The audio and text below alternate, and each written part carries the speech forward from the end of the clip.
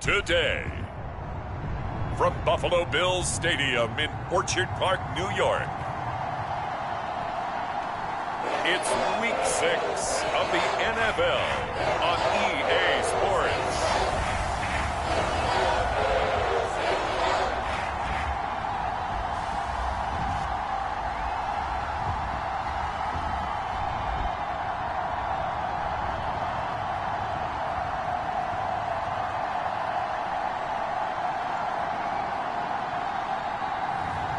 It's the Buffalo Bills taking on the New York Jets.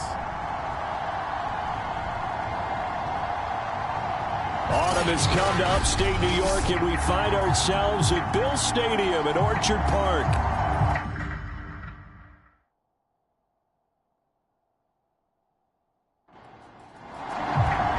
And we are underway in Buffalo.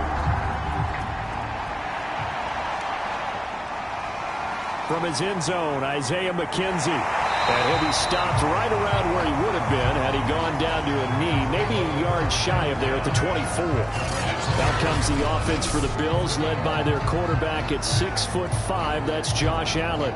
Okay, I'm not taking a turn to negative town, even though it's going to sound like it. The 2 interceptions he threw last week, those obviously have to be eliminated, and that was the focus of practice this week. But let's face it, he did throw 3 touchdown passes. And they got the win. And they got the win, so I think it was a good week for him to work on things. Had some positives, the win being first and foremost. Now he's just got to eliminate those interceptions.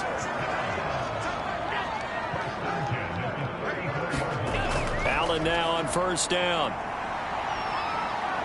Steps away to his left. And he'll protect himself at the end here as he winds up getting pretty decent yardage.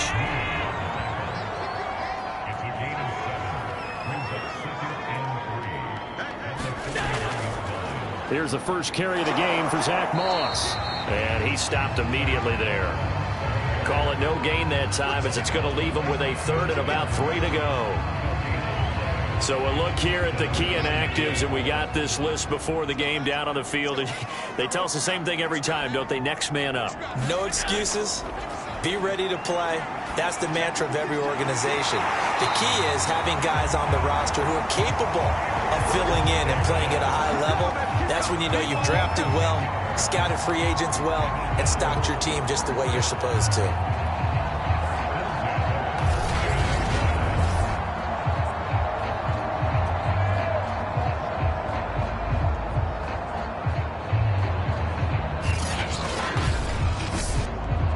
So in Jet territory now. Here's 1st and 10 at the 48-yard line. Now Allen going to give it to Moss. And he gets this inside the 35-yard line. That O-line, they cleared a big hole there on that run. The athleticism of offensive lines continues to evolve, and we're seeing it here. Not only the controlling things right at the line of scrimmage, but they're able to get upfield to get to what we call the 2nd and the 3rd levels. You know, get to linebacker spot, the secondary spot, getting all the way downfield with their blocking, which helps keep the running back clean. They'll try to continue that trend here this afternoon. First down, they stay with Moss on the ground. And he sneaks his way forward only for a couple here. 2nd down. Now 2nd and 8 at the 32-yard line.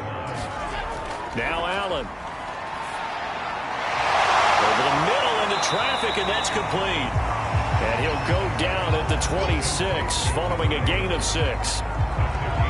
This defense for the Jets, they were very strong last week in that win over Cleveland. But we certainly had a nice conversation with the defensive coordinator, didn't we?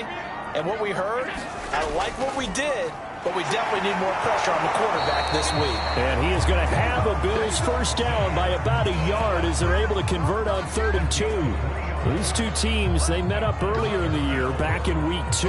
And it was the Bills winning on the road, so they look for the sweep here in Buffalo.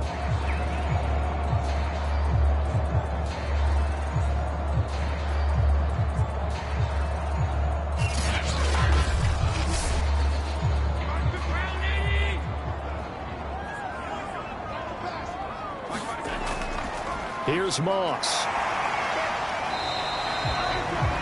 Full to run show Fatukasi there on the tackle. A quick burst there, and he nicely bit off a pretty decent gain.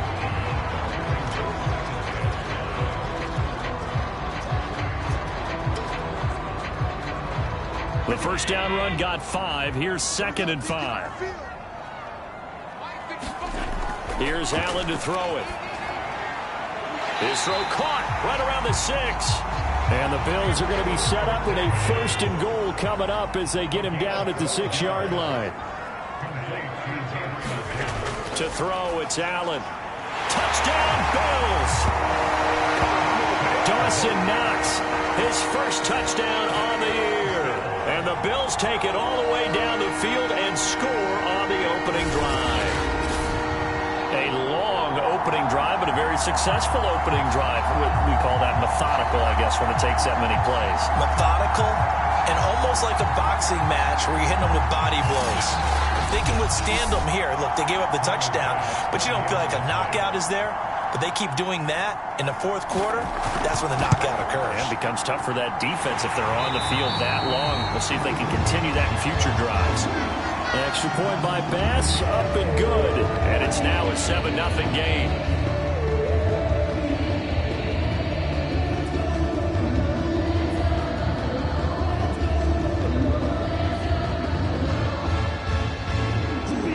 After the touchdown, Bass to kick it away. On the return, Clement. And it's a pretty good return here as he'll get this up to the 29. So here come the Jets for their initial possession of the game. And a look here at their go-to guy under center. That was a solid performance last week, wasn't it? 2 touchdowns, no interceptions, ran the team well, won the ball game. Bottom line, may not have been earth-shattering, but it didn't need to be.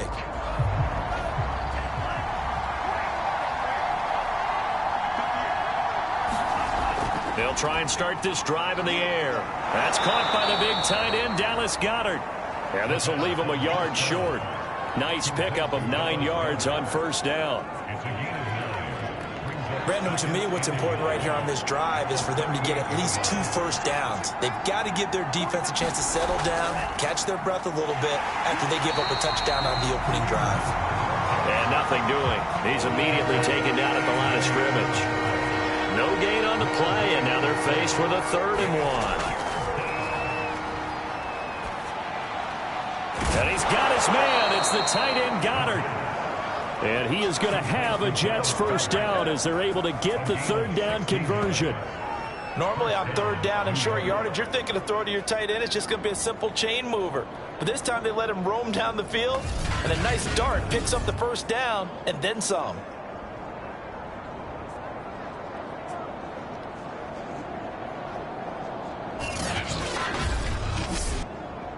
So 1st and 10 now in Buffalo territory at the 46. They'll let the QB keep it here off the option. And just no chance of turning the corner. He can only get back to the line of scrimmage. 2nd and 10 coming up. Now he'll look to throw here on 2nd and 10. That's good. The completion there for 7 yards. And they're going to have a 3rd down. Look to throw here. He gets it to Cooks.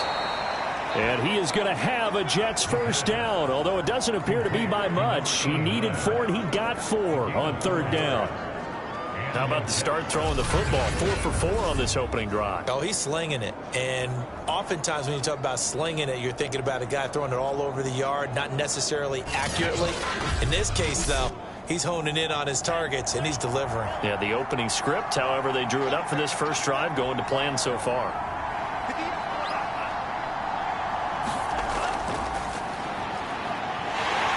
And that play went nowhere. Losing yardage. It'll be back at the 36. This defense not fooled one bit on that touch pass. And this has become one of those kind of in vogue plays, you know, kind of like the shuffle pass was a few years ago. This one never got off the ground, but you understand why a lot of teams are running it. These wide receivers, a lot of them, they run like running backs with the ball in their hands. Again, he'll drop to throw. He'll get this one underneath to Hunt. And down right around the 32-yard line, 4 yards on the pickup. Got to get to the 26 for a first. This is third down. They'll look to throw again. And he's got a man, Corey Davis. And he is going to have a Jets first down as they're able to get the third down conversion.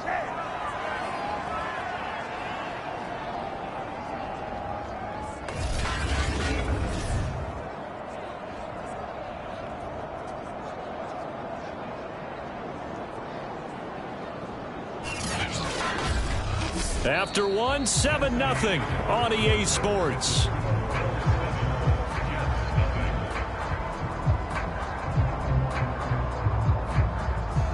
So from the 17 now, here's a 1st and 10. From the red zone now, they'll look to throw. And he just throws this one away. Smart decision here this close to the end zone, and it brings up second down. Not only did he have a chance to scan the field there, it felt like he had a chance to scan it twice. The protection was that good. Unfortunately for him, the coverage downfield, equally good. And he's going to have just a couple here with a marker on the field as well.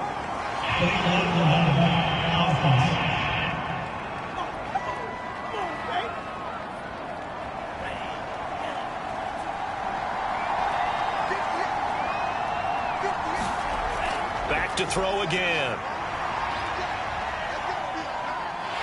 Nowhere to go here. He lost the football. Now this is picked up by the Bills. The big fella. And this is going to be brought back for a Bills touchdown. The big boy earning his lunch. That's what you call rumbling with the ball, Charles. Big man with football. He wasn't just earning lunch, Brandon. He was earning dinner. He was midnight snack. Everything that you could possibly do, he did it on that play to pick up the ball and go. Here's Bass now for the extra point.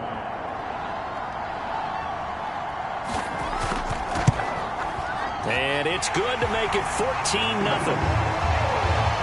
So not only the cough up, but then the pickup on the other side, the scoop, and the score the other way, the fumble return for a touchdown. And you can bet they're preaching 2 hands on the ball here as the kick's away following that fumble return. And it'll come out to the 25 as he will not attempt a return. Back onto the field come the New York Jets for their second drive. And that last possession, really a gut punch. You seemingly had it working. You were in the midst of a very strong drive. Then suddenly the fumble, and you're watching the back of a defender's jersey as he brings it all the way in the other direction. There's not much more I can add to that. I thought you summarized it perfectly, partner. You've just got to regroup and start putting another drive together. That's all you can do. And he is met at the line of scrimmage, and he goes down right there. Carlos Basham able to make the play defensively. Well, they had the run for no gain. Now they'll try again from the 25 on 2nd and 10. Running with Hunt here out of the shotgun. And he was able to shed 1 tackle but could not get away from there. Frustrating for a defense, energizing for an offense. Finding a way to create that type of yardage in your running game, that'll make the guys carrying the ball very, very happy. Back to throw. Got his connection complete to Ruggs. And he is going to have a Jets first down. They needed 4. He doubled that. He wound up getting 8. This offense is starting to get into rhythm. A nice quick throw there on target. Able to pick up another first down.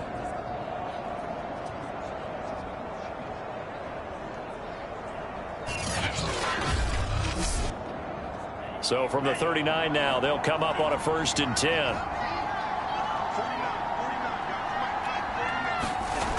He'll look to throw. And the Bills are going to get him as he goes down. Ed Oliver, that time the one to get in there and bring him down. Well, last game he had 2 sacks. Got another one here picked up right where he left off. Brandon, he spent the entire offseason working on new moves, new techniques, trying to add to his arsenal of pass rush moves. Certainly paying dividends in what we've seen so far. Well, they're in some hot water now. After that sack, it's 2nd and 21. They'll set up to throw. And he's just going to get rid of this thing to no one here. He throws it away, and now it's 3rd. He'll look to throw. That's complete to his running back, Carter. Space to maneuver at the 40. And he takes it all the way up to the 47. Give him 19 on the play, but they will still come up a bit short. And now it's 4th down. I think that we all figured when he caught it that short of the marker, that the defense almost relaxed and said, we've got this covered. And then all of a sudden, space to run after the catch. And now they're screaming, somebody get him down. Fortunately, they got to him and forced the 4th down. On 4th down, punt coming from Braden Mann. This is away, but boy, headed straight for the sidelines. And this punt goes out of bounds, and it'll be marked inside the 40. Here comes Josh Allen and the Bills offense back onto the field. 5 for 5 that last drive. Touchdown pass as well. He was clicking. Receivers, I don't want to be cliche, but running really solid routes too. And what I love about it is when you look across any team, all right, the body types of the receivers are usually different. The way that they get open, different as well. Some of them use power to get open. Some of them use those head fakes and subtle moves. Some of them just use pure speed. And the really good ones, when they're established, they know how to push off at the end of a route, too. And this will be stopped at the 44. That one good for 7 yards.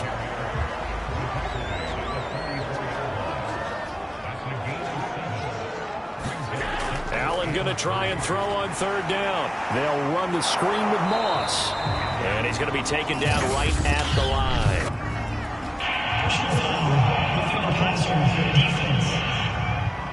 Come on,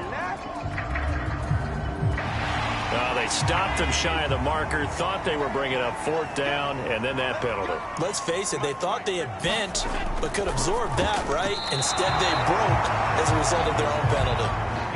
After the incomplete pass, here now is 2nd and 10. On the handoff, it's Moss. And he's going to get this down close to a first at about the Jets' 32. The Bills on 3rd down. A perfect 3 for 3 as they look to keep that streak going. They're up against a 3rd and 1 situation. And he's got the first as they'll bring him down at the 28-yard line.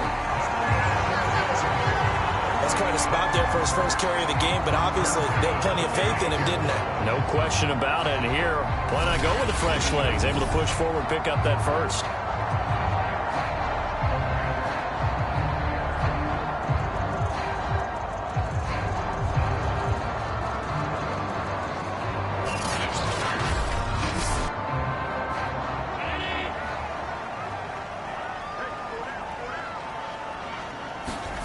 Allen off the play fake. He finds his man, complete. It's Weaver. And that's good for a gain of 6, and it'll make it a 2nd down.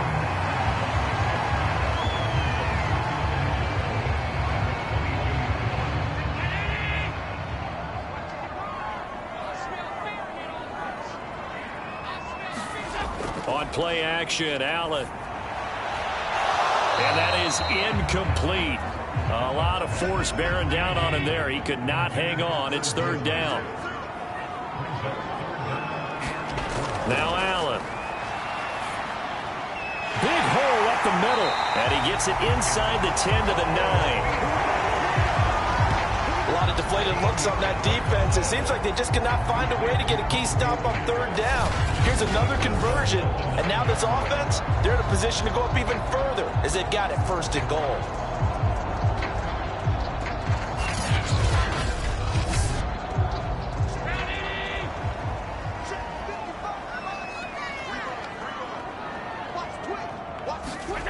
And again, it's Allen. Buying time to his, and he'll take it into the end zone for a Buffalo touchdown. Josh Allen with touchdown number 2 in the game and now 11 on the year. And the Bills will add on to their lead. Well, I don't think that we're ready yet to say the route is on, but they have certainly looked near flawless here in this first half, and now an extra point away from making it 21-0. Yeah, and your experience led you to say that because we have both seen those 21-0 leads come and go in this league. But this one feels pretty darn secure. And here's the other part.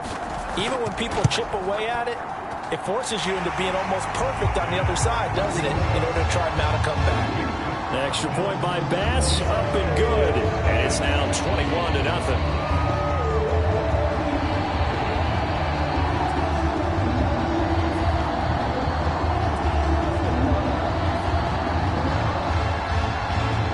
After the touchdown, Bass to kick it away. This fielded right at the goal line. And he'll be tackled just shy of the 25.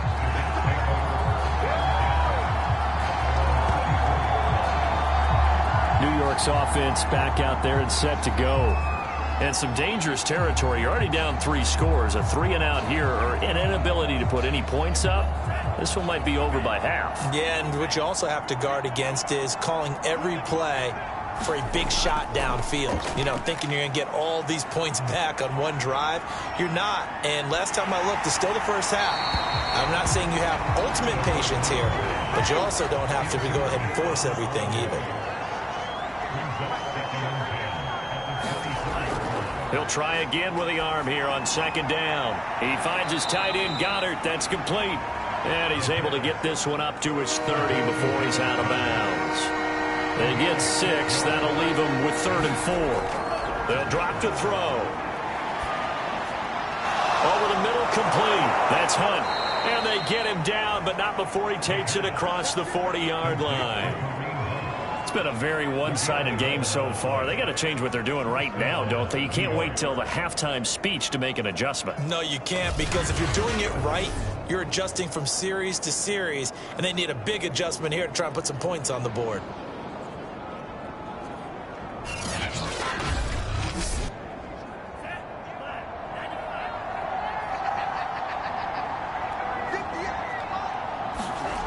They'll stick with the passing game as he looks to throw. Out to the left there and complete to the tight end, Goddard. And he'll be out of bounds up near the 45 at the 44.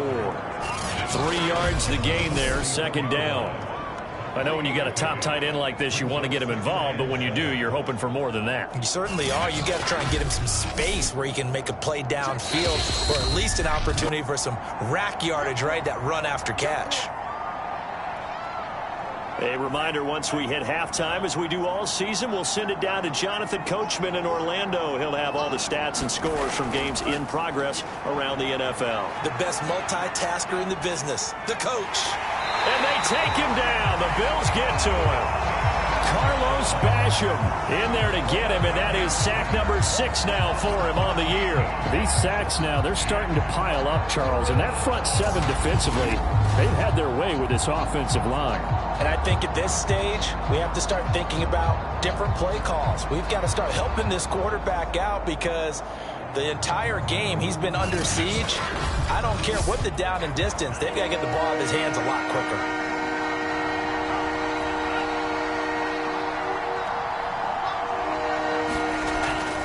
On 3rd down, here's Hunt. And he'll get this up only to about the 33.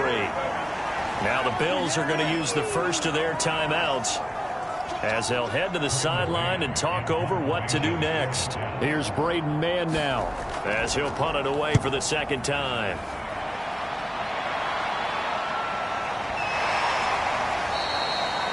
It'll be 37 yards there on the punt. And the Bills will take over the football with a 1st and 10. A look at the running back, the man out of the backfield as he gears up to go again. He's over 40 yards here in the 2nd quarter. Been nice and effective for them, hasn't he? He has definitely been dependable, and really shouldn't underestimate what he's getting done here, because anytime you're on a pace that's going to approach 100 yards, you've really done some damage in an NFL game. And now he's looking just to add to his totals. Creeping up on a minute to play in this first half. And that'll be incomplete. Took a pretty good shot as he tried to pull that one in. Couldn't hang on. Third down. Allen from the gun on third down. And he completes it to the tight end, Knox. And he'll be out of bounds after getting this one across the 40. Now that's absolutely frustrating for a defender. Had a chance to get him on the ground before he got to the sideline, but what great vision and understanding where he is on the field as he headed for the marker and picked up the first down.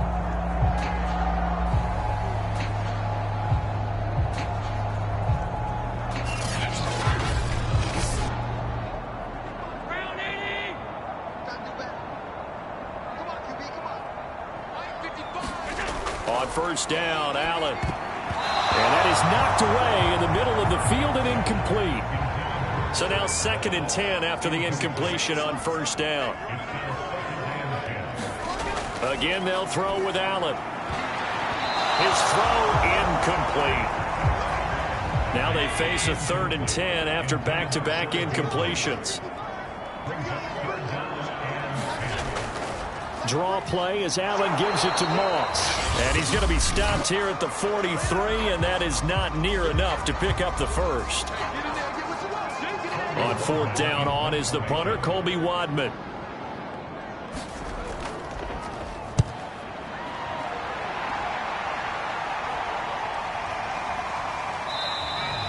A 41-yard punt there with no return. And the Jets offense will be backed up to start this drive as they've got it 1st and 10. Now we get a peek at the captain of this offense heading back out there. And maybe he's starting to wave the white flag a little bit. He's playing pretty well, but the pressure, it's got to him. Has to find a way to step around it, step through it, or just handle it. Because as you mentioned, he's having a pretty good day overall. Just the hits keep coming and taking those sacks. That's not the way that they want to finish a ball game with their quarterback on the ground so much. He'd like to stay upright. When he's been upright, he's been pretty good. They'll throw now on the final play. Looking for Ruggs again, and he's got him again. So we reach halftime in what's been a fairly one-sided game so far. As we send you down to Orlando, where Jonathan Coachman has our EA Sports Halftime Report. Coach. All right, Brandon, thanks. A few teams starting to rise to the top as it's time to take you around the NFL here in Week 6.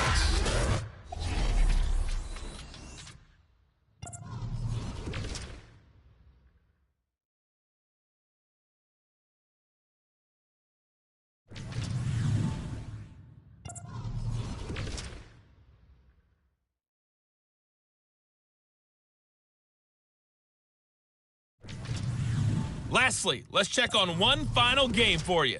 And you can see they are scoreless as they play the second quarter. In the game you're watching, it was Josh Allen who was on target in that first half. His guys have the lead as we'll hand it back over to our commentators, Brandon Godden and Charles Davis. All right, Coach, thank you, and we welcome everyone back for quarter number 3. The Jets going to get the football first, and they trail as well as we get back underway in this second half. And we will not see a return to start the half, as this will be a touchback. And the Jets head out on offense here to start this third quarter. And that first half, one to forget really on both sides of the ball. They got to find some way to string something together here, don't they? Yeah, they're down big right now. So as you mentioned, trying to find something to string together, get some consistency, something sustained, maybe calm their whole team down and find a way to get back in this one. Yeah, because right now you're down big, you're being shut out. Let's see if this is the drive that kind of kickstarts them. They'll run with Hunt on second down. And he is met in his tracks behind the line of scrimmage. It'll go as a loss of a yard, so now they deal with 3rd and 11. But these guys are going to chop into that deficit. They got to do a much better job in the run game. Caught behind the line of scrimmage, no yardage to be found.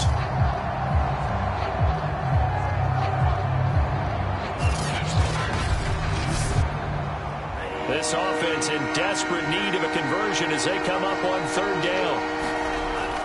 Looking to throw. And the Bills are going to get him as he goes down. A.J. Epinesa gets in there to drop him for a loss of 13 yards, and it's also 4th down now.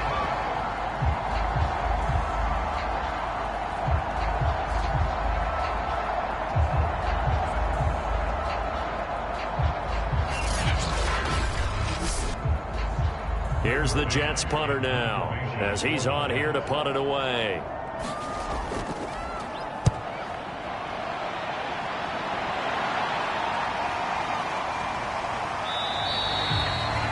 A 40-yard punt, 1 yard on the return, and the offense will take over with a new set of downs. So here are the Bills to take over. They defeated the Patriots last week, now looking to make it 2 in a row here as they come up 1st and 10.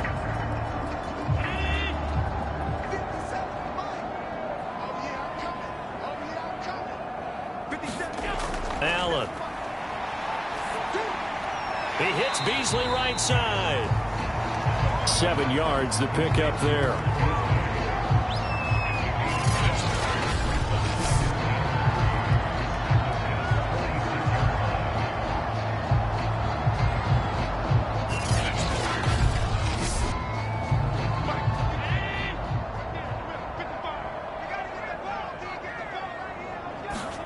Throwing again on 2nd down. Allen. And this one incomplete. Too much contact to hold on to that one, and it's 3rd down. Allen going to throw. Forced out to his left. And they're going to be set up down around the 15-yard line. A big gain there for the Bills.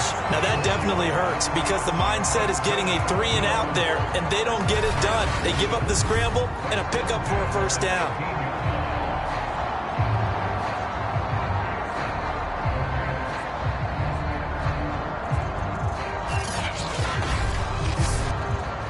So after the big play, look at this, all the way down at the 15 now on 1st and 10. On the counter, this is Moss. He will push his way down to about the 14.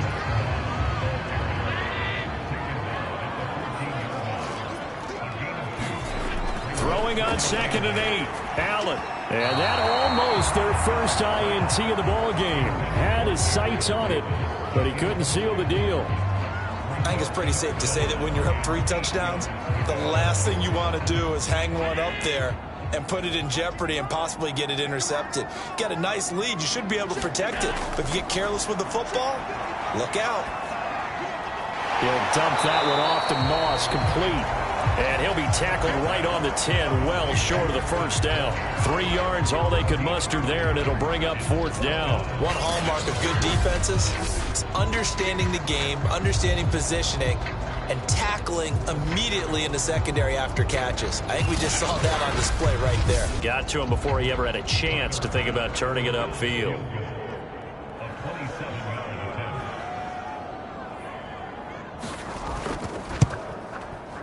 The kick by Bass is good. And the route is on. It's 24-0.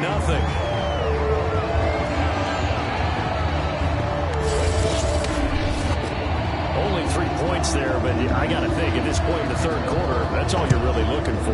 And right now the lead is 3 touchdowns and 3 two-point conversions. So you and I both know a huge order for the best of teams. And from what we've seen so far, hard to believe that that's a likely scenario. 3 two-point conversions? That's difficult. Back on offense, New York gets set to take over. They've got to dig down deep. I mean, they need something right now, really anything to cling on to. This offense has struggled. Partner, join me in a walk to their locker room at the half, okay? Because I think what we would have seen is an offensive coordinator and his assistant coaches getting together with all their positions, then coming together as a group, going over adjustments, and then the head coach coming in and just screaming, wake up. Yeah. Let's get moving, guys. I'm kind of glad we weren't in there at halftime, actually. I mean, you think he might have turned it on us, too? Yeah, but right now, whatever was said hasn't been working.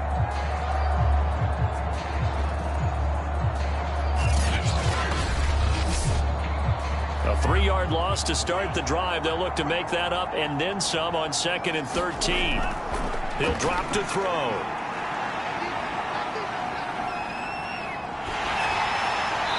seeing nowhere to throw, he chucks this one away from harm, incomplete. Now it's third down.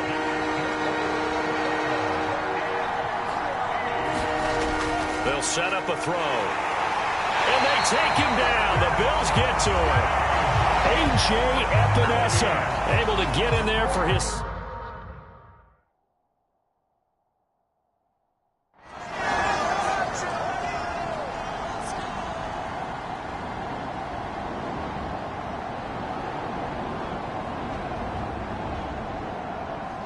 So it's a victory here for the Buffalo Bills, and I think the game balls need to be distributed on the defensive side of the football, and I bet that you would agree. Yeah, if you hold a team under 10 points, that's a job well done, really well done. So I would say game balls for every starter and every key player who participated in this game. Now, see, I only like one game ball. You're handing out multiple, although I set you up.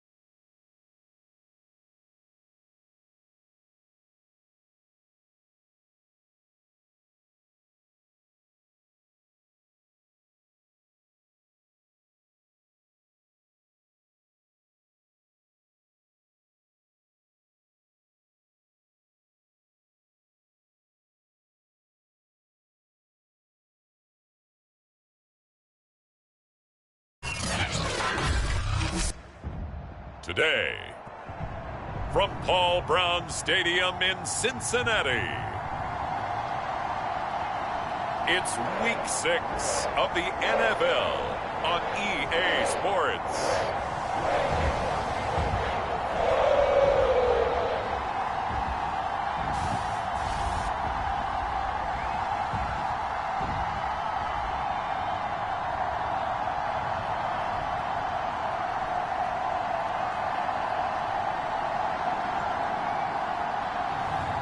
It's the Cincinnati Bengals taking on the Cleveland Browns.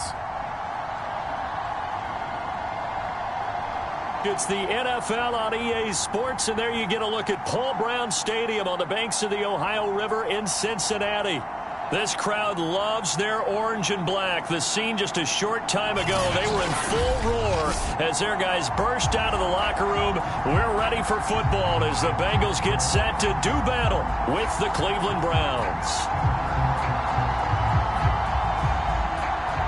Set to go now in Week 6 of the NFL season, and we are underway on EA Sports. Fielded just outside the goal line. And he won't quite make it to the 25. Here come the Bengals, and CD, of course, it's Joe Burrow out of LSU at quarterback. And I thought it was a really nice performance last week by him. 3 touchdown passes. I think that signifies exactly what he was getting done. He did have the 1 interception. But that's the ratio you say you're okay with, right? If you go 3-to-1, you're going to be pretty happy over the course of the season. And let's face it, he'll never blame the receiver publicly. But behind closed doors, he probably told his agent, hey, what's the deal? I should have had a perfect game.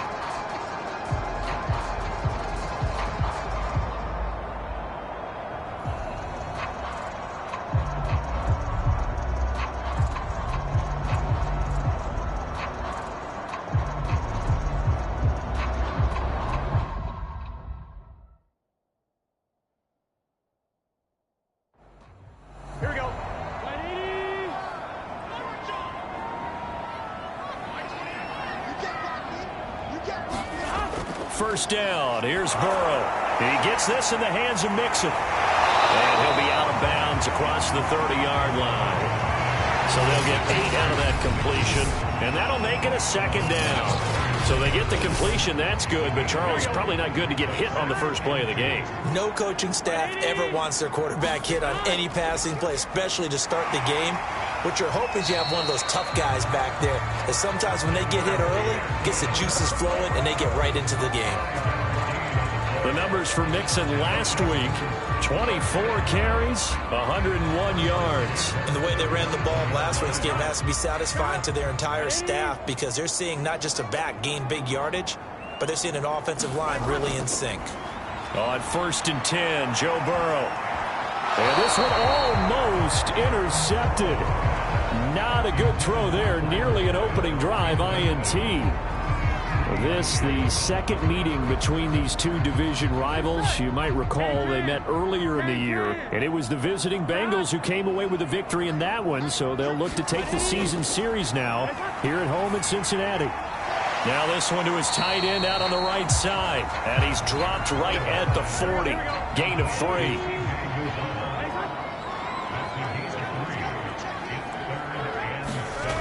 On 3rd down, Burrow.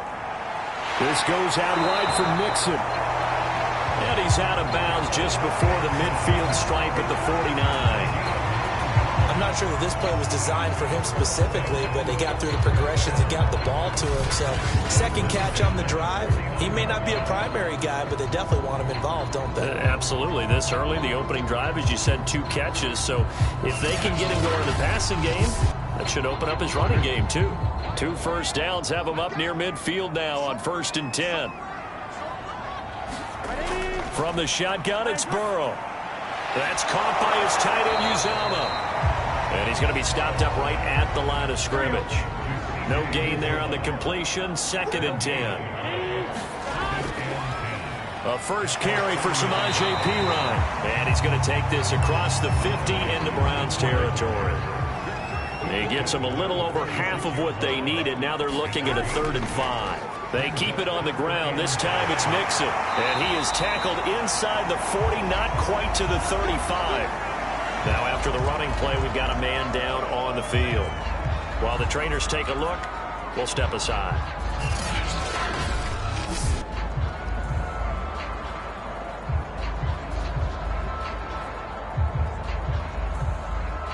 So from the 36 now, 1st and 10. Now Joe Mixon. And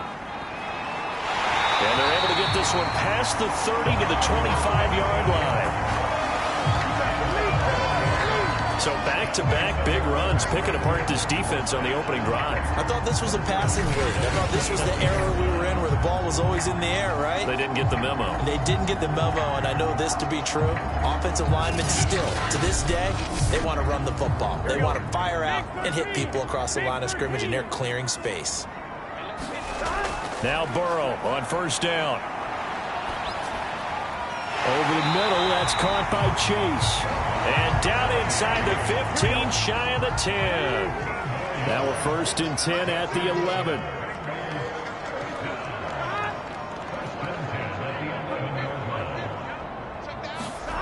Here's Burrow setting up to throw it. Throw right side, pulled in by Higgins. A gain of 6 there on 1st. Simple drag route here, lined up out left and tried to work his way back across the field. You probably saw me twitch there, partner, because I think he wanted the ball a little bit sooner. By the time he looked it in, defender was right on him. Working with a 2nd and 4.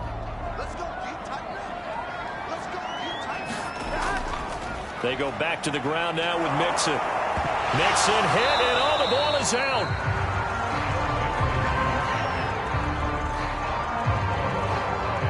Could have been a costly mistake, but as it turns out, they keep possession.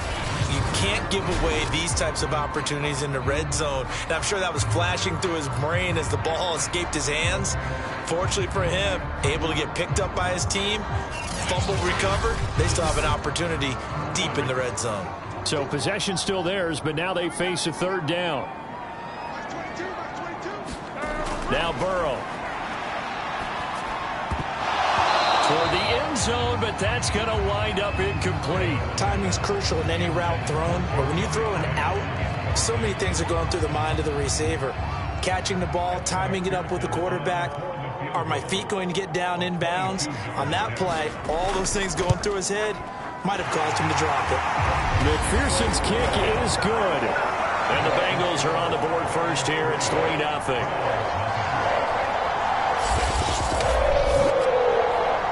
Well, after marching down the field, only getting 3 there, kind of feels like a win for the defense. And it does. They'll go to the sideline feeling a lot better that they didn't give up a touchdown after the march against them. But if I were the offense, I wouldn't hang my head over that one. That's a good drive, and 3 points were put on the board. So here are the Browns under head coach Kevin Stefanski. And leading them, Charles, their quarterback, their field general. And I'll bet right now it's just one thought in his mind. Win the game. Oh, yeah, without a doubt. He played pretty well. I mean, he didn't turn over the ball in terms of interceptions, no, right? 2 touchdown passes last week. 2 touchdown passes, but when your team doesn't win, that's just hollow. And the best quarterbacks don't care about anything but whether or not their team won. Give him 5 on the carry there, and it'll be 2nd down.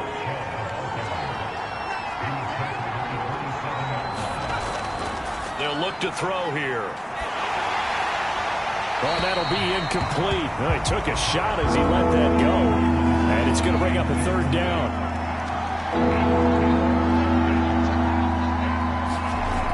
Now back to throw. And that is incomplete.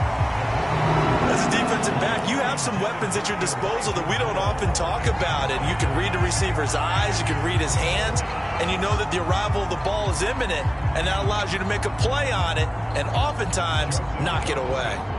On 4th down, Joseph Charlton on to punt.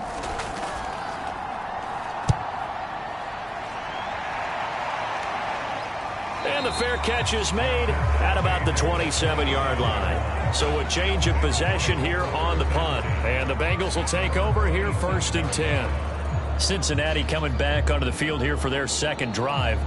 They've got a 3-0 lead and the football as they start 1st and 10.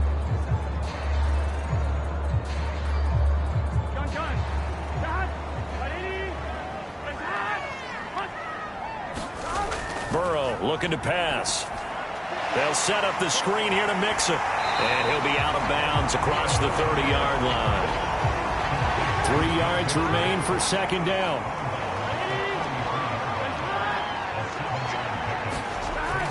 Burrow going to give this to Mixon. And this won't be enough to pick up the first. A gain of 2, 3rd and 1. On 3rd and 1, Burrow got an open man. That's C.J. Uzomah. And he is going to have the Bengals first down as they're able to convert by plenty there on 3rd and 1. And that one was a lot of fun right there because that was the game within the game. 3rd and short, blitz was on. What's the key for the quarterback? Get out of your hands in a hurry. And that was a quick little completion. Got the job done for a first down. Here we go.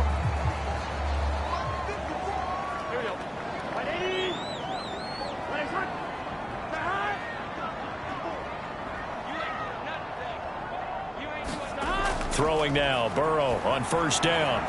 Looking left side, and he's got a man. That's Boyd. 7 yards to pick up there.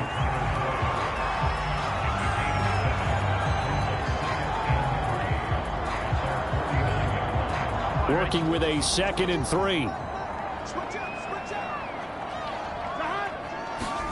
Burrow going to fake to mix it and now look to throw. Oh, he'll let one go deep for Higgins. And this is caught inside the 5. And he will take it on in for a Bengals touchdown. T. Higgins, his 5th touchdown now on the year. And the Bengals add on to their lead. Extra point by McPherson, up and good. And the lead grows to 10-0.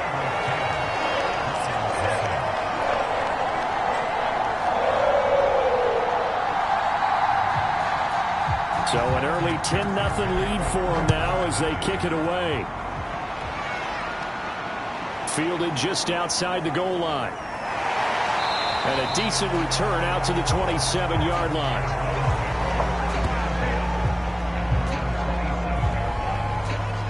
Second drive coming up here for Cleveland as they return to the field on offense. They'll look to get something started. They need to, down 10-0 early as they've got it 1st and 10.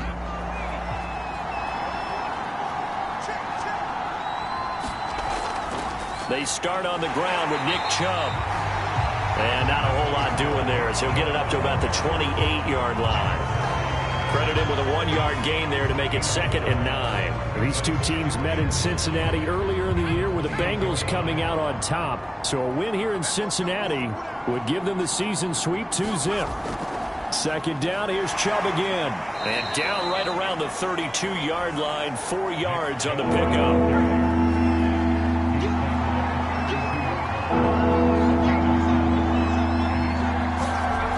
Out of the gun now on 3rd down. He's going to drop this one down for Chubb. And he'll be brought down right around the 37. So 5 yards here, 5 on the play. And that's going to bring up a 4th down.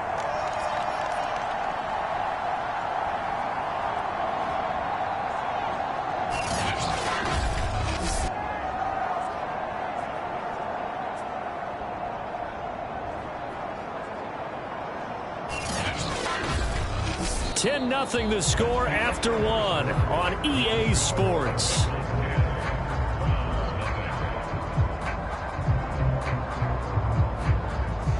Here's Joseph Charlton now as he'll kick it away for the 2nd time.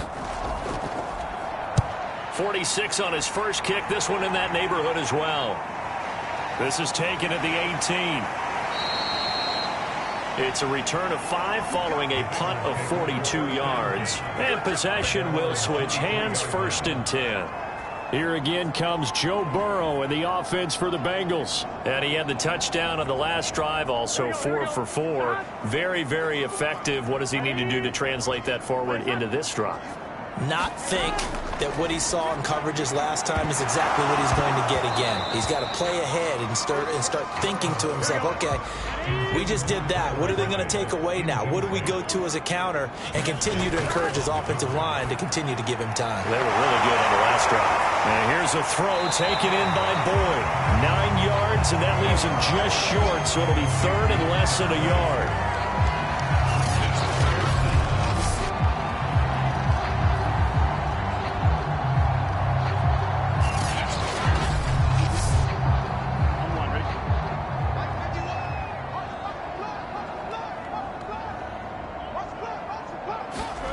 Here's Burrow. Open man is Uzama. And he is going to have a Bengals 1st down, and he'll have it by plenty as they're able to keep the drive alive on 3rd and inches. And a good quarterback facing zone coverage. If he has just a little bit of time to survey the scene, that's what's going to happen. No doubt about it. If there's no pressure, he's going to continue to pick them apart because he'll have all that time to find someone open downfield. You can only cover for so long. So maybe they want to go to a zone blitz scheme, get a little bit more pressure. Remember when Carolina did that against Denver? They lost the game ultimately. They dropped the defensive end out, and he ended up with an interception in that game in Super Bowl 50. Maybe some sort of scheme like that to try and get more pressure at the passer. A big play that time on the catch and run. And this was a nice example of an offensive coordinator scheming his guy open. Just a little underneath route, just trying to free up some space, and it worked awfully well. Got him not just space, but plenty of room to run after the catch to pick up really nice yardage. So a 1st and 10 upcoming from Browns territory now at the 34. Here's a give to Mixon.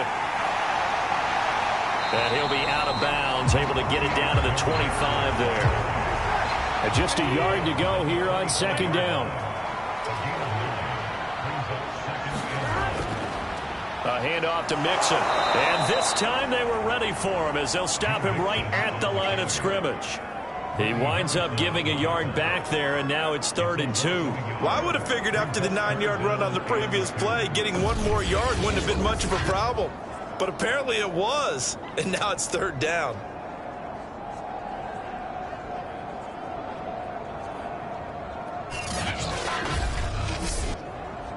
The Bengals on 3rd down. They've been near perfect, 4 for 5 to this point. Here it's 3rd and 2. Here's Pirine. And he's going to get the first down as they bring him down at the 23. I haven't met a football team yet that runs the ball successfully that doesn't talk about having an attitude to be a running football team, right? You got to be able to put your nose in there, smell where the first down sticks are, and get there.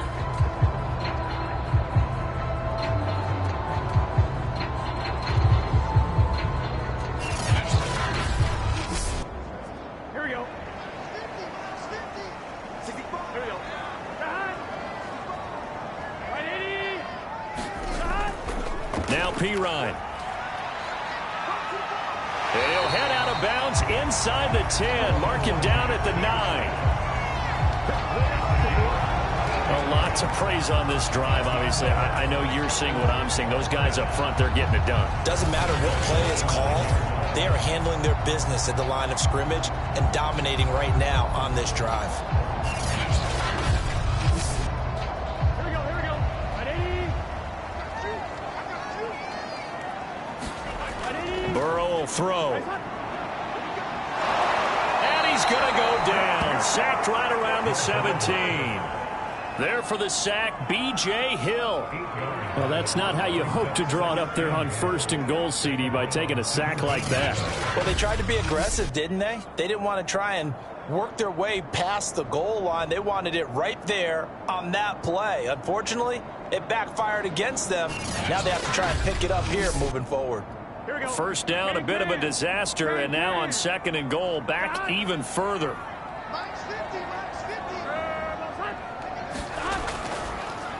Mixon. And they'll get him down right around the 16. Only a yard there, and that'll bring us to 3rd and goal. Sometimes you're aligned perfectly and the play comes to you, and sometimes you got to cover some ground to go make the play, as we just saw there. We saw a great example of perseverance right there on that play. Got to be careful. They might want to throw one over his head as this game progresses. Now on 3rd and long, they'll look to throw. Dumps it off to Mixon. And they'll lose yardage here. Knocked back to the 19-yard line. It'll be a loss of 2, maybe 3 on the play. And that'll bring up 4th down. I know we saw the pass and the completion and obviously the resulting loss of yardage. To me, that play broke down with the blocking on it. Because if you're going to try and swing it that far outside, that blocking's got to hold up to give your guy a chance. And the defense, they weren't fooled at all. No, not at all. Boy, were they aggressive on that one.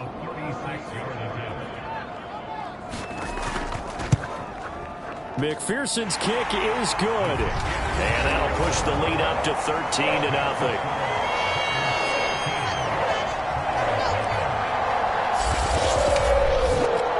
So 3 points there, and they continue to build this first half lead. Yeah, every little bit helps. And the more that you can put together drives and start controlling the tempo, controlling possession, finishing with points, the better off you're going to be. And he brings us out past the 20 to the 24. Cleveland offense making their way out.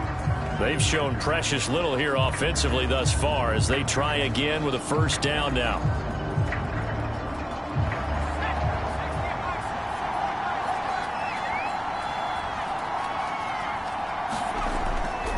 They begin this drive with Chubb. And up to the 35 before they're able to knock him down. I'm okay with the call there. In fact, I actually like it. I know they're down a couple of scores, but the running game worked in that situation. I would continue to go in that direction.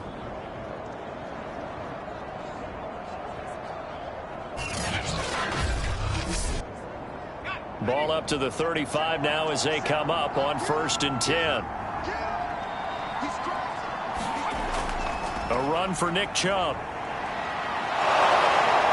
And he gets this one to midfield before he's brought down. Consecutive plays now where that offensive line has really created a lot of space. And we've seen the confidence rise, haven't we? It borders on arrogance now, and that's that good arrogance, believing you can run the football whenever you get good and ready. This offense finding its legs now. Here's another 1st and 10.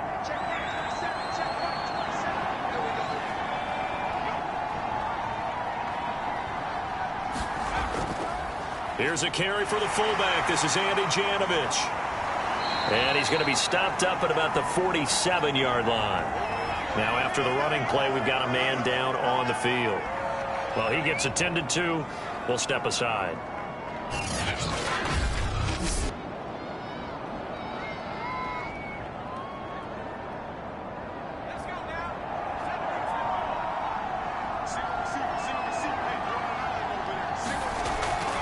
Now they'll switch it up here and look to throw. They'll find Juju Smith-Schuster. And he's got another first down as the tackle's going to be made at the Bengals' 29-yard line.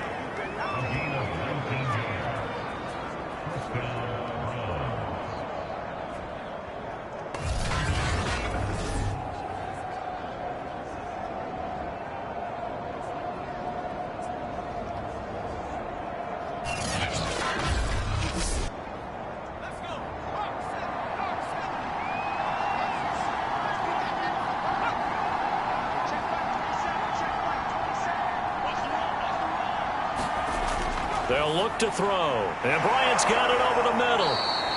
And he'll go down right on the edge of the red zone following a pickup of about 7 or 8. And we've hit the 2-minute mark in this first half of action.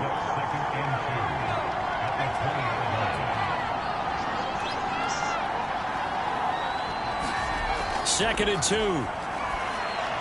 Dumps this to his running back, Chubb. And he'll go down here at the 12-yard line. And I like the idea here. Get the ball in his hands, even if it's in the passing game.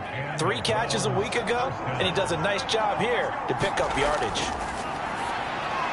Quick hitter here. It's complete. A gain of 6 there on first.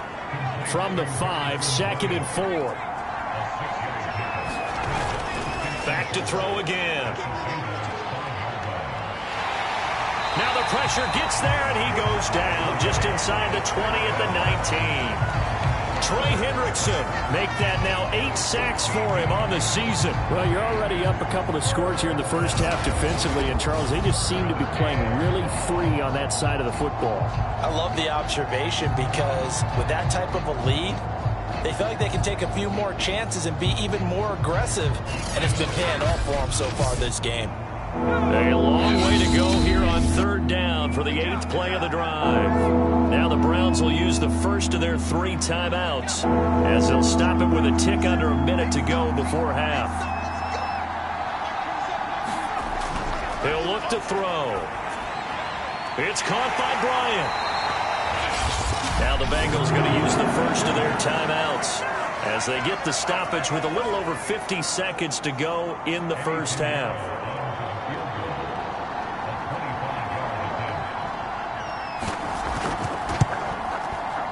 The kick by Pinheiro is good. And they will indeed get on the board here, but still trailing. It's now 13-3. So they do get 3 points, but that's now 3 drives with only the 3 points, not a ratio that's going to win you many ball games. Not at all, Brandon. And think about it this way. We all know payoff is the key, right? And wouldn't we love to have the concession on every T-shirt that's been printed in football that says finish on it? Because that's the mantra everywhere. Got to be able to finish drives, put points on the board. Joe Burrow trots out again with the rest of his offense. He's played a pretty clean first half, a touchdown, no interceptions. Frankly, that's what they expect out of him. They want to see the ball thrown and thrown well, and he's able to do that and put it in the end zone. They'd love to see more of that before this game finishes. But right now, he's got his team in a good spot. A good spot, maybe looking for touchdown pass number 2 here in the second quarter. The Bengals going to use the second of their timeouts as they'll stop it with just over 40 seconds to go in the first half. From the 31, Burrow. And he's taken down. This will be a Browns sack. Now the Browns signal for the second of their timeouts as they stop it here with just under 40 ticks to go in this first half.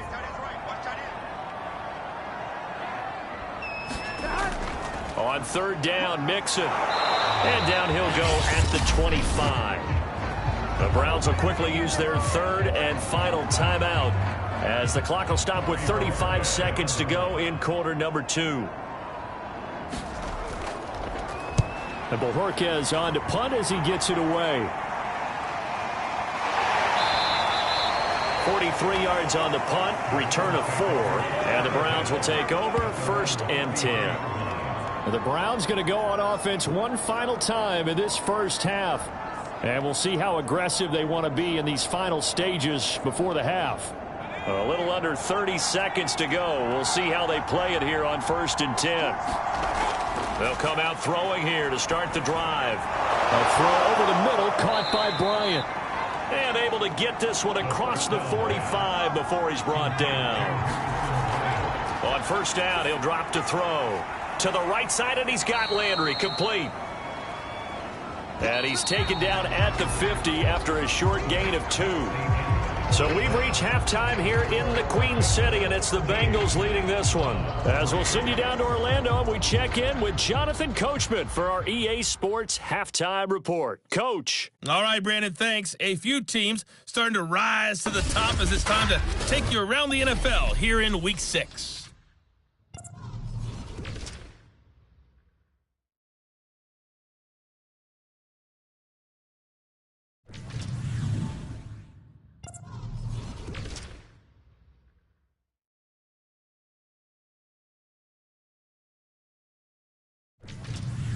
Lastly, let's check on one final game for you. And you can see they are scoreless as they play the second quarter. Meanwhile, in our game, it's been a back-and-forth first half. Who can put it together in the second half? For the answer, we turn it back over to our broadcast team of Brandon Gaudin and Charles Davis.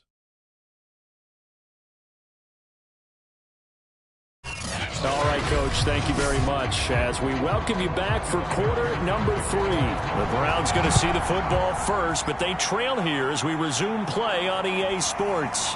From a yard or 2 deep, here comes a return. And he'll be stopped right around where he would have been had he gone down to a knee, maybe a yard shy of there at the 24. Here's the Browns offense now getting set to start off this third quarter. And right out of the gate, they face what you'd think could be a pretty important drive. I would say so. You know, they're down 2 scores. That's not the end of the world. It wasn't the strongest of first halves, but for them to start clawing back, they've got to start putting a little pressure on that defense, start cutting into this deficit. You can't have 3 and outs and expect to get that done.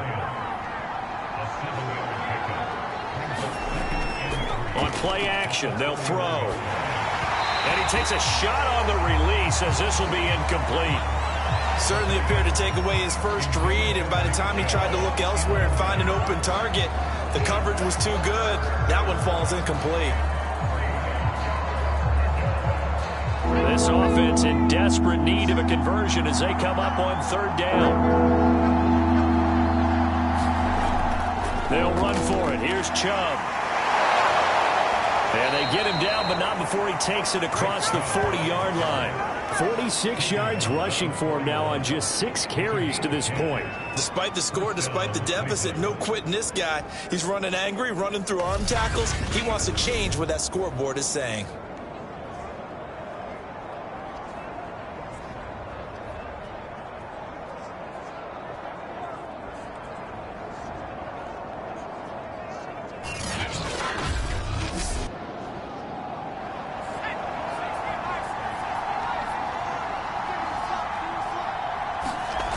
Now on 1st down, he'll drop to throw it. And that, nearly picked off. Well, it would have been a great time for their first interception of the game. Instead, it's 2nd down. Oh, man, that was close.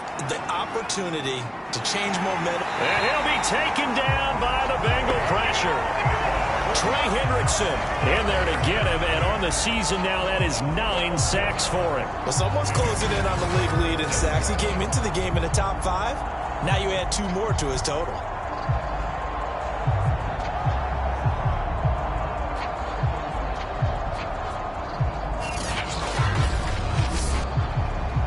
And some secondary help here for the defense in the nickel on 3rd and long. They'll drop to throw. Looking for Landry, and it's intercepted. Picked off at the 35.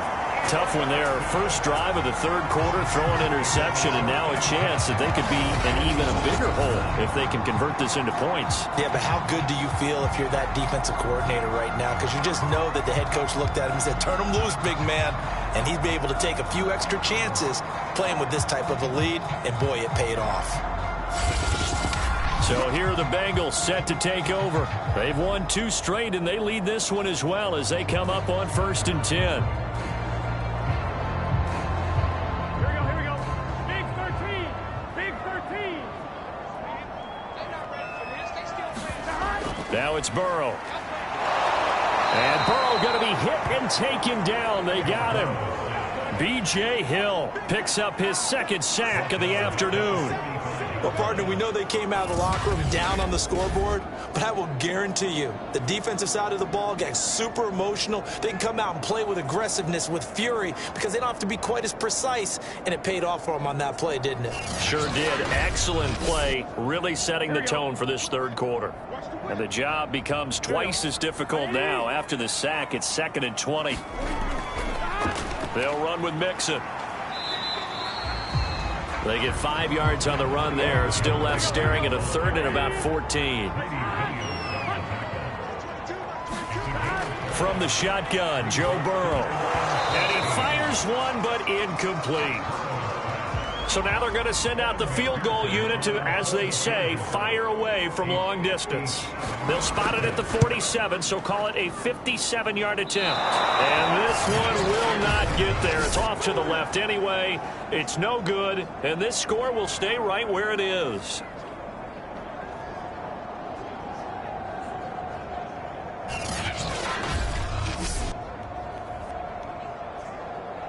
Another opportunity now for the Browns offense. And following the interception, we'll see what they can put together on this drive. I can hear my old college coach right now. He always used to tell us before every game, the team making the fewest mistakes will win. What they're hoping is that last mistake is their only one of the game. Coaches, that's all they talk about, turnovers, right? Minimizing those and maximizing opportunities. And he's brought down.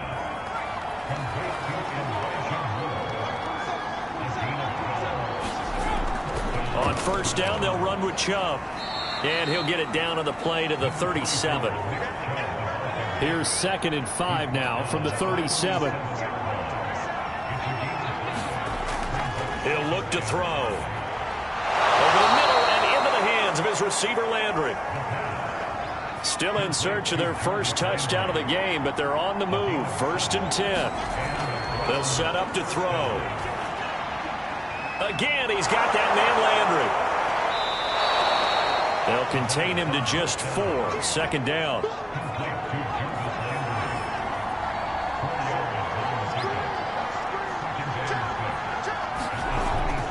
From the gun, it's a give to Chubb. Down right around the 25. This offense in desperate need of a conversion as they come up on 3rd down. They'll set up a throw. And he's got the hook up to Moore. And he is going to have a Browns 1st down. They needed 5 there on 3rd down. He winds up getting 7. That's now 4 completions in a row. A good bounce back following the interception last drive. Certainly not letting it affect him, that's for sure. And we all know interceptions are going to happen.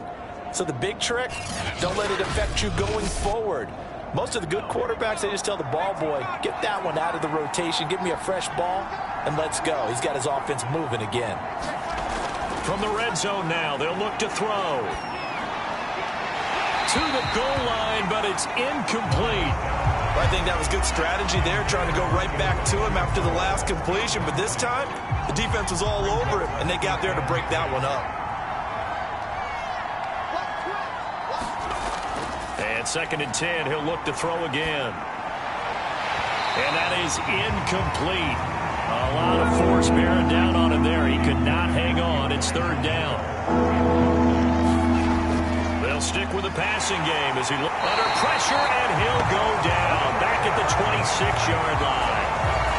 Khalid Kareem with a big-time sack on 3rd down. It's a loss of 7. Third and long, you knew that he was going to throw it. He just couldn't find anybody to throw it to. Yeah, and it shouldn't have been a surprise, but that was perfect execution of their nickel defense. That fifth defensive back, the extra defender, he really tightened up things downfield in coverage, and they were able to get to him in the pocket. So out comes the field goal team now for the second time here today. He hit his first. Now this from 43. This is up and good from Pinheiro. And they will cut the lead back down to a touchdown now at 13-6.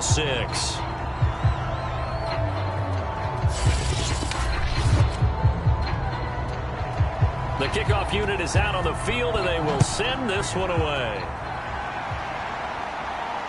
Taking it about the 1. And he takes this near the 25. Just a little pass there. Call it the 26. Now the Cincinnati offense ready to see what they can do here. Last time out, they had that long 50-plus yard field goal that they missed. And I'm sure on their sideline they're thinking to themselves, okay, do we still want to try one if we're in that position again? And I would dare say that the answer would be yes. They're going to have a lot of confidence in their kicker. But just to be on the safe side, I'm sure they told their offensive guys, can we get a little bit closer this time? Closer. Yeah, well, you know, I'd rather get in the end zone first and foremost. But if all else fails, less of a field goal attempt for him. Mixon with a first down carry. And this will be good for a pickup of 9 to the 46.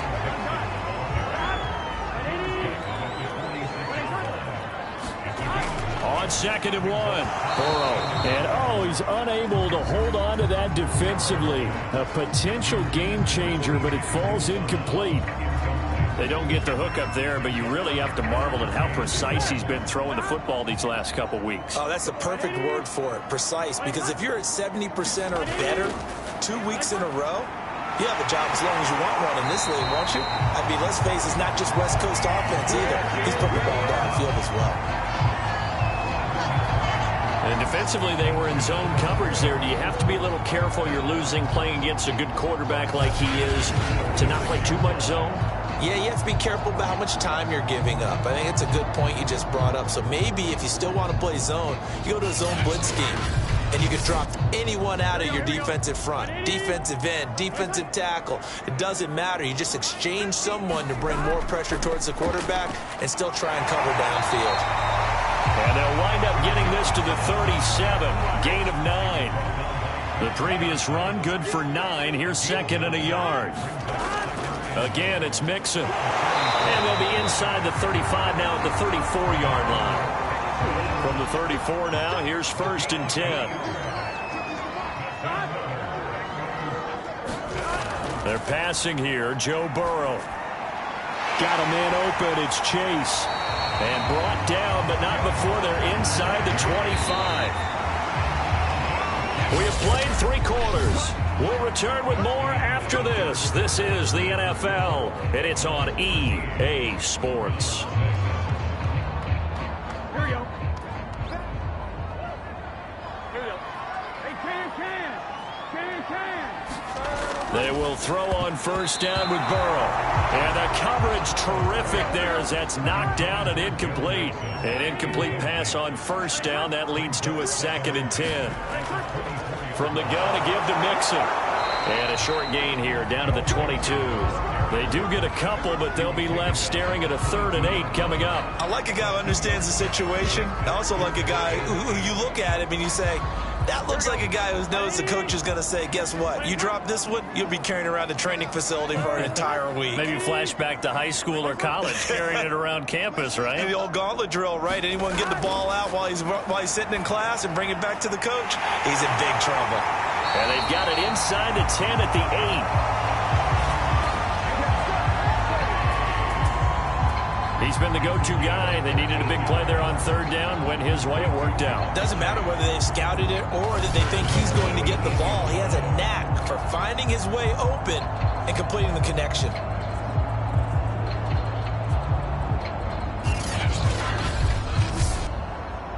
So 1st and goal, 6 points here would go a long way toward wrapping this one up.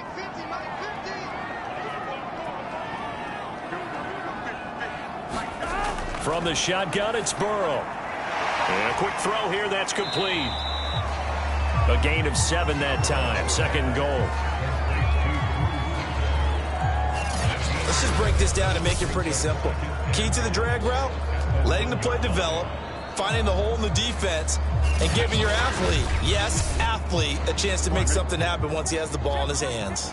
3 red zone trips have yielded just 2 field goals for them to this point, so they'll be searching for something more on second. And he is in. Touchdown, Bengals.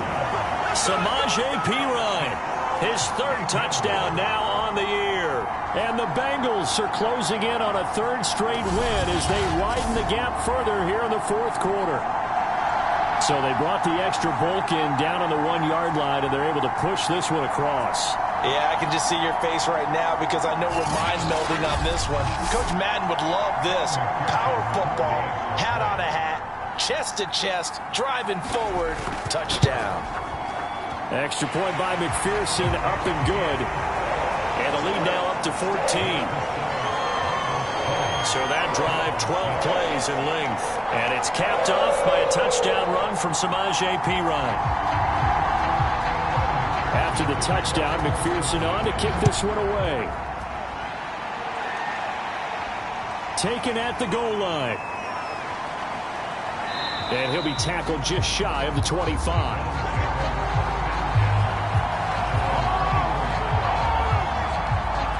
Heading out as a Cleveland offense now as they get set to take over here.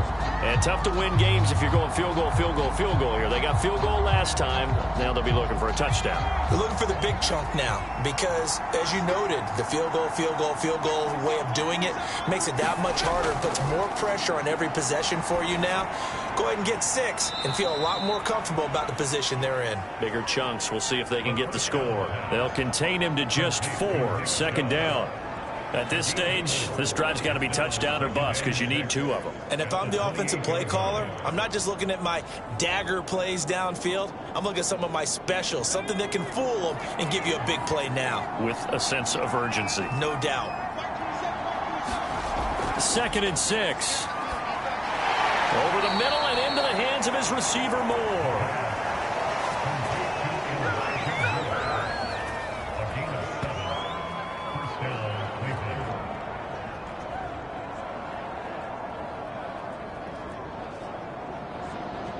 So from the 36 now, 1st and 10.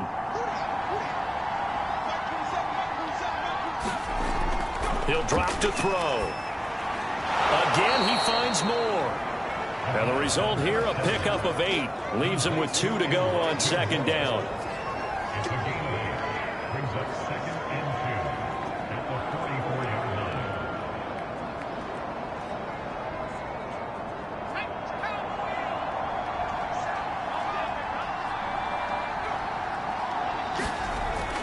Again, he'll drop to throw. Drops it off for Chubb. And he'll get it out a couple yards shy of midfield at the 48. Well, that was a pretty favorable situation there. What would you call that? 2nd and manageable? Smart play, too. Didn't force it downfield when he didn't have it. Just checked it down, let him get the 1st down, and that's exactly what he did. And a dangerous throw there as that's knocked down and incomplete. Receiver coaches preach to their guys all the time. Separation, that's what's going to make the play successful. That time there was very little, and I think they were actually fortunate that it was only knocked away and not intercepted. They'll look to throw again. And he's got the hook up to Landry. And, he's going to be brought down by the face mask. Here come the flags. This is going to get him a 1st down.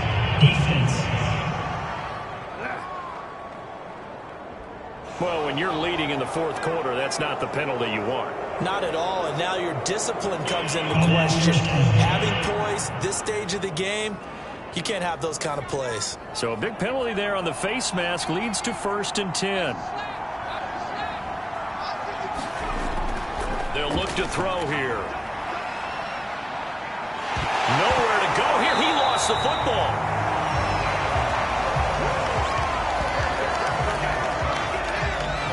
Fortunate to get that football back because trailing here in the 2nd half, last thing they needed was to lose the possession. And the word I think of here is opportunity because it could have been lost there. Their chance to score points.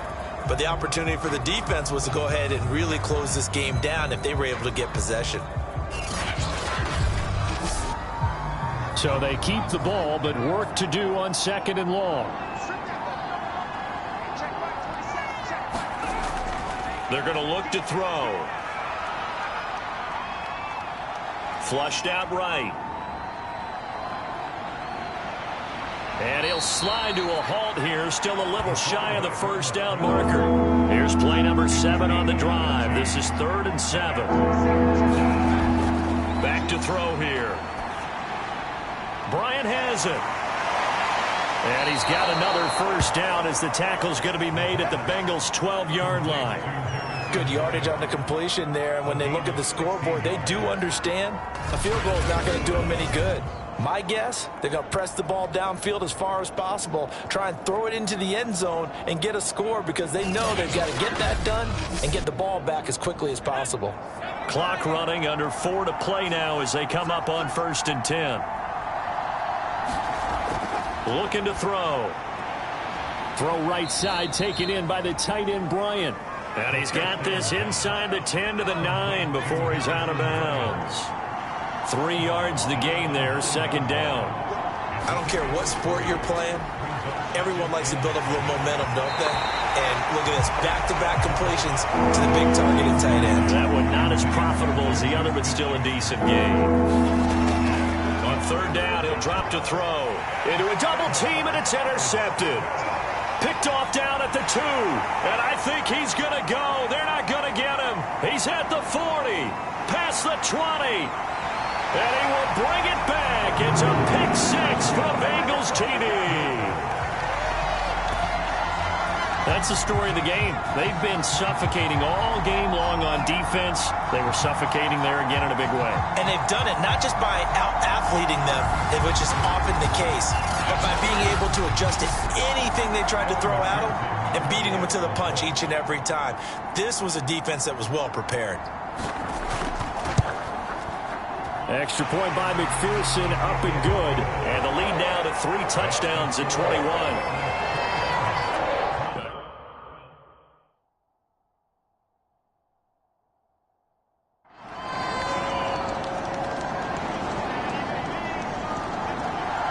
So this one in the win column now for the Cincinnati Bengals. And this coaching staff, CD, I think you'd agree, pleased with this overall effort. Oh, I think they're more than pleased, right? They've got to look at each other like, wow, we just pulled this one off in a big way.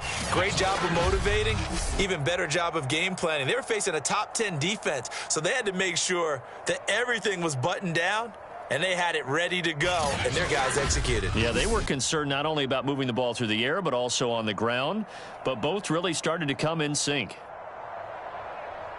So for the Bengals, their strong start to the year continues.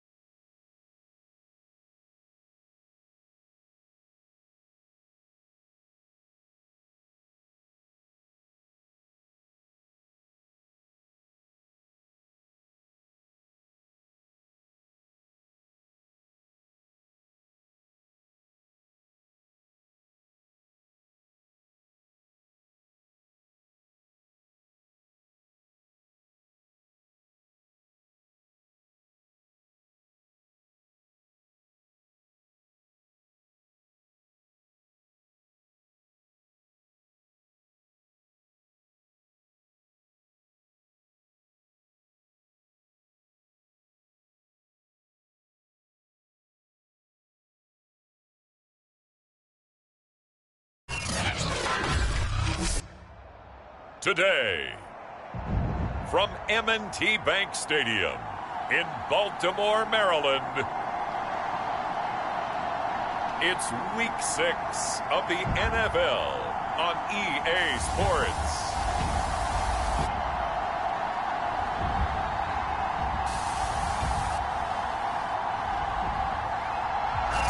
They love their crab cakes and they love their football. That's what Maryland does. And we are at M&T Bank Stadium down near the Inner Harbor of Baltimore. Today we've got a Week 6 matchup for you here between the Atlanta Falcons and the Baltimore Ravens. And this will go as a touchback, and they will begin things at the 25. Number 8, Lamar Jackson, trotting onto the field.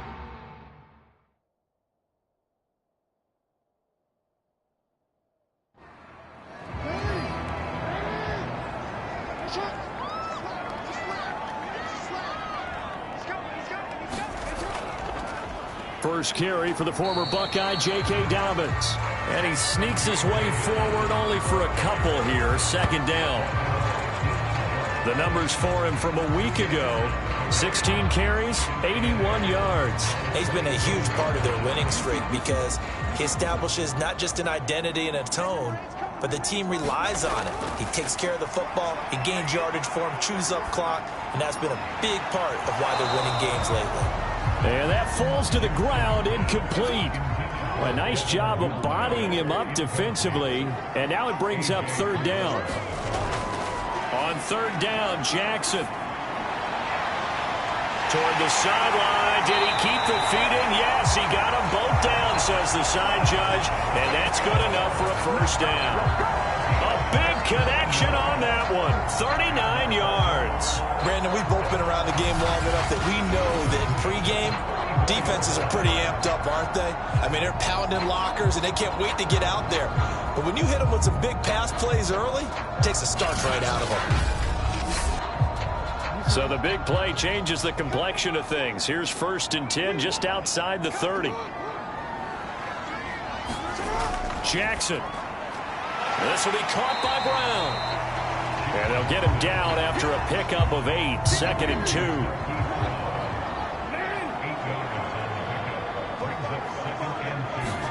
Play action. It's Jackson. Pressure applied, and he's going to be taken down. They sack him back at the 33-yard line. They bring the safety on the blitz, and he busts through to drop it for an 8-yard loss. Well, their first sack of the game, and it doesn't come from a usual suspect, not somebody up front, but Charles, a defensive back getting in there. And I can tell you from experience, he's beyond excited to make that play because you're exactly right. It isn't normal to call his number to run at the quarterback like that. Usually you're defending the pass, but he takes full advantage and dumps him to the turf. From the gun on third down, Jackson. He finds Bateman over the middle. And he'll be stopped short of the first down as they rally to tackle him at about the 28. Just a 5-yard pickup, and it leads to 4th down. Well, we hear so often how tackling has become almost a lost art in the NFL game, but it's so important to tackle well on these receivers, especially in a play like this one. Third down, they gave him the underneath stuff. You got to go up and make the tackle right away.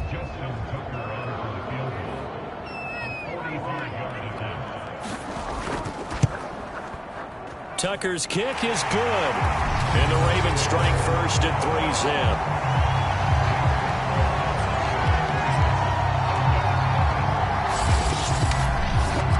Had just the one big play on the drive, but that was enough to put him in field goal range. And one big play of what they hope will be many others throughout the game. Every team has a different target for the number of plays like that, those explosives that we talk about. That allowed them to put points on the board on that drive. Let's see how the rest of the game goes. So here come the Falcons now to get the football for the first time. And they'll be led out by the man running the show, Charles, their quarterback. Coming off of a loss their last time out, I think he's just seeking to make a bigger impact on the game. He threw a touchdown pass, didn't throw an interception. I think he just wants to jump those numbers up in terms of flinging it around and letting his receivers get into the end zone. And this one nearly picked off. Kind of surprising to see a defender of his caliber let it get away, but get away it does, and it's 2nd down. And not much to speak of. Call it a 1-yard gain up to the 26.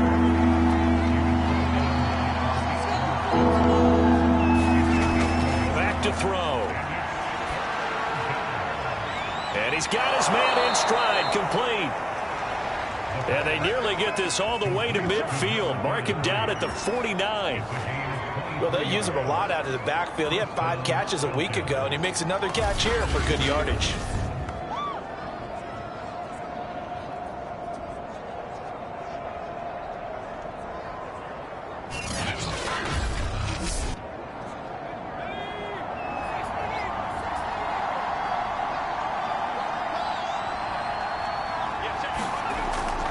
On first down, Cheney takes to midfield, but no further, just a yard there. Well, this defense for the Ravens, they were very strong in the win last week over the Giants. And what keyed their victory? The pass rush. Got to the quarterback 6 times for sacks, and plenty of other turbulence in the pocket for him as well. Hard to throw the ball downfield when all you're seeing is opposing jerseys come at you. And he is going to be stopped cold behind the line of scrimmage. It'll be a loss of a full 3 yards there, and it also brings up third down. He's got exactly what you're looking for, the ability to not just diagnose a play and quickly, but to make a play as well. Nice job there tackling him for a loss.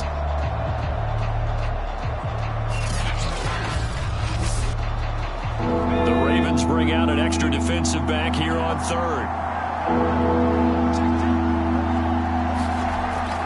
They'll look to throw. A 50-50 ball here, and it's intercepted. Picked off by the Pro Bowler, Marcus Peters. And the Ravens are going to have it here just past the 25. What a start defensively. Your offense goes out, gets the touchdown, and then you get the interception. Just perfect. How about the discipline that they showed on defense? Because after the offense scored to go up 7-zip, you would think they might be a little extra aggressive trying to get back at them. Instead, they read their keys well. When they took the shot downfield, they were more than prepared for that one. Jackson and the Ravens come up now 1st and 10 at their own 26. The drive will start with an option going left. And he's going to be met behind the line of scrimmage and taken down. And a penalty flag is going to come out on top of it.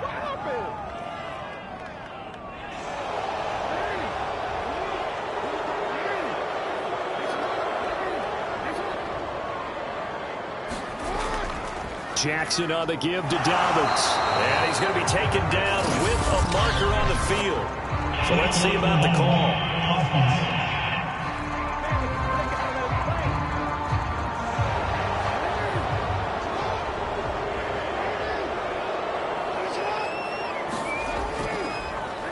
They'll start out here with the option left. And he's going to be stopped behind the line of scrimmage with a penalty flag down. This might push him back further.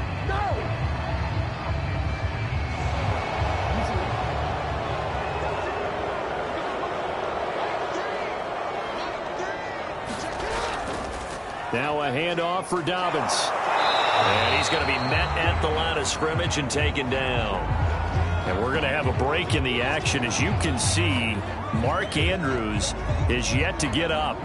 While the training staff works on him, we'll step aside and be right back.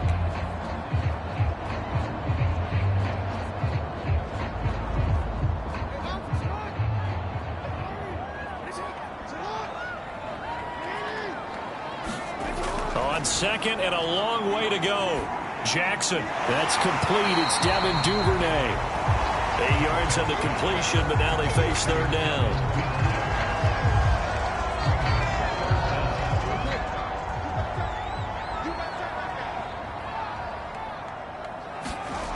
Now it's Jackson. And incomplete on the deep ball.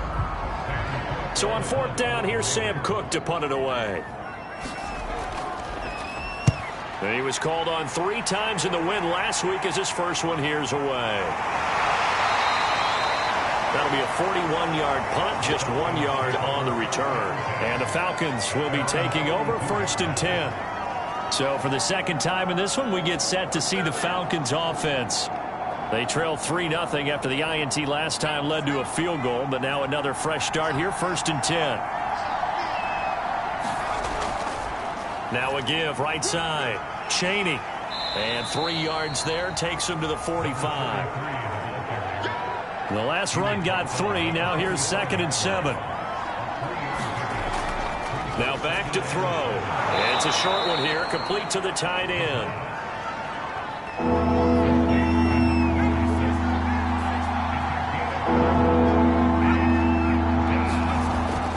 On 3rd down, Cheney. No gain there on the play, and that's going to leave him with a 4th down. I apologize in advance, partner, but the beefeaters on the interior of this D-line, you just know they were licking their chops on 3rd and short. And yes, they were rewarded with a tasty dish, stuffing that one short of a 1st down. Well, we got beefeaters licking their chops and tasty dish in one fell swoop. I did apologize in advance, didn't I? Yeah, you did. That line's not eating tofu, I'll tell you that much for free.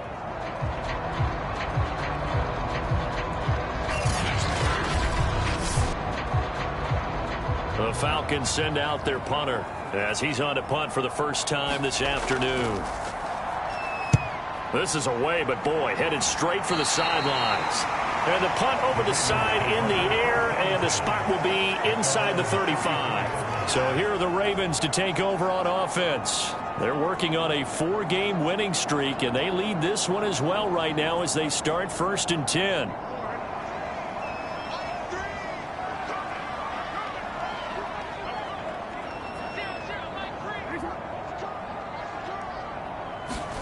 Now Jackson taps his forward jet sweep. Now they did get a little gain on this play, but all in all, a nice job defensively against the touch pass. They were able to string it out towards the sideline and never let him get the corner, turn it upfield for a bigger chunk of yardage. 2nd down and 8.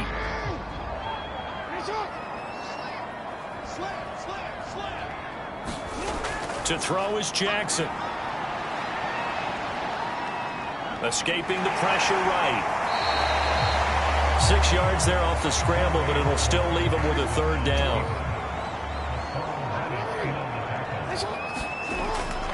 Jackson with a handoff to Dobbins on the option. And Dobbins, he is not going to get there. They stop him short of the line to gain. Nothing doing on that one, and it'll be 4th down. Absolutely love the effort there. The ability to flow from his inside spot and stop that one at the line of scrimmage. Nice linebacker play.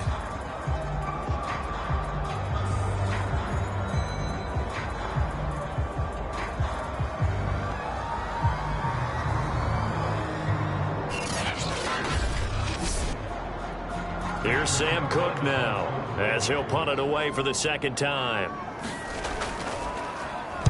44 on his first punt, and this is a good kick as well. And that hits at the 6 and carries into the end zone for a touchback. About set to begin their next drive, the Falcons offense at the line. They'll run on 1st down. Cheney. And he'll go down at the 26 following a gain of 6.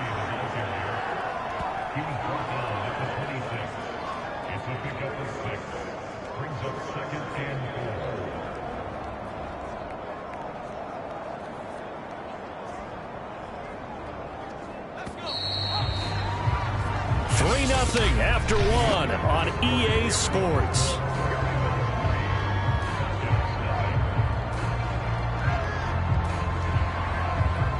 Second and 4.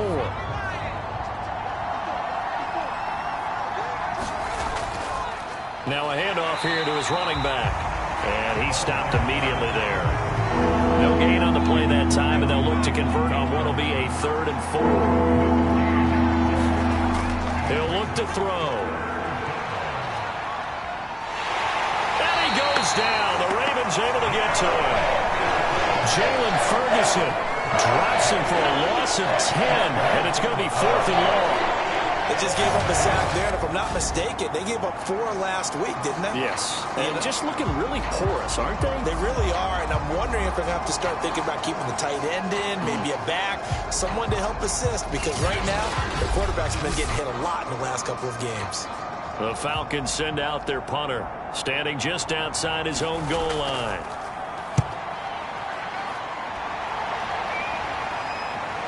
Taken right around the 44. And out of bounds on the other side of midfield at the 45. A Nice return there of 11 to help mitigate a good punt. And the Ravens set up well to begin their drive as it'll begin in enemy territory already. And Baltimore's offense set for this next possession. It's been very much a slow start for them. 3 drives and just the 3 points, CD. Yeah, if you're into the points per drive ratio, that answer is 1. And that's not going to get it done in a ball game. They've got to find a way to finish these drives in end zones, not having balls go through goalposts. Option play, and they'll hand to Dobbins. Oh, good move. And now running right through it. Still about 3 yards shy of a first as the 4-yard pickup brings it to 3rd down. Jackson. He'll swing this out to Dobbins. And he gets this down inside the 35 before going out of bounds. That's just what you call a chain mover right there. Nothing fancy. Get the ball out to the back, and you're asking him to make a little bit extra out of maybe what is nothing. And he does exactly that, picks up the first down. I can't wait till we get to the point, partner, where we're not saying chain mover, but we're saying laser pointer picks it up for the first down. From the 34 now, here's 1st and 10.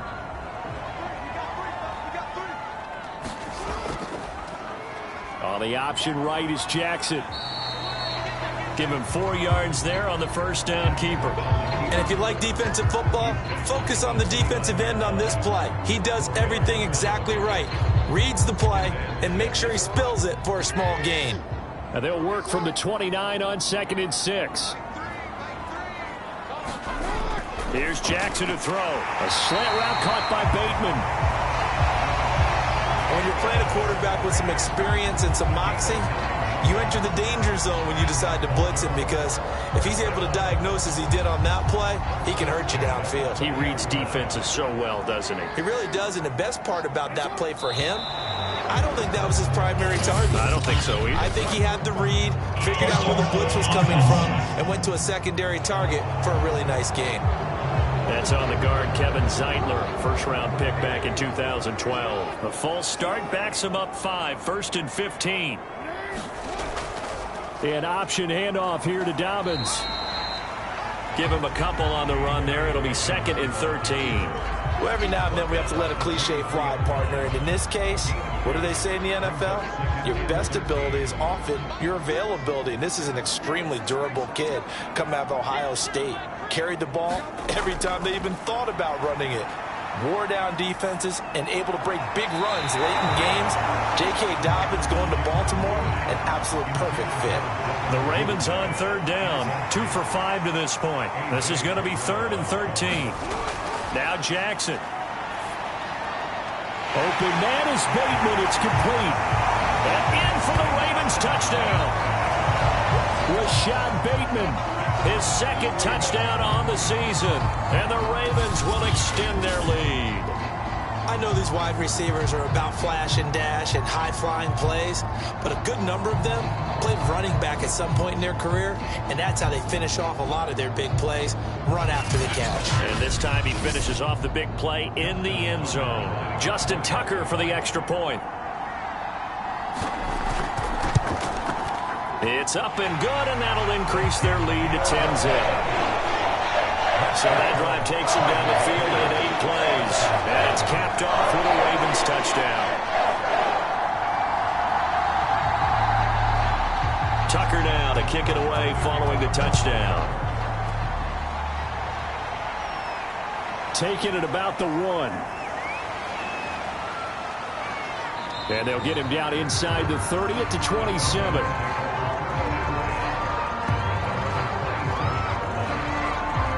Atlanta regains possession of the football. Nothing for them yet from an offensive standpoint, down 10-zip as they come up 1st and 10.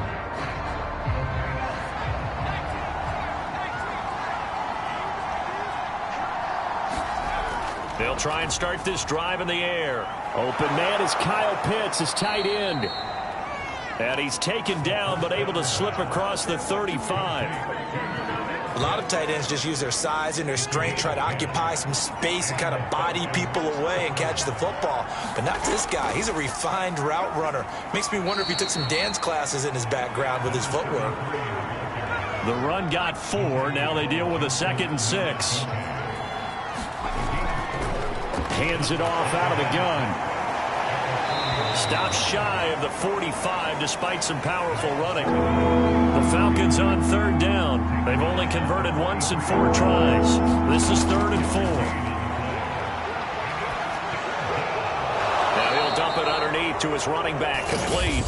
And he's got the 1st down yardage there as he takes it just across midfield.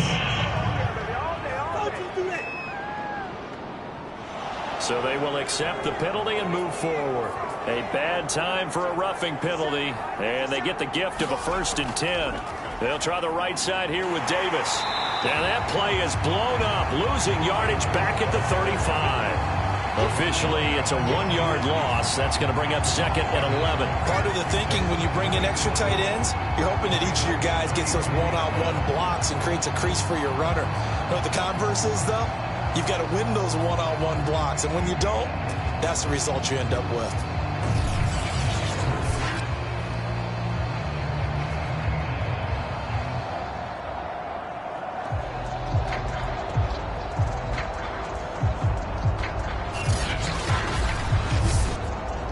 So after the loss of a yard, they'll look to push forward here on 2nd down and 11. Now they'll switch it up here and look to throw. The reception good for 7. It's 3rd down.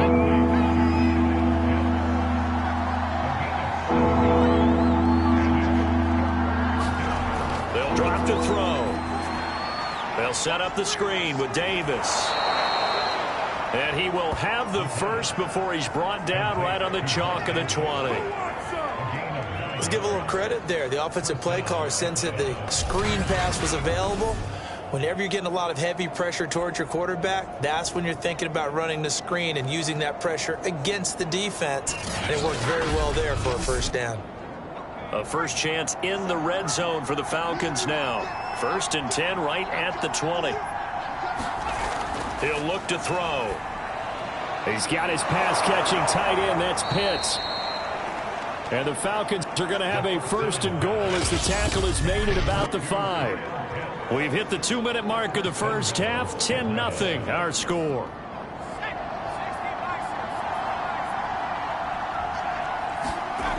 Back to throw again.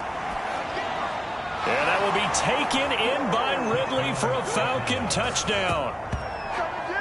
Calvin Ridley, his 3rd touchdown now on the year. And the Falcons have cut it to within a score. And all about timing there on that short slant, Charles. Exactly right. That was timed up so well. The route, the throw, touchdown.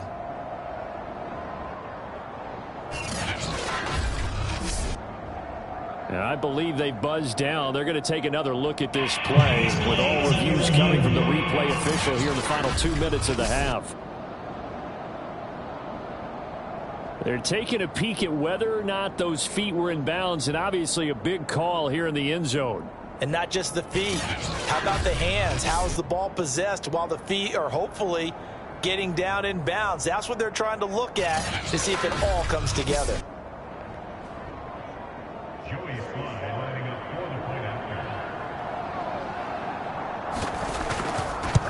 So they called it a touchdown originally, and this will stay a touchdown after the video review, so they had it right.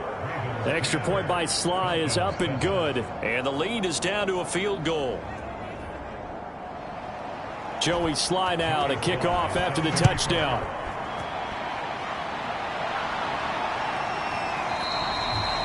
No run back here, down to a knee, and this drive will start at the 25. The football back over to Baltimore and J.K. Dobbins. We're in the 2nd quarter. They've got the lead. The lead, though, not so much because of the ground game, because of their air attack, Charles. So what they're seeing so far is the possibility of things loosening up later in the ground game. Through the air first, maybe they have to start respecting that even more as the game goes on, and then there will be running lanes to find later. Yeah, trying to get him more involved here on this drive, maybe. They'd love to just strike back with a touchdown right here, and if it's a long play, so be it. But the main goal, get a couple of first downs, run some plays, run some clock, allow their defense to get a chance to catch their breath, settle down, and relax a little bit after they just gave up a score. From the 31, Jackson. He'll check this down to Dobbins out of the backfield. Line of scrimmage, the 37 on 1st and 10. Now it's Jackson. To Boyle here over the middle. And a 5-yard gain gets him to the 42. Now the Ravens going to use one of their timeouts, as the stoppage will come with a little under a minute to go in this first half. Looking to throw again on 2nd down. Jackson. They set up the screen for Dobbins. And he'll be brought down at the 48-yard line. The Ravens going to use the second of their timeouts as they get the stoppage with a little over 50 seconds to go in the first half. Throwing on 1st down, it's Jackson. He gets this underneath to Dobbins. He'll go down as a gain of 6, and it'll be 2nd down. Jackson from the shotgun. That's going to be caught. It's James Prochet. And he's going to have a first down here. They're also in the field goal range now at the 27-yard line.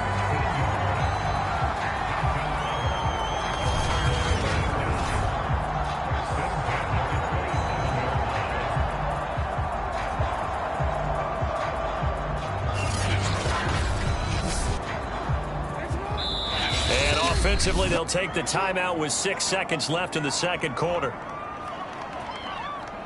So even though it's first down, here's the field goal unit on now to try to get 3 before halftime. He hit his first one, this from 44 yards out now. And Tucker's kick right there, it's good. And the lead stretches to 6 here. It's 13-7.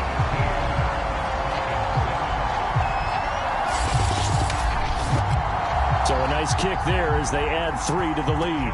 And from what I've seen so far, Brandon, I think they've been the better of the two teams here in the first half. So even though you want the touchdown, I think that's a nice job there to put 3 points on the board.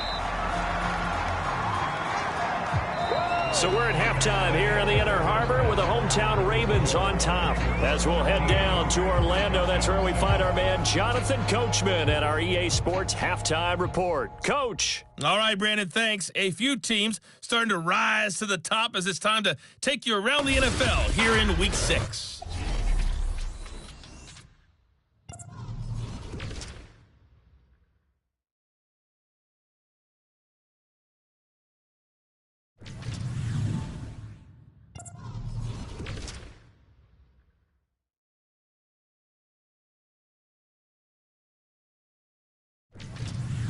Lastly, let's check on one final game for you. And you can see they are scoreless as they play the second quarter. In the game you're watching, we've seen a strong first half out of Lamar Jackson. His guys have the lead as we'll hand it back over to our commentators, Brandon Godden and Charles Davis. Okay, Coach, adjustments likely going to play a big role in this third quarter in what's been a tight contest so far. No run back here to begin the half, and we will start at the 25-yard line. The Falcons ready to go back to work to start the third quarter. Now, they're still very much in this game, although they do trail. What's the game plan, Charles, for the second half? It might be a little counterintuitive because most people will think losing equals passing the ball more, but I'd establish the running game. They kind of went away from it in the first half. I think if they get back in balance, it'll help them when they put the ball back in the air. And he'll work this forward for about 3 at second down. They'll keep it on the ground. Chaney. A pickup of about 3 yards as he's taken down at the 31.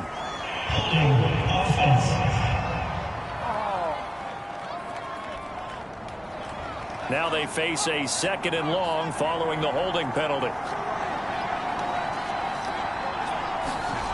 They'll set up to throw. And that'll be incomplete. Took a pretty good shot as he tried to pull that one in. Couldn't hang on, third down. Now on 3rd and long, they'll look to throw. I'm not sure he saw the linebacker there as that's batted down and incomplete. The Falcons send out their punter as the drive goes backwards, so he's on to punt it away.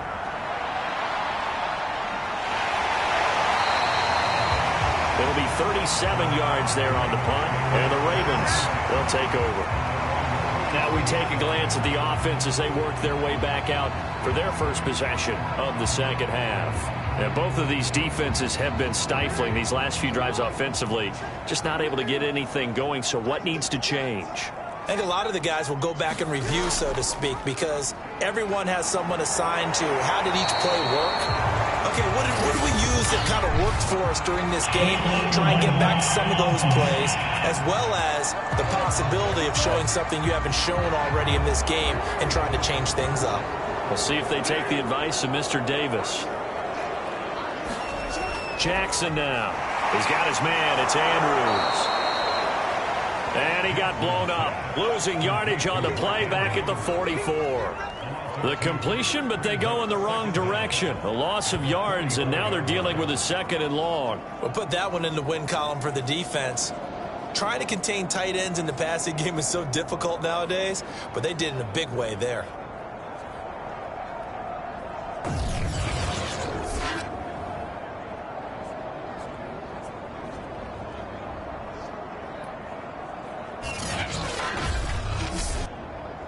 Second and 9 from the 44.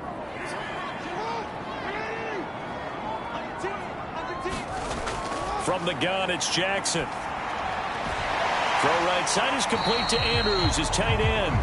And he's out of bounds just before the midfield stripe at the 49. And there's a completion to the tight end. And look at the size of these players nowadays. At that spot, 6'4", 6'5", and up. A lot of guys used to be basketball players, somehow came back to football. And that's really good for the game of football. You're getting better athleticism, great hand-eye coordination, guys who know how to control their bodies when they run their routes. And he will have a Ravens first down as they're able to get the 3rd down conversion.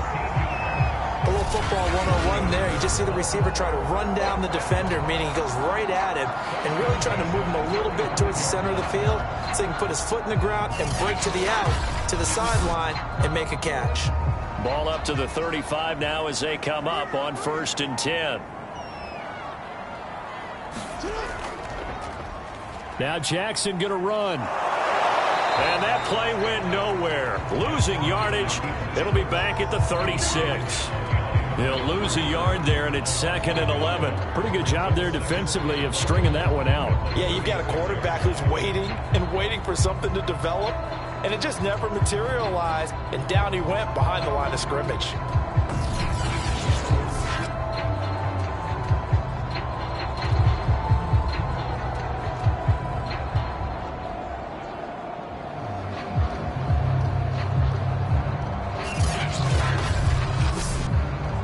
Second and 11.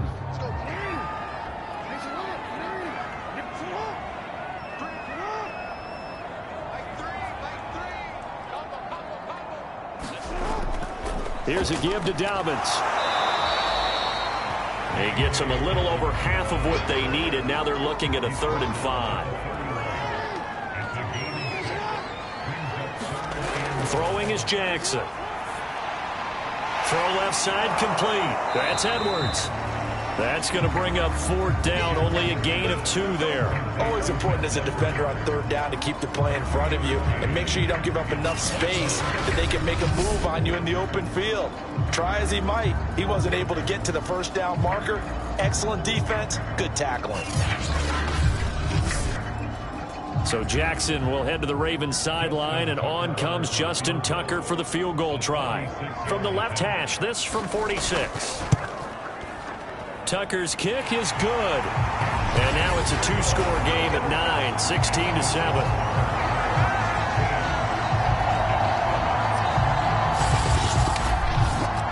So that one is his 3rd of the game. Now, if you're wondering, that's only halfway to his career high, as he once had 6 field goals. Brandon, 6? Let's hope we don't get that again, please. Can we see a few touchdowns here and there? That'd be nice. And a good return as he'll be stopped just shy of the 30-yard line. And here now come the Falcons. And on the last go-around, they really couldn't get anything going. They had to punt from deep inside their own territory, which means you're going to lose the field position battle as a general rule. What they're looking for now is a little more consistency, move the ball at least a few times on offense, get a couple of first downs, and hopefully flip the field. Yeah, just something to build off of. That's what they're looking for here. They ain't on our side.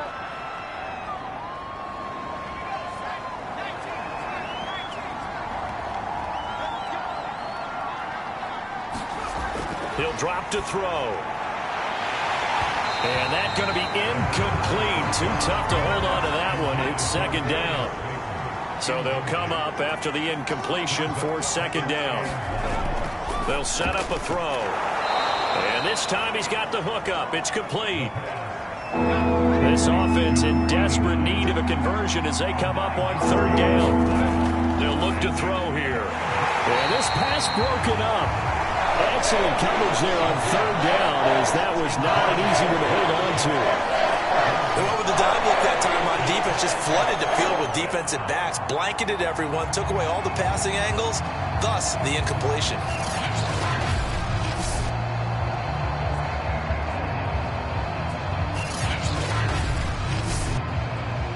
The Falcons send out their punter as he'll punt it away for the fourth time today.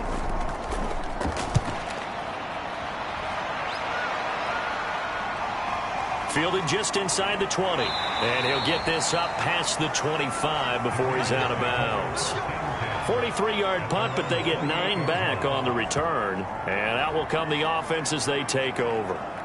Baltimore about ready to go on offense. And they're not going to play this conservative, I don't think. They had the field goal last time, and they're up, but they're looking to put a drive in the end zone. Oh, I agree with you totally. No one goes out on the field and says, all right, let's just settle for 3, except in certain situations, trying to ice a game, that sort of deal. Most of the time, it's end zone, and that's what you're thinking, and I believe that's exactly what they're thinking as they begin this one. Yeah, no quarterback ever goes out there saying, hey, let's get 3, right? Not one that I've ever met. And his rough afternoon continues. He's going nowhere again. They'll say no gain on the play there, and now it'll be third down.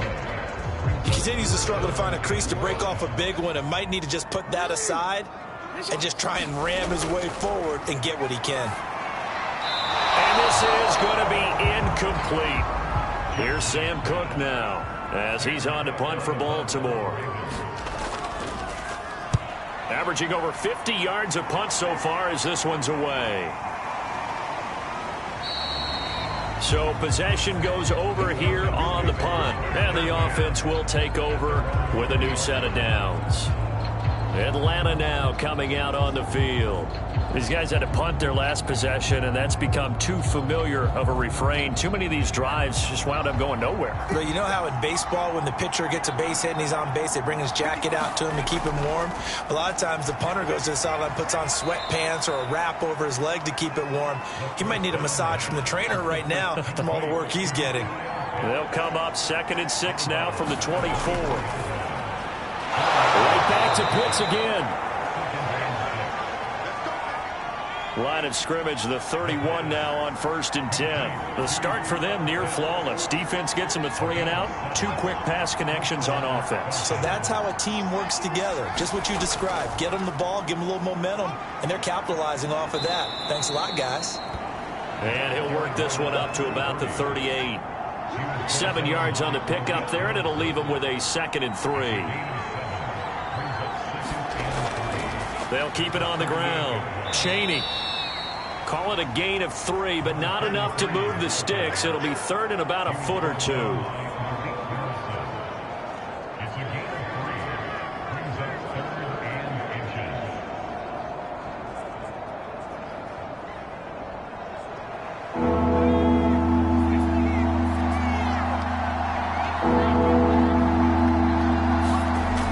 Back to throw here.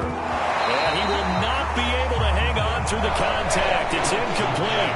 The coverage strong, and now it's 4th down. That's a tough spot for a running back coming out of the backfield because you know he's got to look for the football, knowing full well he's got a man coming his way full steam, and he broke that one up.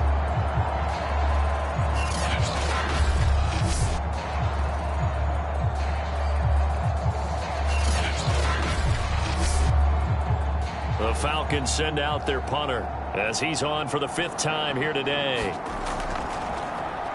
And he deserves a bronze leg as he gets this one away. This will be fielded at the 17. And that'll be a return of 12 following a very nice punt. And possession will switch hands, 1st and 10. And now Baltimore gets set to take the field. Now they've got the lead here getting late into the 3rd quarter. And the passing game for them, it's been terrific. We've seen that, but the rushing game almost non-existent.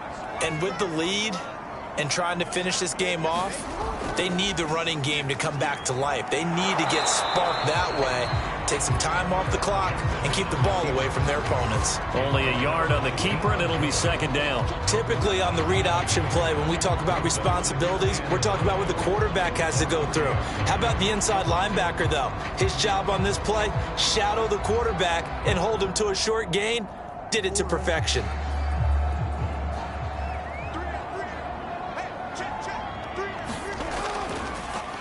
Again, Jackson will keep it. He'll get 2 on the keeper, but it becomes now a 3rd down. And this is why aggressive defense coordinators love to blitz. It wreaks havoc because they end up taking their attention to the blitzers, freed up the D lineman to make the play.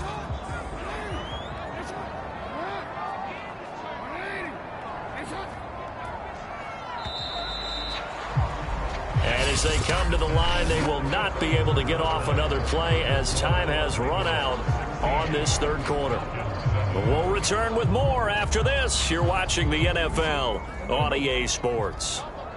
The Ravens on 3rd down. Not quite 50%, 4 for 9. This is 3rd and 7. And they bring him to the ground just shy of midfield. I like that they're staying aggressive on offense because to me this drive is what is known as a put-away drive. You score here, that might put this one to bed. I like the fact that they're playing with confidence and not playing with fear.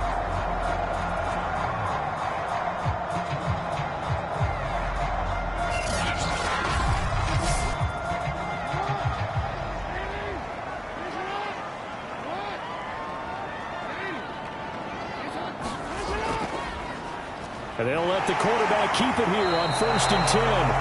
Only a yard on the keeper, and it'll be 2nd down.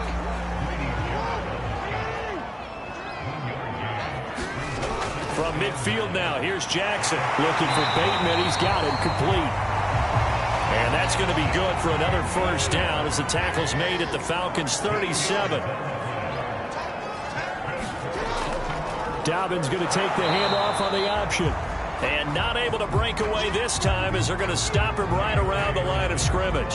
Officially, it's a 1-yard loss. That's going to bring up 2nd and 11. And the trend continues here in the 4th like it was in the 1st, 2nd, and 3rd. He's had nowhere to run. And you're probably thinking to yourself, why do they keep feeding him the football? Well, they trust him first and foremost. They do believe that over time he might actually pop one of these runs. But bottom line is he takes care of the ball well for them, so they'll keep handing it to him.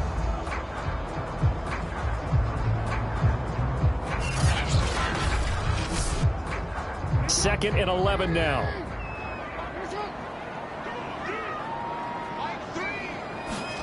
Here's Jackson. Looking left sideline, incomplete.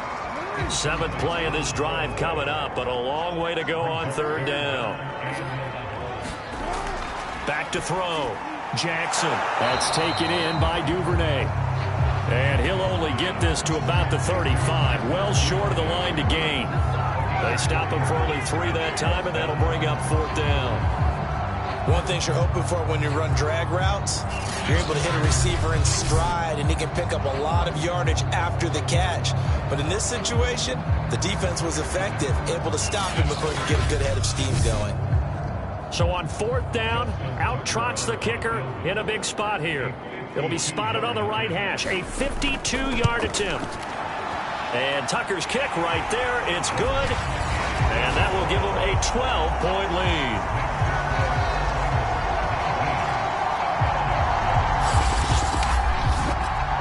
That was perfect. From distance, he steps up, knocks it right down Main Street. And Main Street's celebrating right now with him, aren't they?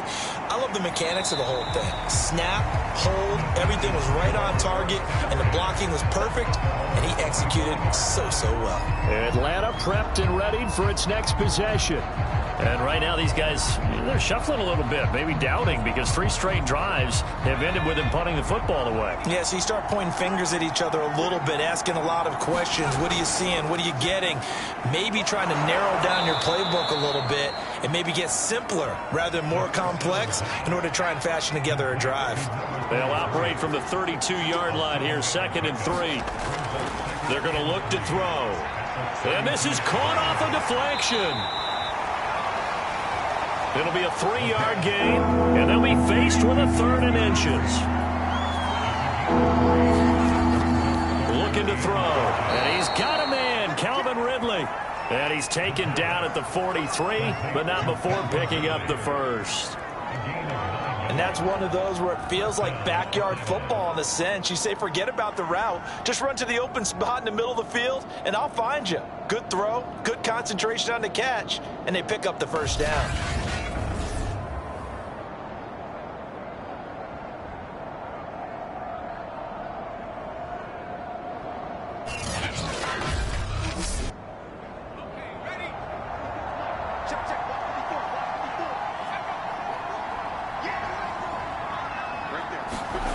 Again, he'll drop to throw. Oh, that's into double coverage and intercepted.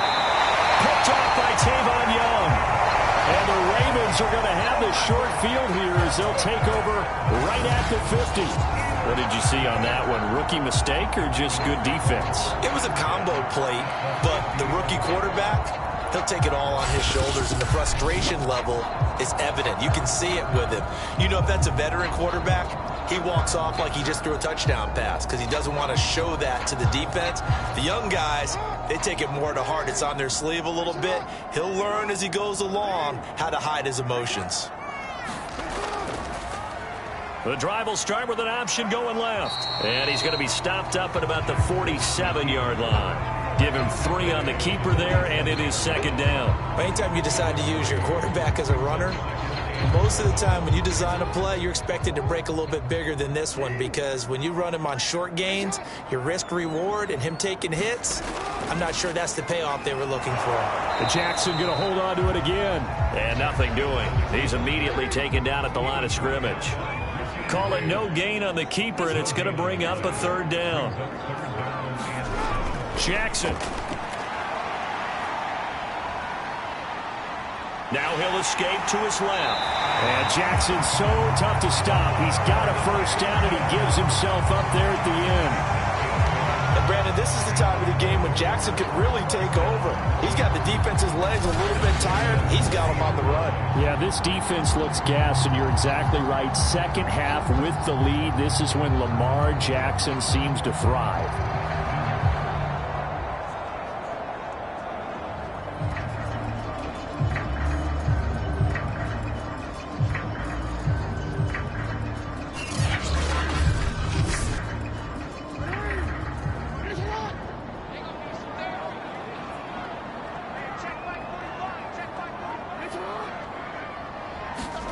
Now Jackson taps this forward jet sweep. And a short gain there down to the 37-yard line.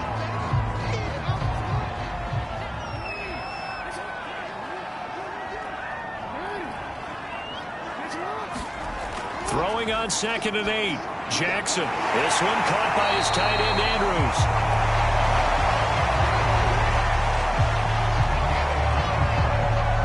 And looking to put this game on ice in the 4th quarter, but still not afraid to throw it as they show there. You want to play the game with confidence, and they have a guy who's in control right now. Their trigger guy, throwing it, they feel just as confident with him doing that as they would if they tried to run the ball and run the clock out. Play action. Now Jackson. And he'll go right back to Andrews. And he'll be out of bounds as he gets this down to about the 21 or 22. 7 yards, the pickup there. To throw again on 2nd down. Jackson. Open man is Duvernay. When you have have someone throwing it that well, that confidently, you don't have to call the game in fear at all, do you? You just go ahead and play. Yep, confidence with a lead to throw it here in the fourth, and boom, he's on the money. Yeah, you don't have to tuck your head in and go like turtle at this point. You can just go ahead and play. And strong running there as he's inside the 10 and down to the 8-yard line. 5 yards is the tally on first down. That brings up 2nd and 5. Able to stay in bounds, so the clock keeps rolling. And this defense right now backed up in the red zone. Another touchdown, it's over. They've got to stand tall quickly. Been in this spot before. Now there's a little bit of desperation creeping in. And all you're doing when you're talking to your defensive teammates is, first guy there, hold him up. Second, third guy in, rake at the football. Get it out. We've got to create a turnover because one more score, and this game's over. And now right out of the 2-minute break, we'll get a timeout used defensively with 1:56 to go. This is a big third down, and you'd have to think we'd see a timeout right away if they can't stop him here. And this is caught. Touchdown, Baltimore. Devin Duvernay. His second touchdown on the season. And the Ravens add on to their lead, and they are also closing in on a 5th straight victory. They were still throwing with a comfortable lead here late, and now that lead even more comfortable. And your first thought is there bad blood that went into this one ahead of time, that maybe they're seeking some revenge or they just don't like them? But the other thing that always hits me is, are they worried about playoff positioning? Right? Are they worried about, do you need enough points in case there's a tiebreaker that comes into play later? Tucker with the extra point, and that will make this a 19-point game.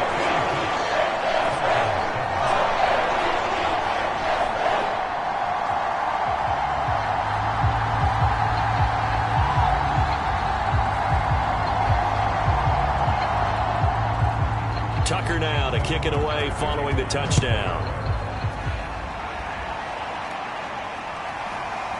And here comes a return from just beyond the goal line. And he'll wind up getting a couple extra yards here for his trouble and bringing it out of the end zone as he's down at the 27. Here comes the Atlanta offense now ready to take over here. And they unfortunately are staring at a mini losing streak developing, trailing here in the fourth quarter. This would be their 3rd straight defeat. Trying to shake off the interception from the last drive. He'll look to throw. They'll contain him to just 4. 2nd down. Now you've got to hustle your guys to the line and get them set. Now a dump off here complete. The Falcons going to use the 2nd of their timeouts as they'll head to the sideline and talk over what to do next. Blitz forthcoming as he'll look to throw. And this pass broken up. The contact well timed there, and now 4th down. Got to try it here. He's back to throw. And he will bring this back. It's a pick 6 and a Raven touchdown. Make it back-to-back weeks now with a pick 6 for him. He had one a week ago. Talk about being in the groove, and what are the odds of what we're seeing right here? You don't see it happen very often. Listen, if you get a pick 6 in a season, it's been a big year, let alone back-to-back weeks. I'll tell you this, I wouldn't play cards against this guy in the locker room.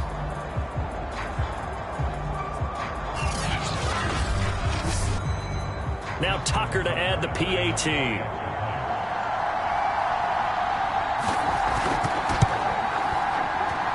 And that will bump the lead up to 26.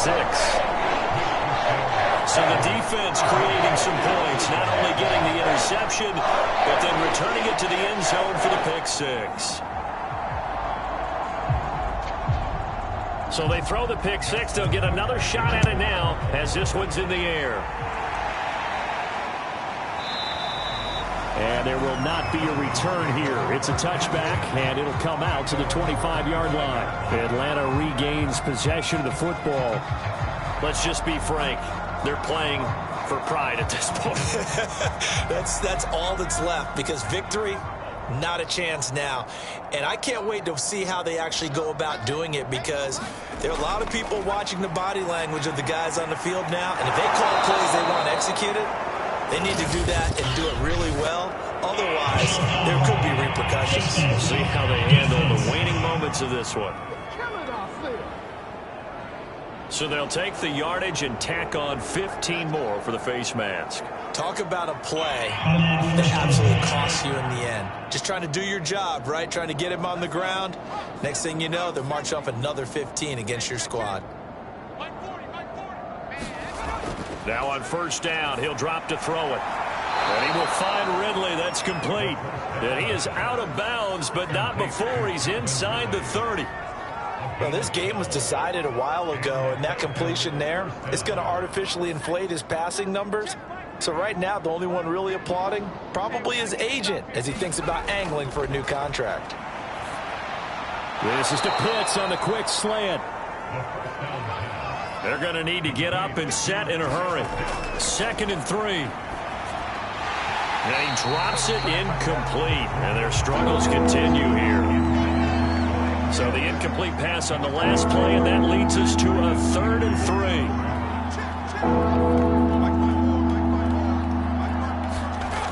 3. They'll stick with the passing game as he looks to throw. And he'll have the first down, getting this one to the 14-yard line. They'll look to throw again. Oh, he dropped it. And that's pretty indicative of the way this one's gone.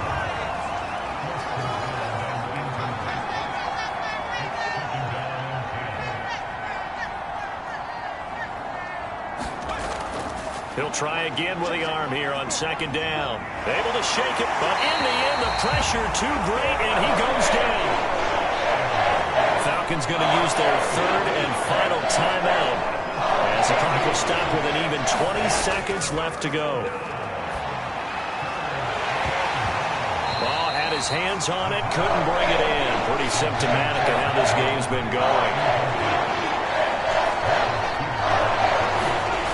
As expected, they're going for it to keep the drive alive. And this is caught. Well, they get one back, picking up the late touchdown here, but still down big. Solid response that time by a young quarterback. Last drive, interception. This drive, the touchdown pass. I like how you described it, solid, because you don't get extra kudos for bouncing back if you're going to be a big-time quarterback. You're supposed to do that. But at the same time, when you're a rookie, that's not guaranteed, is it? Sometimes they hang their heads and they go in the tank a little bit. Not in this case. Bounce back, took his team downfield, and threw a touchdown pass. Now Joey Sly for the point after.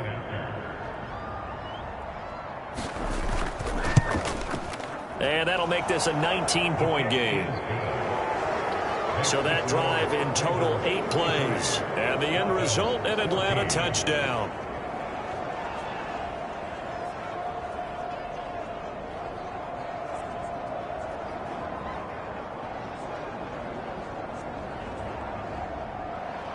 Joey Sly now to kick off after the touchdown. This taken in at the goal line. And he'll be brought down right on the chalk of the 20.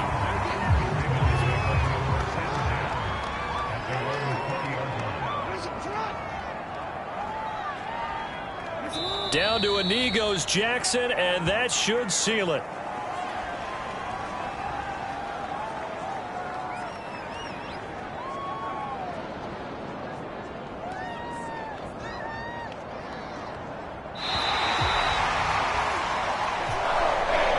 Charles, I think when the schedule comes out, all teams, no matter where they're predicted to finish, talk about protecting your home turf. They were able to do that here in this one. Similar to a tennis match, right? Not letting them break your serve. That way you hold on to it.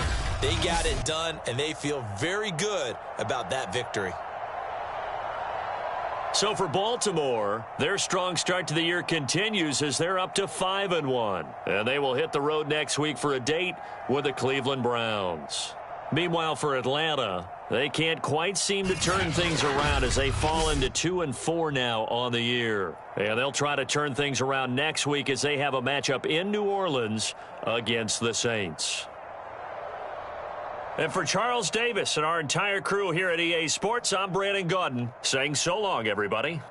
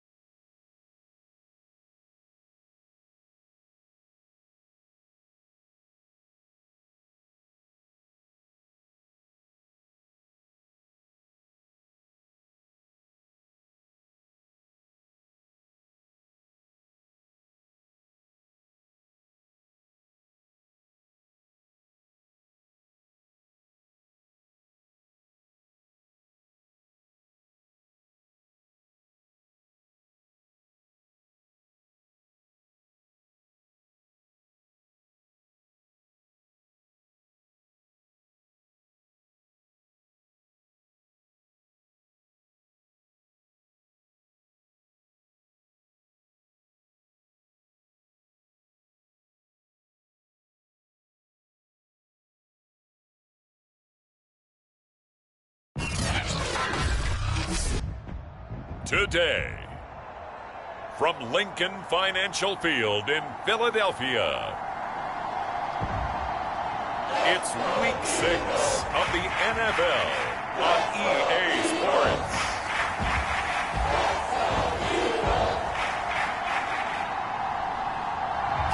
The city of Philadelphia is one of rich history and passion, and you...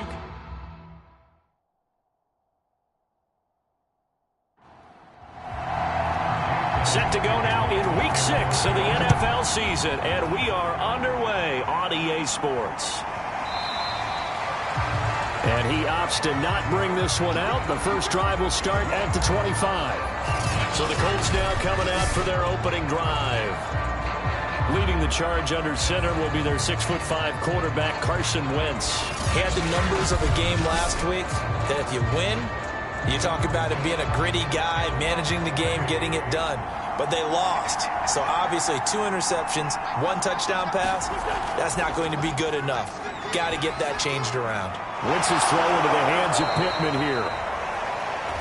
And they work this well upfield across the 45. Certainly no settling into the drive there. They came right out on the first play and attacked the middle of the field for a big gainer and a first down.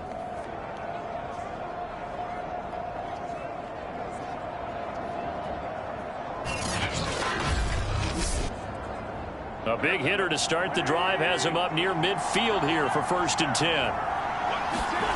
Shotgun now for Wentz. He's got Tunyon complete over the middle.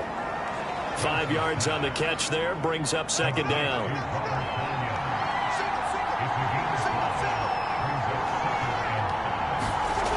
Throwing is Wentz. Throw left side here, complete to Campbell. And he'll go out of bounds after taking it a little further down inside the 40.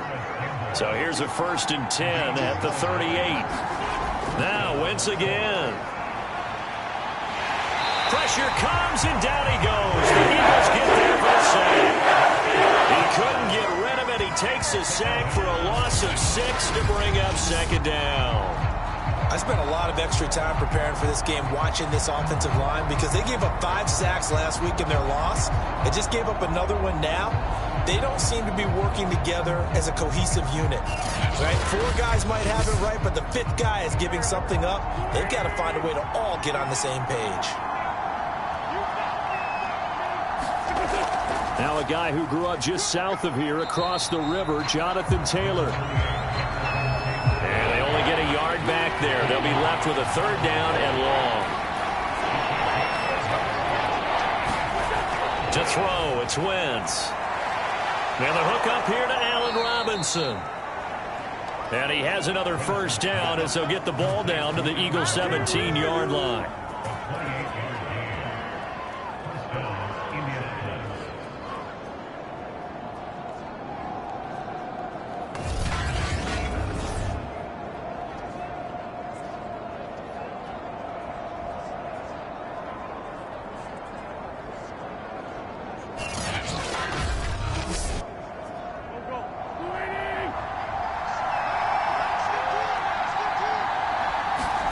From the red zone now, Wentz. And he can't find anywhere to go with it. And he goes down. He couldn't get rid of it. He takes a sack for a loss of 6 to bring up 2nd down. Charles, a little bit of feast or famine on this drive. They moved the ball okay, but they've been sacked twice now. And they've got to figure out how to plug that leak a little bit, right? Keep them away from the quarterback, because when he's not being hit, as you mentioned, they're moving the ball well.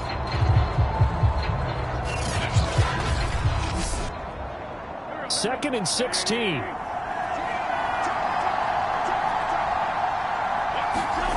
Another try after the 1st down sack. Wentz. And this one taken in on the right sideline, but not in the field of play. They say it's incomplete. The throw led him a little too far. It brings up 3rd down. He had a good game catching the ball in the backfield a week ago, and they're going to try and involve him in that way in this game. And he's got his target. It's caught for a Colts touchdown. Paris Campbell, his 2nd touchdown on the season. And the Colts take it right down and score on the opening drive. This is a crew. They've come out flat their last 2 games, both losses, but just judging by the energy level, they look different here early, and that touchdown shows how. Yeah, it seems to me that touchdown gets them off the treadmill. Because, you know, you've been on the treadmill. I've seen you work out. You go forever and ever, and it tells you you've gone somewhere, but you really have. You're in the same spot. They've exchanged it for an escalator. Still got some hills to climb, but they can get there. These are good analogies. I run outside sometimes, though. Get some fresh air, a little sun on your face. A little wind in there. Yeah, that's right. Extra point by Blankenship is up and good. And that makes the score 7-0. So after the touchdown, here's Blankenship kicking off. This will be fielded inside the 5. And they'll start this drive just across the 30. Pretty nice work on the return. So now here comes the Eagles offense as they get ready to take over. And trotting out there, their tall quarterback standing at 6'5". That was a solid performance last week, wasn't it? 2 touchdowns, no interceptions, ran the team well, won the ball game. Bottom line, may not have been earth-shattering, but it didn't need to be. They'll try and start this drive in the air. That's swung out wide to Sanders. And they get him down, but not before he takes it across the 40-yard line. Miles Sanders, first carry of the game. And he is met quickly in the backfield. Down he goes, folded like a lawn chair. 2 yards the loss, 2nd and 12. The defense was ready for the run-pass option, diagnosed it perfectly. Not only did they stack him up at the point of attack, but he was met by a host of light-colored jerseys. So the first down run lost a couple. Now they come up 2nd and 12.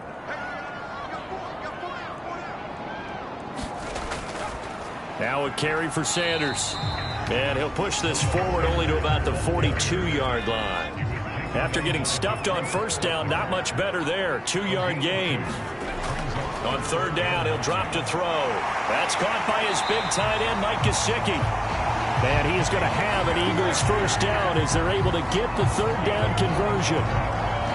Plenty of things to talk about here, partner, but to me, their defense gave up a touchdown on the first drive. How about how they're responding, coming back? That's a big 3rd down pickup to keep their drive alive.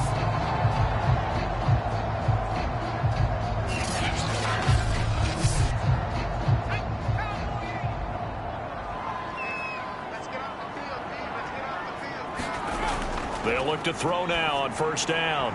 Throw left side, caught by the tight end, Njoku.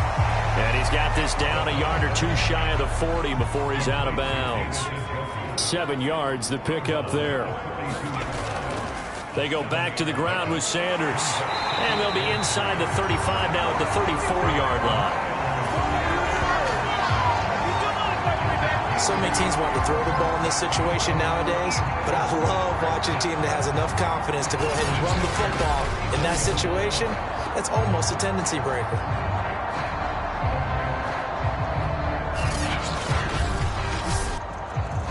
From the 34 now, here's 1st and 10.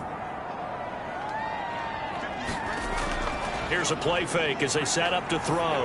Airing it out deep for Smith. It's incomplete. Took a shot, couldn't connect. So after the incompletion on first, now 2nd and 10. Shotgun snap and then the give to Sanders. And nowhere for him to go again. He'll get back to the line of scrimmage. That's it. No gain on that one as it brings up a 3rd and 10. Well done to sniff that out defensively. He had it diagnosed pretty quickly. I love that description because diagnosed is perfect on that one. Read his keys, made the play, and he couldn't even get going moving the football. Now back to throw. He'll fight his man, Laviska Shenault. And they are able to stop him, but he does take it all the way to the 2. A big play there on the catch and run. You can feel the effort all the way up here. He tried his best to get there. Didn't quite make it, but down around the 2-3 yard line, gotta love the effort, and especially the big play that gave his offense a great opportunity. And they've got 3 tight ends here on 1st and goal to add some extra mass. They'll look to run with Gainwell. And they'll bring him down after just a short pickup. He'll get 2 out of that run, and it's going to bring up a 2nd and goal. That run didn't get very far, and I think when you're looking at his dimensions, he's a little bit on the smaller side. He's counting on the big guys up front to escort him in, and they couldn't create any kind of space for him, could they? Yeah, didn't get the push they needed. They'll drop to throw. He will find Smith in the end zone. Touchdown, Philadelphia. Devontae Smith, his 2nd touchdown on the season. And the Eagles are within an extra point of tying this thing up. On those slants, everything happens so quickly. What makes it work? The timing between the passer and the receiver. In this case, a slant route. Ordinarily, it's probably about 3 steps before you go on the slant. And now, of course, all scoring plays are reviewed, and I think they're going to take an extra long look at this one. They're taking a peek at whether or not those feet were in bounds, and obviously a big call here in the end zone. And not just the feet. How about the hands? How's the ball possessed while the feet are hopefully getting down in bounds? That's what they're trying to look at to see if it all comes together.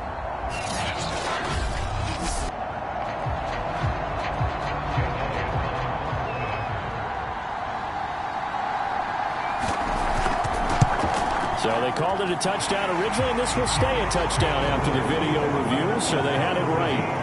Elliott good on the extra point, and that will tie our score here this opening quarter of play.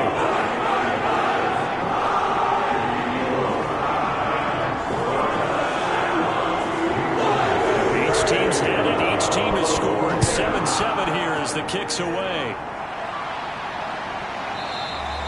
The drive will start at the 25-yard line here as Rodgers will not return it.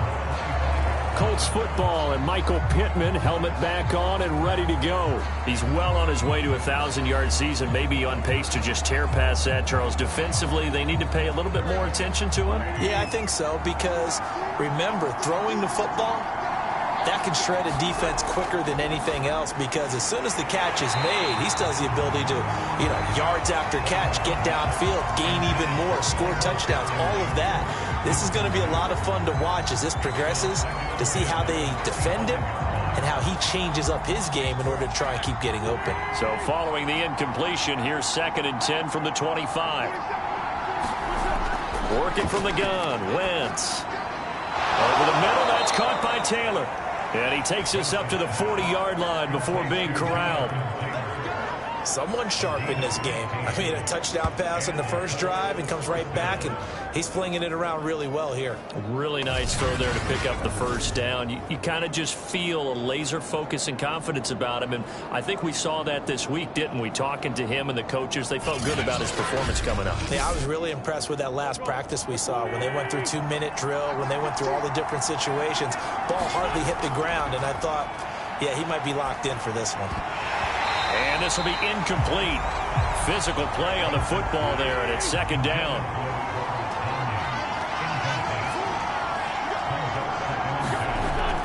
On 2nd down, it's Taylor. And not much room to operate as he'll get this up only to about the 41.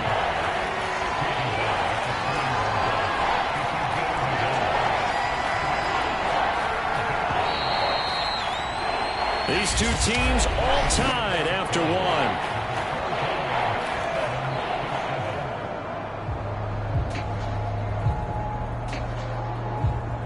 And it looks like they've got 6 DBs on the field here for a 3rd and 9.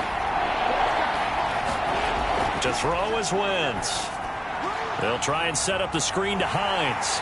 And he'll be taken down, but not before he works it past the 50.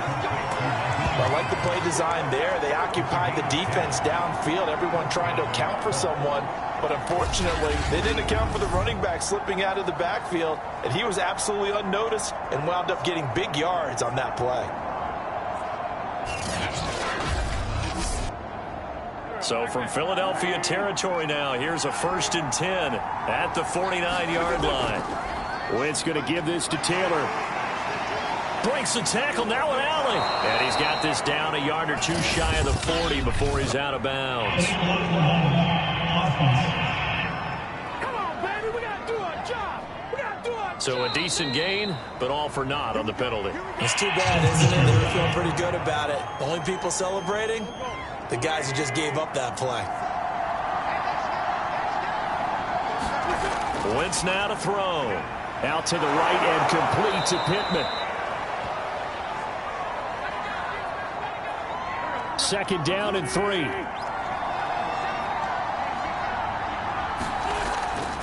On the handoff, Taylor. And he'll go down here at the 35-yard line.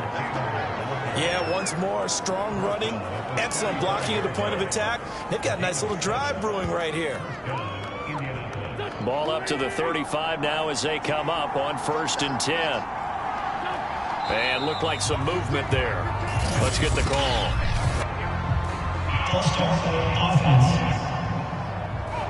And that'll set them back 5.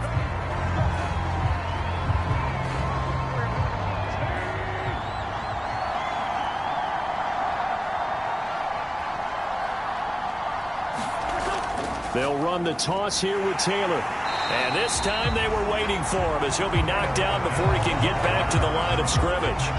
That's going to wind up a loss of a full 3 yards on 1st down. We knew both of these safeties were good in run support, but how about the play we just saw there? How about that closing speed? Able to get to the outside part of the field and turn that play into a loss. Well behind the sticks here with a 2nd and 18.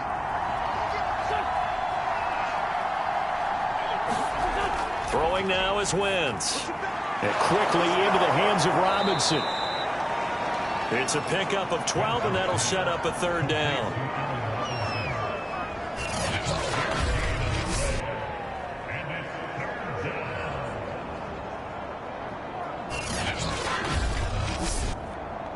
The 25-yard line is what they need here. This is 3rd down. Now Wentz. Nowhere to turn here, and he's going to go down. Back at the 37-yard line. And that'll bring up 4th down on a big sack with a loss of 5. For a rookie first-rounder, he's made a huge impact on this defense, but that tells me that they had a plan for him when they drafted him. Just turn him loose, do what you do best, go get the quarterback. Rodrigo Blankenship for the Colts field goal. This from 54 yards away. And this one is no good. He missed it. And this game will remain tied here in quarter number 2.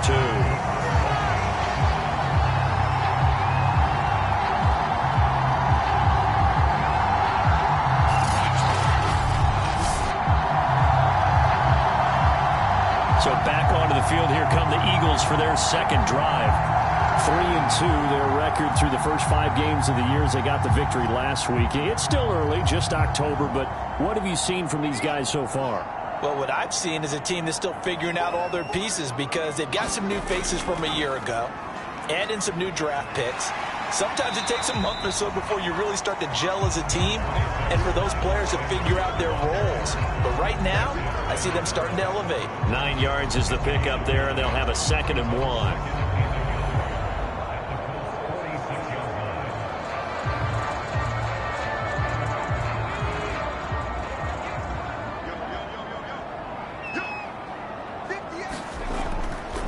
A give running left. It's Sanders. And he'll go down shy of the 40 at the 41.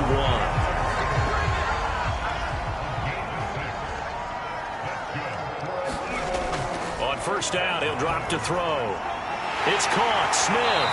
And he's got this down almost to the 20 before he's dropped.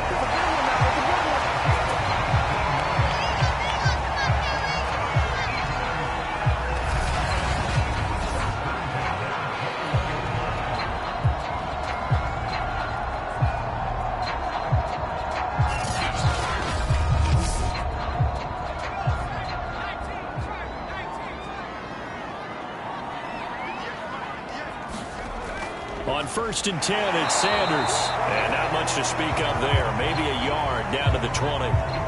Here's 2nd and 9, just a yard on that last run. From the gun, a give to Gainwell. Brandon, all things considered, they have to feel pretty good about getting that type of a gain, considering the blitz that they just had against them. He'll look to throw. A bullet throw, but incomplete. Now to try the Eagle field goal, Jake Elliott. This a 33-yard attempt. The kick by Elliott is good. And they take the lead here now at 10-7.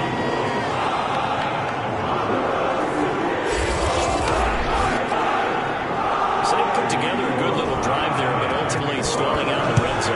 Yeah, I know a lot of people look at it as a little bit of a negative. They didn't get 6 points out of it, right? Didn't get the touchdown. But that's actually okay. They got 3 points, able to give their defense a little bit of rest, let them settle down over there. So all in all, to me, that's a good drive.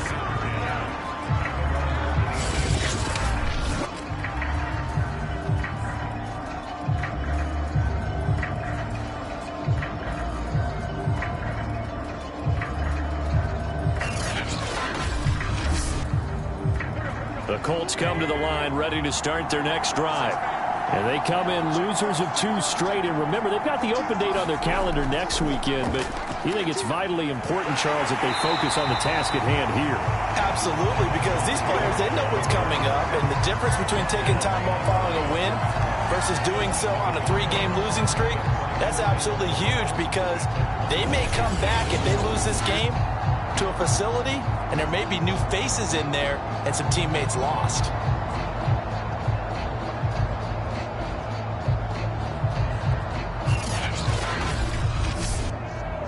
After the loss to start out, here's 2nd and 11.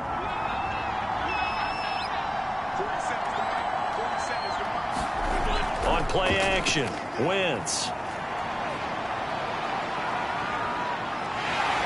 Eagle pressure, too much this time. Down he goes. And now following that sack, looks like we've got an injured man down there on the field. We'll check on his status when we get back.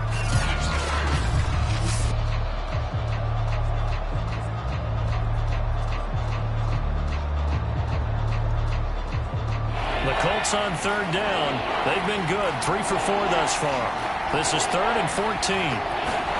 And now the first throw for the backup quarterback. And the pressure gets to him again. It's a loss of 10 on the sack, and it leads to 4th.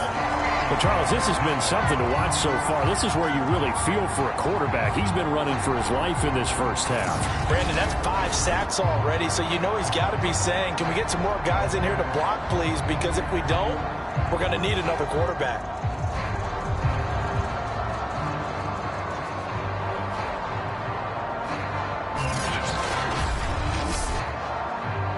To punt on 4th down, here's Rigoberto Sanchez. He punted 4 times in the loss last week as he gets this one away here. And it's fielded at the 34. Found good room to run there. Returns it 14 yards. And the Eagles will have it, taking over 1st and 10. Well, Philadelphia's offense ready to go again. And they split the uprights last time for 3. They've got the lead. They're not going to play this conservative. They're not hoping for another field goal. They're hoping for a touchdown. I'm with you on that one. I like where your head is. I like the way you're thinking, because you're exactly right. Trying to sit on a lead and play that way, that doesn't work too well for most teams. Run your offense. Run what you do best. Exactly. Put it all the way down and try and increase your lead in a big way. And the best way to do it, touchdowns. Sanders here as they run out of the gun. And he is tackled inside the 40, not quite to the 35. The CD a lot of times like to separate speed and quickness, and they've got a back that's both. We know that he's fast in the open field, but man, his first step is so quick too. It is something, isn't it? Because you think of that type of speed getting to the perimeter and turning upfield, but also when you run those inside runs, he can get into the secondary so fast the linebackers don't have a chance to react.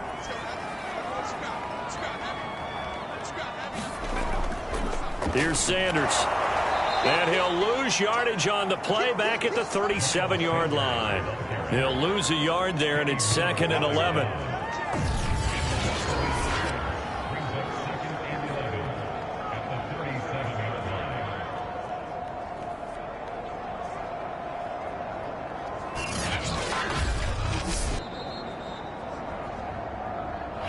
minutes remaining in the first half. 10-7, our score. Coming up at halftime, I'll go from one personality, that's you, Charles Davis, to another one in Orlando, the coach. He'll have stats and scores from around the NFL. You and Jonathan Coachman both larger than life. No doubt about it. But you're stuck with me in this booth, yes, and he's miles away and smiling. And happy. Back to throw here. Oh, this will be incomplete. The rush gets home just as he was letting that go. That could have been worse. Instead, it's 4th down. And this defense definitely in his head there on 3rd down, and he's pretty fortunate. They didn't call for grounding on this one. That was a good 10 feet over everyone's head. So out comes the field goal team now for the second time here today. This from 54 yards away. The kick by Elliott is good. And the lead stretches to 6 here. It's 13-7.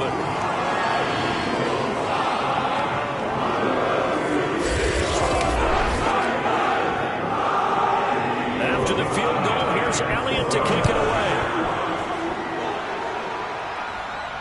And here's Rodgers to return. And it's a pretty good return here as he'll get this up to the 29.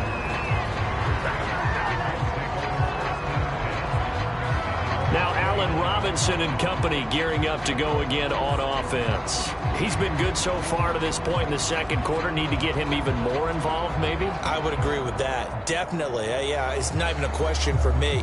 The way he's playing, he's doing a nice job. Increase things. More touches, more opportunities. Maybe that can reverse things on the scoreboard for them. They'll try to ratchet things up then maybe here in the second. And he can't find a receiver, and he's brought down. Sacks, a running theme in this first half. This is 2nd and long. And this throw incomplete. Well, the defender all over him that time, but it's going to lead to 3rd down. On 3rd down, here's Taylor. And this one will go to the 28-yard line. The Eagles going to take the first of their timeouts as they'll head to the sideline and talk over what to do next. Now here's Rigoberto Sanchez as he'll punt it away for the second time.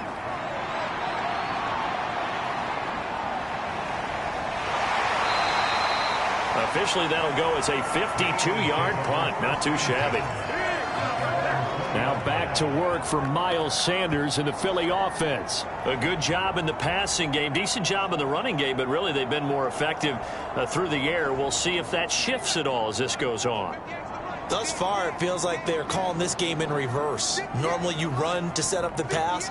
Here it feels like they're passing, hoping to set up the run and be more effective later on in the game. Yeah, you can do it both ways. We usually talk about it in the reverse, however. No doubt about it. So that one a disaster, a big loss there with 2nd down coming up. Well, Brandon, we could see that play developing, and they were hoping that he was going to be able to put a move on the first guy and turn it into a big play. But no such luck. The speed on defense continues to get better and better in the NFL.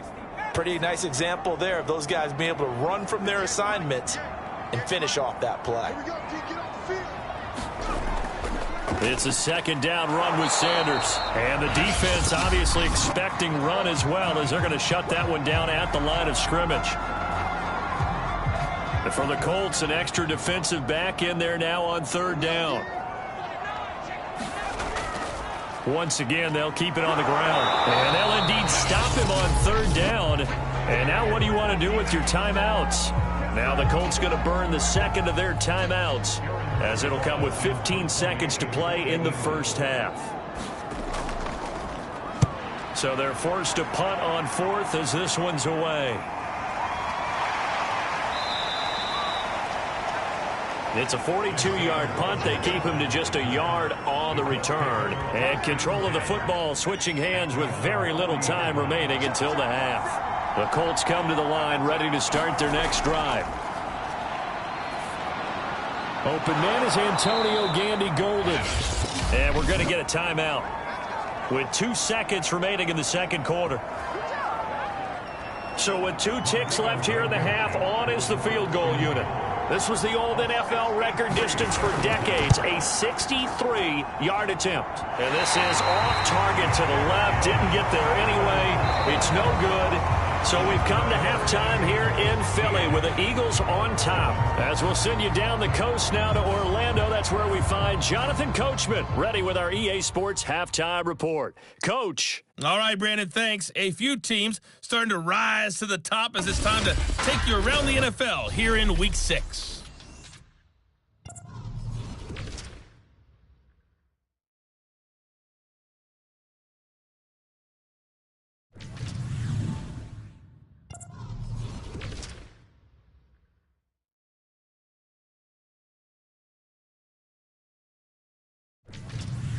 Lastly, let's check on one final game for you.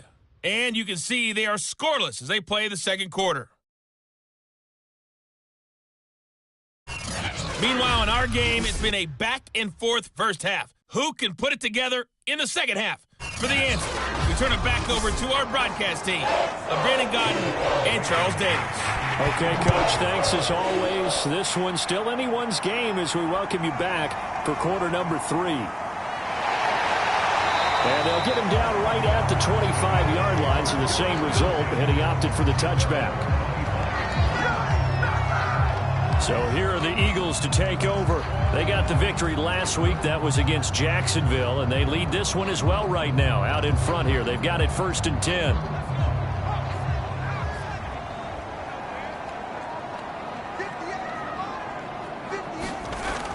Second half will start with a run by Sanders. And he sneaks his way forward only for a couple here. Second down. The last run got a couple. Here's 2nd and 8. Another run with Sanders. And he'll get about 3 here as he's out to the 30.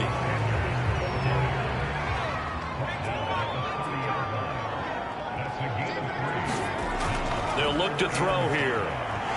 Over the middle, complete. That's Watkins. And he is going to have an Eagles first down. They needed 5 there on 3rd down. He winds up getting 7.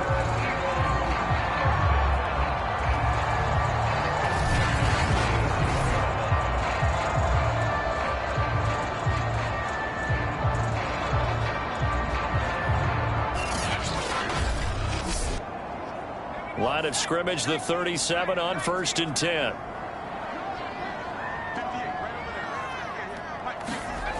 They'll set up to throw. Nowhere to go here. He lost the football.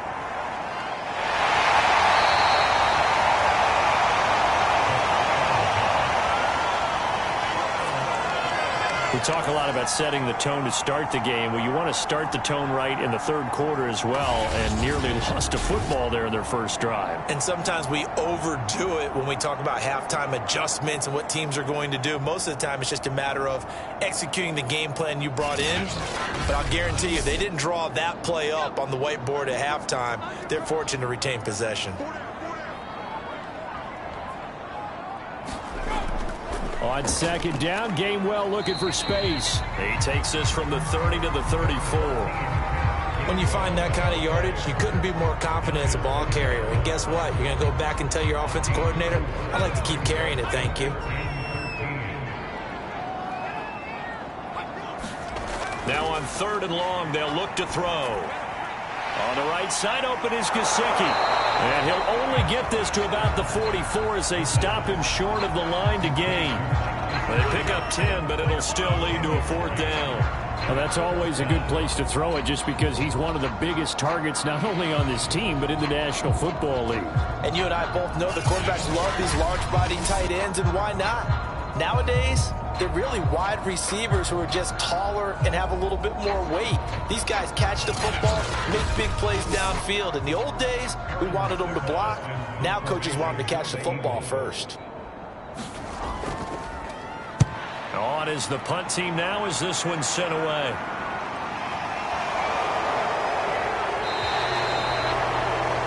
So a change of possession here on the punt. And the Colts will go on offense here, 1st and 10. Here comes the field general leading his offense back out there for the next possession. He's playing pretty well. I don't think it's necessarily him changing up something he's doing, but that O-line, they've got to protect him better.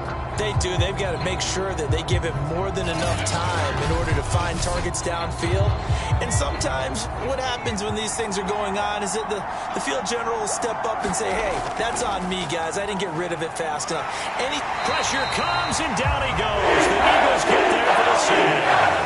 He couldn't get rid of it. He takes a sack for a loss of 6 to bring up 2nd down. I think you saw the same thing that I did there, partner. Remember, he's their backup quarterback, so the last thing they need is to lose another one right here on the sack. Looks like he's going to be okay, though. Yeah, he looked like he was favoring something in the left leg. Appears to be fine now, but you're right. That O-line, they got to protect him. Work to be done here on 2nd and 16 after the sack. They go play action. Now Ellinger. And he slides and covers up at the end as he's going to be able to pick up decent yardage.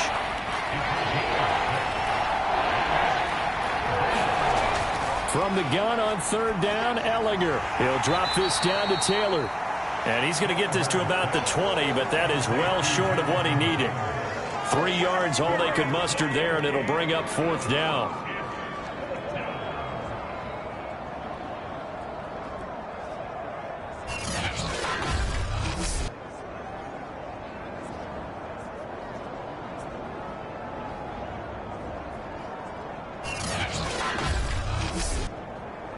Now here's Rigoberto Sanchez as he's on to punt for Indianapolis.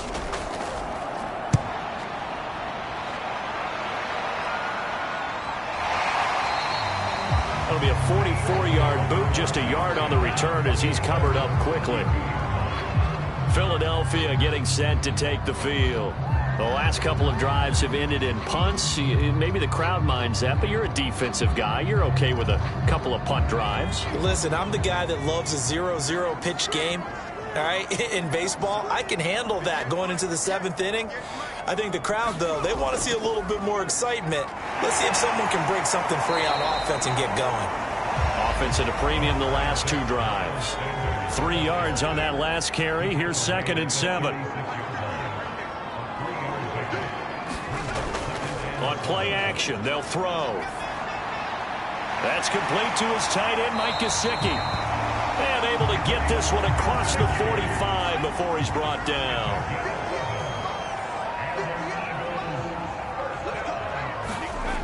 They'll look to throw here on 1st down. But that's complete to Sanders. And he'll be taken down at the 44-yard line. That'll give him 8 that time.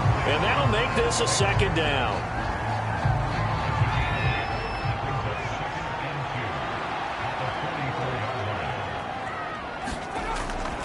They'll run. It's Sanders.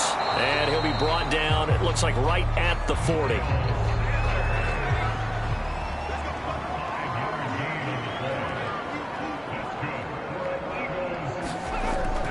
On 1st and 10, it's Gainwell. And he's going to get it down to the 33-yard line here. 2nd down at 4.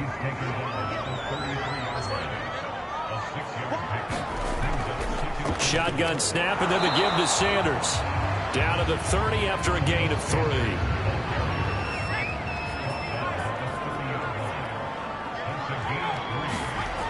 The play-action fake. They'll look to throw. He's going to fire this thing deep right sideline. And that's going to be too high. Out of bounds and incomplete. Well, when you've got a tight end who can run, you've got to give him a shot to unlock the defense. Want to see what they can get, taking the big shot downfield. That one winds up incomplete. It's a 47-yard field goal try from here, but instead they're going to opt to go for it on 4th down. And he's able to get the first here as he's taken down at the 25. The 4th down run successful. Now they look to pay it off on 1st down. Back to throw. He'll find Gainwell out of the backfield. They get him to the ground right on the cusp of the red zone after a pickup of 5 or 6.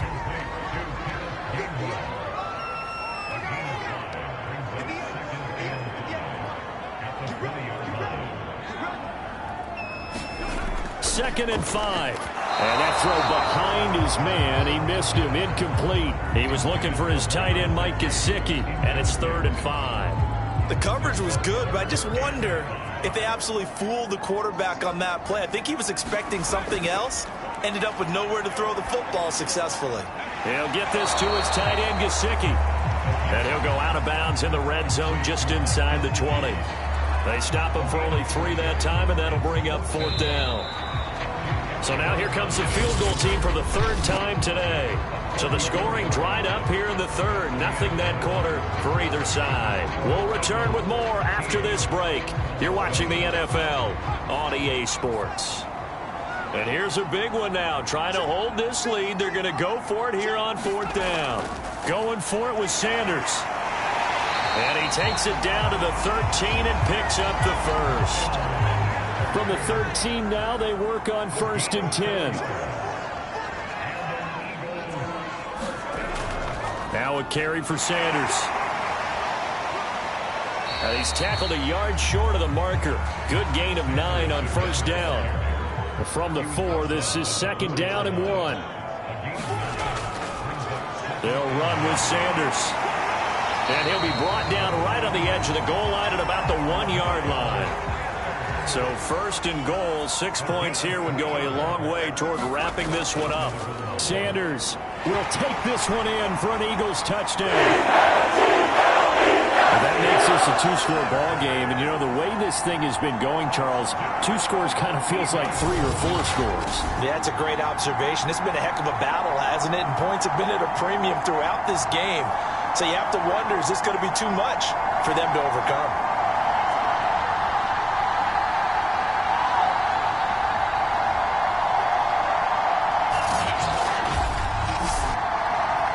Now that Eagle offense will stay out there as he'll go for 2. They'll look to throw.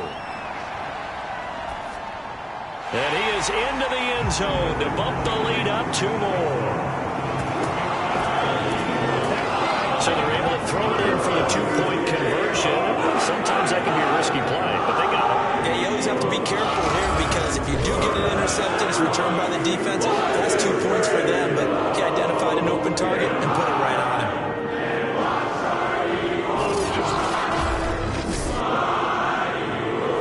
Now after the touchdown, here's Elliott to kick it away.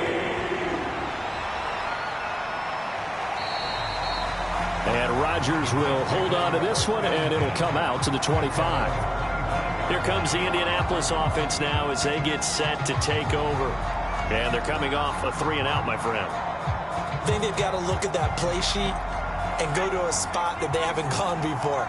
Time to shake things up a little bit to try and get this offense moving. Okay, so how do you do that? How do you shake things up? You look at what you've called before, realize it hasn't worked Go to so something well, else. and maybe try and find one of those special plays from one of your better players, and maybe try and hit something big and get things going in the excitement area. From the 29, Ellinger. Into the secondary, past the 40, as they finally wrangle him in at the 48. Well, to me, this leads to the question, do you admire the way he puts his body out there all the time, or do you think he should protect himself a little bit more? Well, he's been on the ground several times with all those sacks that he's taken. So, I don't know, I kind of admire him not sliding down there, don't you? I'm with you on that one. The meter definitely leans towards admiration.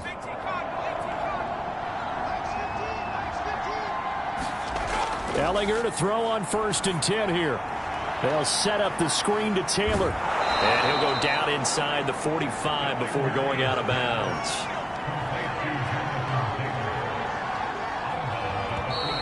Now we've got whistles and a flag. Looked like one of the Colts linemen might have jumped.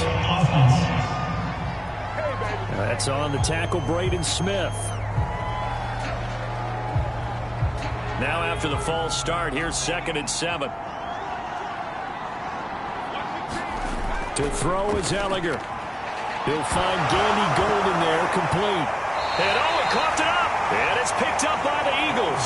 And the possession is theirs at their own 43-yard line. A lot of talk this week about ball security. In fact, they added an extra period in practice to be more secure with the ball. It didn't work out there. Well, sometimes you just get overexcited during the game. You may all of a sudden make your catch, see some open field, and decide you're going for it, and not realizing that danger lurks while you're doing so. And there's your end result right there. A bit of an opening there on the first down run as they get this forward for about 6 yards. The last run got 6, now 2nd and 4. Another run here with Sanders. And he's going to take this one across midfield and into Colts territory. The Eagles on 3rd down. They've converted a third of their opportunities, 3 for 9. This time they face a 3rd and 2. They'll try and run for it with Sanders. And he's going to be taken down here with a penalty flag on the field.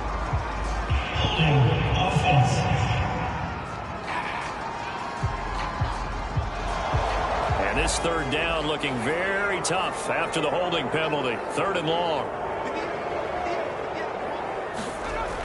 They'll look to throw. Looking right side, and that's complete to Watkins. And he'll go out of bounds. It appears right at the 45. So the completion good for just 3. And it'll be 4th down. On 4th down, the punt team is on as this is sent away. And a great job here. This is going to turn out to be a beauty. This is marked down at about the 3-yard line. That punt was near perfection as it checked up inside the 5-yard line. You never know where these things are going to go, do you? No, what was it? You got a John Heisman quote about that, yeah, right? He said the football is roughly a prolate spheroid, which means it's going to bounce funny, and you never know where it's going to end up.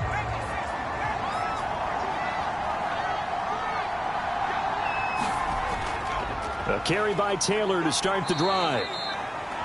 And a short gain here as he gets it up only to about the 6. Tackle made that time by Brandon Graham.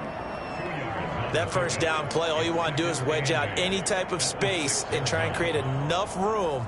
If you have to run the punter out there, he can successfully complete the punt. Yeah, didn't get a ton there, but at least some positive yardage. Gallagher's throw pulled in by Robinson here. So the completion good for 7 there. And that's going to make it 3rd down and less than a yard. Here's Gallagher. And he's going to be taken down. Sacked back at the 2. He could not get away that time, and it'll be a loss of 11 on 3rd down. Well, every now and then you just absolutely outguess yourself. 3rd and inches, and they decide not to run the ball. You end up seeing the end result. The end result was not good. They elect to pass, and it backfires.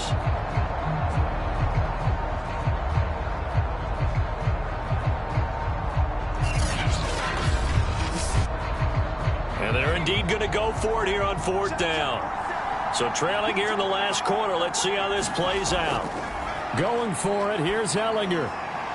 Throw right side. This is into the hands of the tight end, Tunyon.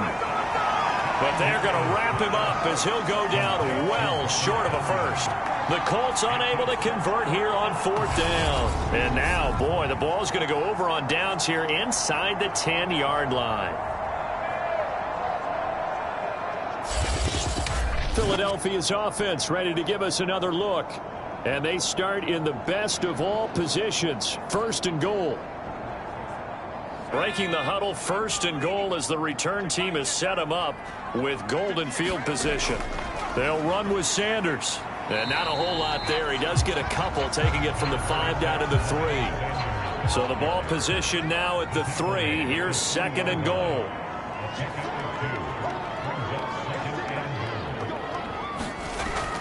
They're going to look to throw.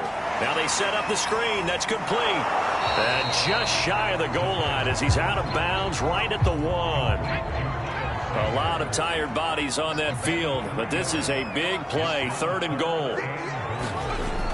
Off the play fake, he'll look to throw. Nowhere to go here. He lost the football, and the Colts pick it up. Weaving through traffic, and now he's free. The 40, the 30, 20, 10. And he is not quite going to make it all the way in. They'll mark him down right about the 1-yard line. Partner, that one looked like it was over. I mean, they had control, had the football, and the defense had to make a play in order to keep them in the game. That's exactly what they did. And now that door ajar, 2-score game, so hold on here, not done in the fourth. The defense gets him the ball via the turnover. Now can this offense cash in? First and goal. Taylor. And he'll take this into the end zone. Now hold on here. We do have a flag down. So let's see what this is about.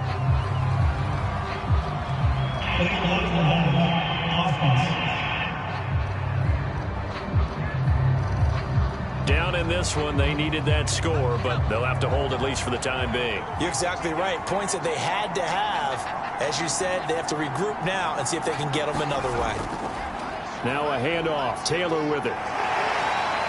And he'll be taken down after a gain of about 8, as that will lead us to the 2-minute warning.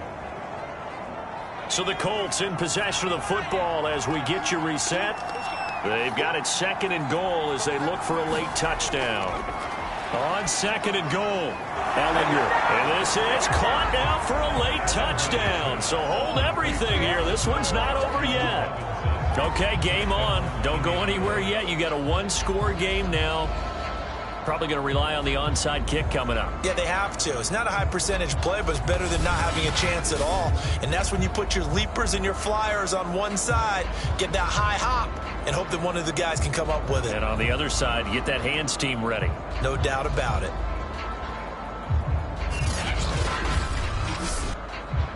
And now remember, all touchdowns are reviewed, and in a tight game like this, they're going to take a good long look at it.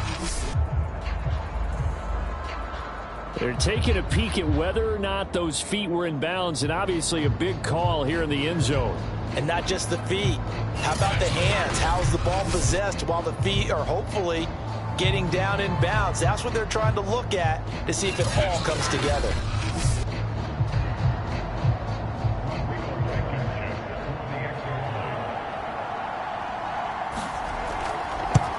So the folks in New York just going to wind up confirming what the official saw, as this play will stand as is. They do tack on the extra point as well. And now things get a bit more interesting here in this fourth quarter.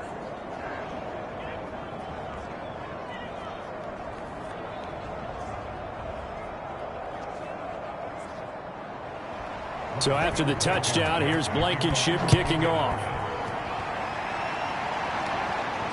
Taken in at the 3. And up to about the 26-yard line, just across the 25. Eagles offense back out, getting set for this next drive.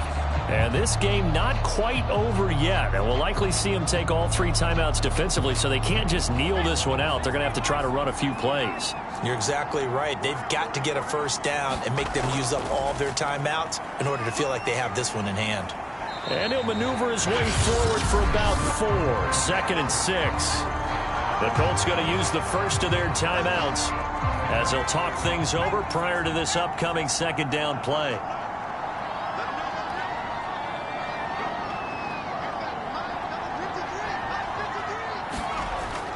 Again, a run with Gainwell. And he gets this to the 35. Good for a gain of 5.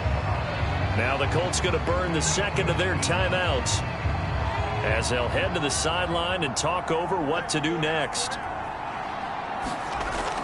And they'll try and run for it with Gainwell. And he's got the first before he's brought down at the 39-yard line.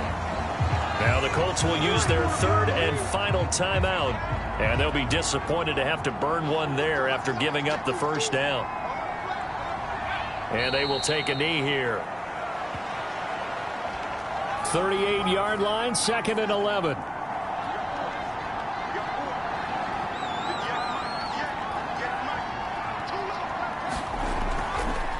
On the handoff, Gainwell. And he takes this up right near the 45-yard line.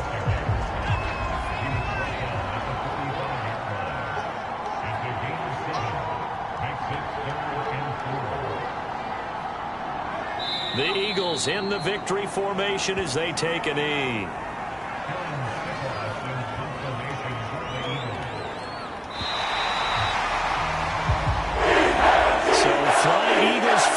It's a victory for Philadelphia, and it wasn't really always pretty. They had their bumps and bruises, really both sides did, but they did what they needed to do at home to get the win. Yeah, they really had to grind this one out, didn't they? Because nothing came easy. Every snap was a major league brawl. They had to win at the line of scrimmage, win downfield. They got all those things accomplished. But to win a close one like this, you know, every team wants to be physical. We've heard that a million times, right? Those who are mentally tough, those are the teams that you have to deal with in the playoffs. This was that type of a game. So for Philadelphia, their good start continues as they get their record up to 4-2. And they'll have another home date next week as the New York Giants come to town. Meanwhile, for Indianapolis, the loss here will move them back to 500 at 3-3. And now they'll head to the bye week as they'll be back in action in Week 8. That'll do it for us. I'm Brandon Gaudin alongside Charles Davis. Thanks to our entire crew as well. We'll talk to you next time. So long, everybody.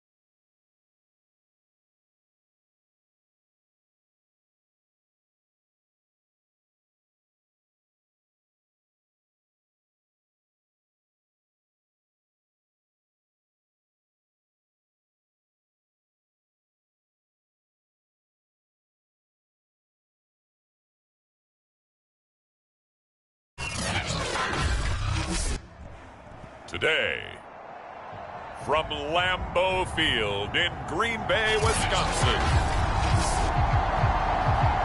it's Week 6 of the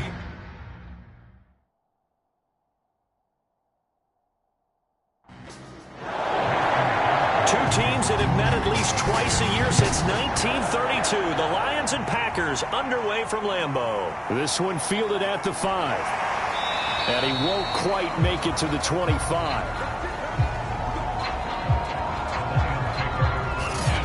So here are the Lions now coming out for their opening drive. And they will be led out by their 6'4" quarterback. And he's got to be feeling pretty good about his individual performance from last week's game. I mean, he did throw 4 touchdown passes, so he's in sync with his receivers, and they're very confident. Did have 1 interception. Yeah, 1 pick. And they lost. Yeah, so no matter how many touchdowns he threw, if it comes in a loss, he's not going to be satisfied. Now a throw over the middle, and he's got it to start the drive. These are his numbers from last week's contest. 6 catches, 73 yards, and a touchdown. And that was a nice job there pulling that one in. Now, this is an offense that will certainly spread the ball around a bit, and this is a guy the defenses had better focus on. 2nd down and inches. Going down the middle, and it's complete. And he'll have it past midfield almost to the 40 before being taken down.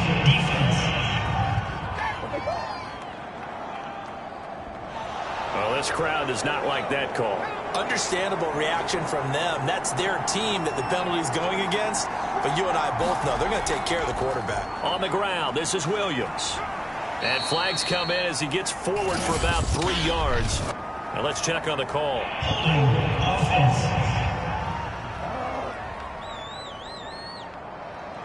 You need your wide receivers as blockers. Sometimes they get a hold. The big runs are often a result of what they do on the perimeter. In this case, got caught holding, and this one will come back. And he is met in his tracks behind the line of scrimmage. Call it a full 3 yards in the wrong direction there. Brings up 2nd down. Sometimes you get all those big guys down there in one spot, and there's just nowhere to go. And in this case, the defensive tackle used his strength and swallowed him up.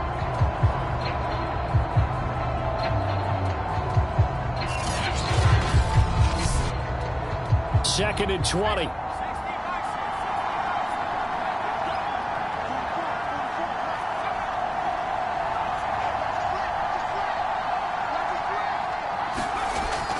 Looking to throw. And this one incomplete. Too much contact to hold on to that one, and it's 3rd down. Out of the gun now on 3rd down. He's going to rifle one deep left side. And a big turnover there as his guys will get the football back. Veteran Green Bay quarterback Aaron Rodgers ready to go for drive number 1 along with the rest of this Packer offense. And you and I both know that any win is a good win, and that's what they did last week. But there's also plenty for him to work on in his game, wasn't there? Yeah. 2 touchdowns, an interception. Yeah, you know, he wants to increase that a little bit in terms of ratio. But first and foremost, they did win the game. Now the man from UTEP, this is Aaron Jones. And able to break 1 tackle, but then quickly brought down. But a nice little gain. The numbers for Jones last week, 22 carries, 101 yards. They look like a team that really emphasized the running game in the offseason. They were going to build around it. Didn't matter if they were going to run gap scheme, power scheme, whatever. They've got a runner who finds yardage if you give him just a little bit of space. And able to get it here to about the 16-yard line. These two teams met up earlier in the year, back in Week 4, and it was the visitors getting the win there, so they'll be looking for the sweep back here at home. Off the play fake to Jones. Here's Rodgers. Sliding out of the pocket. And he'll take this beyond the line of scrimmage as he slides to a hole. 2nd down at 5.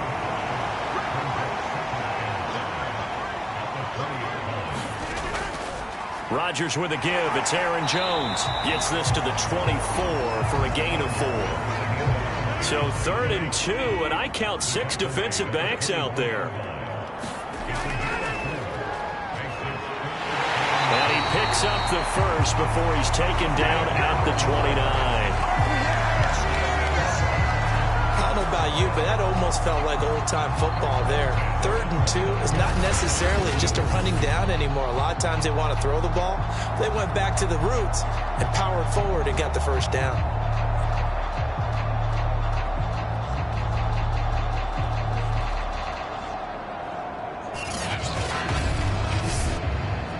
All runs on this drive so far. It's 1st and 10. From the shotgun, a give to Jones. And he'll take this up near the 35, maybe the 34. 5 yards on the carry. Good pickup on 1st down. This running game's so important for them, and they know that. It helped lead them to a victory last week when he was over 100 yards. Let's face it, it's their identity, and that's what they want to play to. They want to be that team that runs the ball really well each and every week, and right now we're seeing a pretty good pattern of that happening. Being chased, and he's going to have to eat this one as down he goes. Bilal Nichols showing his strength and quickness there, a loss of 4. Well, on that one, they go with a play fake, CD, but I don't think anybody really was fooled. All eyes were fixated on the quarterback, and they got him to the ground. And to run this play successfully, you've got to make sure that everyone is doing their part. You actually have to sell this play. You've got to sell the run action. Otherwise, why do you stop at the running back? You just run straight for the quarterback and put him on the ground. Now play number 7 of this drive, but it's a tough 3rd and 9. Now Rodgers. And oh, that nearly an opening drive INT, but it does fall incomplete. Not the way he wanted to start this ball game as it brings up 4th down. Here's Thomas Morstead on now to punt it away on 4th down. They only punted twice in the win last week as he gets this one away. And the fair catch is made at about the 27-yard line. They call it 38 yards on the punt, no return, and the Lions will take over. Back onto the field come the Lions for their 2nd overall drive. And they were intercepted the first time they had the football, but now they get it back, and it's still 0-0. And because of that, you know what the thought process is? Interception. What interception? It didn't really happen because they gave up no points. So go back on the attack. Go back and run the offense you believe. Touchdown, Detroit! Quintez Cephus. His 3rd touchdown now on the year. And the Lions have taken the early lead on the road here at Lambeau. And he showcased his blazing speed on that one. Was he wearing football cleats or track spikes? Because he was gone. Big-time play, and just think about what that does if you're a receiver on the team with him. Well, that's got to open things up for you as well, because if I'm a defense, I've got to get back deeper and deeper in order to keep him in front. But I'm not sure how many can actually keep him in front with that speed. Extra point by Seibert, up and good, and it's now a 7-0 game. They certainly made quick work of that, ultra-quick work. One of the fastest drives you'll ever see, just one play resulting in the touchdown. Set now to kick this one away, and off it goes. This fielded right at the goal line. And a good return as he'll be stopped just shy of the 30-yard line. Here's Aaron Jones in the offense trotting back out. And we check the rushing numbers so far here into week 6, and the returns have been really good. Now, you're starting to hit that stride middle of the season toward the end. They're certainly hoping they can keep up this production. They are, because one of the adages in the NFL is that defense travels and defense endures even in bad weather, right? You know what else does? A good running game. And people want that, especially as you head down the stretch. You may play outdoors in some nasty stuff. You're trying to get to the playoffs. This is the time to get it going. And individually, I don't think you should just think about 1,000 yards either. The bar has to be set higher with this beginning. Rodgers looking to throw on 3rd and 2. And he's got the first down as he's up to the 45-yard line. And already down 7-0 after the touchdown a minute ago, so a 3-and-out here would not be ideal for them. Nice job finding his receiver there, and they get the first down.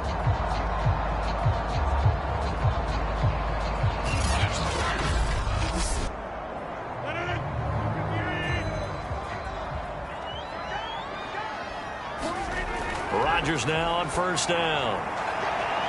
Open man, Amari Rodgers, complete. Touchdown! Amari Rodgers, his second touchdown on the season. And the Packers are within an extra point of tying this thing up. And they just ran the fly route there, didn't they?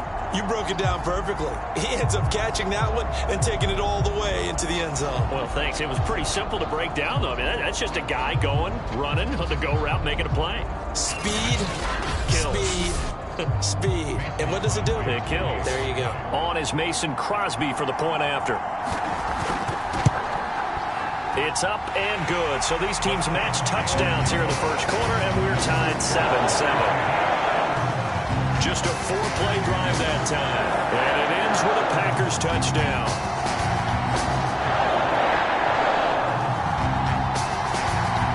So all even at 7 now as they kick it away. This one fielded at the 5. And he brings us out past the 20 to the 24.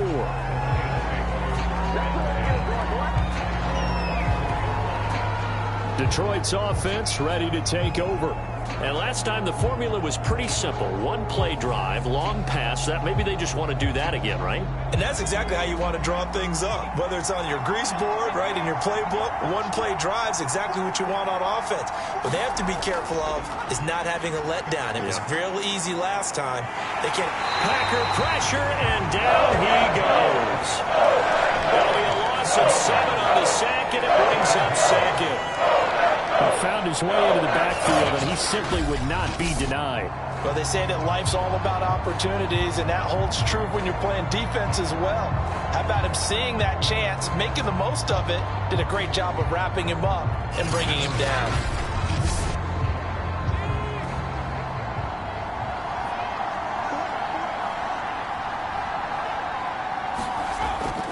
He'll drop to throw. He'll drop this down to Williams. And down he'll go at the 25. So 8 yards on the completion there, and it'll be third down. Those defense for the Packers, they were very good in the win over Dallas a week ago. And no matter what's done throughout a ball game, it always comes back to blocking and tackling. That's the essence of football. But I think it's hard for people to understand just how difficult it is to tackle, especially open field. That's into a crowd and intercepted. Picked off at the 33. And he's able to get it back to right around the 27. Second interception for him now here in this first half. And you got to think he's a rookie, Charles. How much does confidence start to become a factor? I think that's a great question because that's what they're going to check on when he gets to the sidelines. The coach is going to check on it. His teammates going to check on it because when you haven't done it before, it's not something that's part of you. You got to see how you're going to react. Let's see how he bounces back. Yeah, because 2 interceptions for him in college and a half. I mean, that just didn't happen. Now a first down carry by Jones. And he is met at the line of scrimmage, and he goes down right there. No gain on the play there. Second down. You don't see that a ton, do you? Or the cornerback coming over to the middle of the field to make a run tackle. That's someone with a ton of confidence to feel like nothing is pressuring him on his side of the field. Sees that the ball's moved to the middle and just sprints over there to help out. He ends up getting the tackle. Well played. Shotgun now for Rodgers. And that is incomplete. A lot of force bearing down on him there. He could not hang on. It's third down. Throwing is Rodgers on third down. Under pressure, and he will go down. Sacked back at the 38. Trey Flowers able to get him down for a loss of 11. And it brings up fourth down.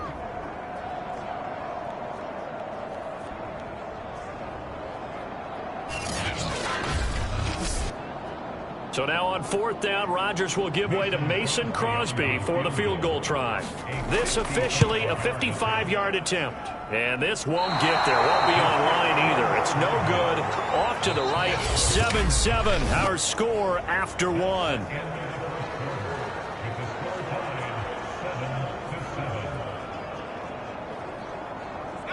The Lions offense ready to kick off their next drive. Yeah, they dipped a game below 500 following the loss last week, and you get the sense that maybe this team's at a little bit of a crossroads here. Yeah, I think that's a really good way to put it, because what's that old malaprop? If you come to a fork in the road, take it. Because this crew, they're losing ground fast. They've got to start winning some ball games. And the good teams, they're starting to separate themselves, and these guys are being left behind.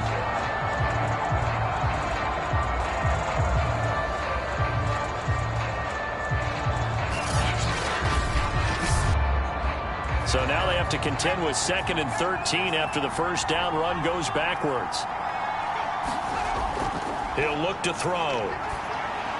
Now that'll be caught by St. Brown. They'll wind up getting 10 back as that sets them up for 3rd down.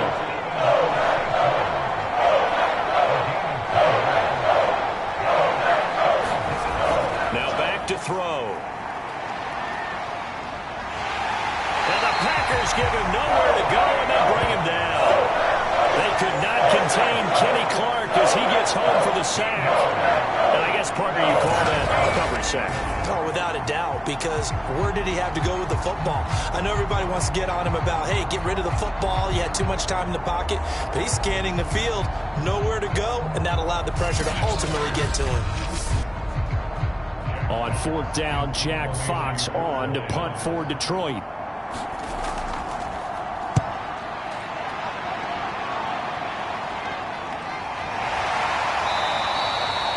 A 40-yard punt, give him 3 on the return, and it'll be Packer football here. 1st down and 10.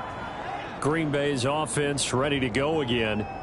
And they've got to be a little bit frustrated about that last drive, missed field goal. Always hurts a team because, you know, you've put something out there, you've given yourself a chance, you're in range, and the ball doesn't go through the posts. But it's not something to panic about, I don't believe.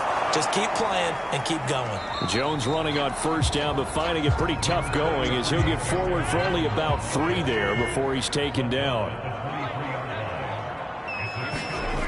On 2nd and 7, Rodgers had his hands on it but dropped it. The rookie making a little bit of a rookie mistake. 3rd down. Rodgers going to throw.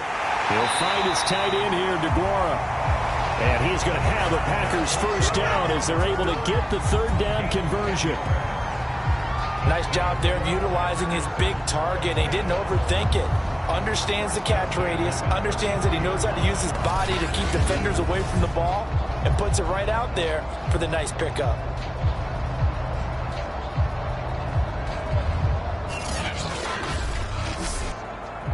So they'll come up 1st and 10 now from the 33. Throwing is Rodgers. Looking middle, and it's incomplete. 2nd and 10.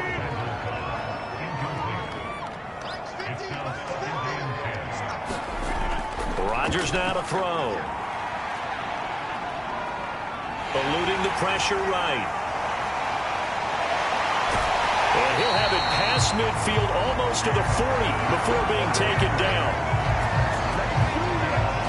Partner, it's often the man coverage is easier for a quarterback to run against. You get your receivers going downfield. Those guys are staying with them, and oftentimes they have their back to the quarterback, which opens up a lot of space and room, and they don't even know that he's taken off with it. What a big-time pickup on that play.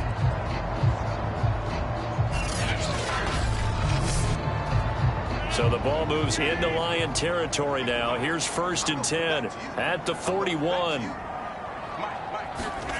Throwing now is Rodgers. And that is incomplete. He couldn't hold on through the contact. Brings up 2nd down.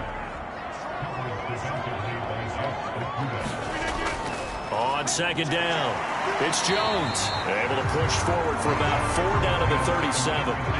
7th play of the drive upcoming here on 3rd and 6. Now Rodgers. He'll find DeGuara complete.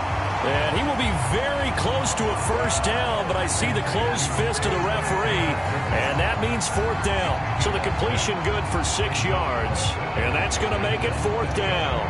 Well, it looks like they got what they wanted. They got the completion, but they weren't able to break any tackles or gain nearly enough yardage to pick up the 1st down. Now to be 4th and short.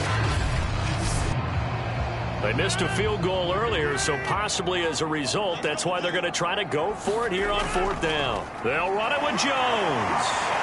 And he is going to have the first down here, but hold on. As there's a flag on the field, and I think someone got held.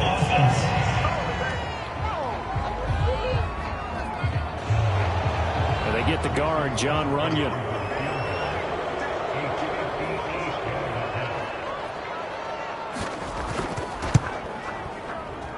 And I don't think this has the carry. It does not. It's no good. And this game will remain tied here in quarter number 2.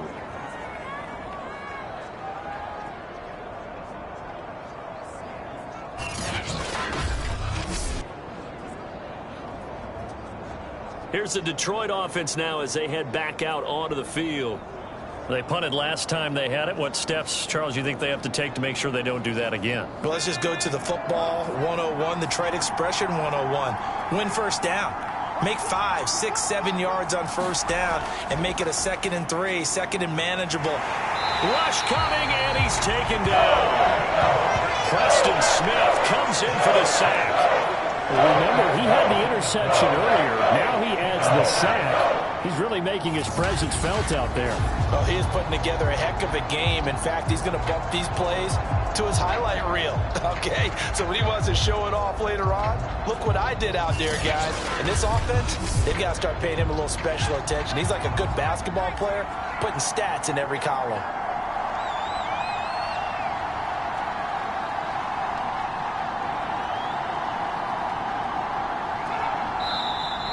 Now whistles and a flag down. Looked like one of the Lions linemen might have moved.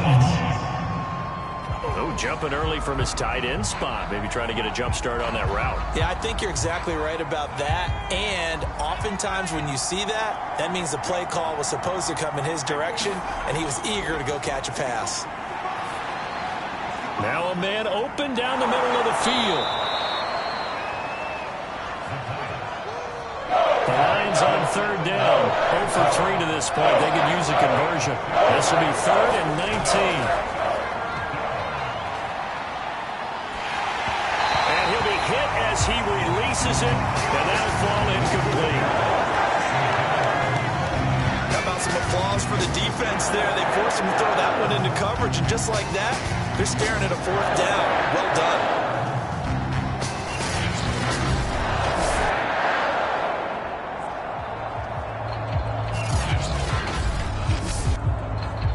Here's Jack Fox now as the drive goes backwards, so he's on to punt it away. 44 on his first punt, and this is a good kick as well. And great special teams work here. This is knocking on the door of the 5. They'll spot it at the 6-yard line. Well, someone's going to be happy with that effort. You know who else is going to be happy? His defense. Absolutely. He's created a very long field for that offense to try to traverse. And he got some help from Mr. Football there, checking up nicely. Good English on that punt. About set to get this drive started, the Green Bay offense at the line. And last time out, another missed field goal, so maybe their confidence wavering a little bit right now in the kicking game. And I'm with you on that. I think at this stage, they'd love to not run him back out there in a tough situation. But let's face it, they may have to. So right now, the head coach is talking to the offense coordinator and saying, call this game like we're going to put it in the end zone. Let's try and take the field goal out of it. Now, after that last running play, we've got an offensive lineman down on the field. While the training staff takes a peek, we'll take a break.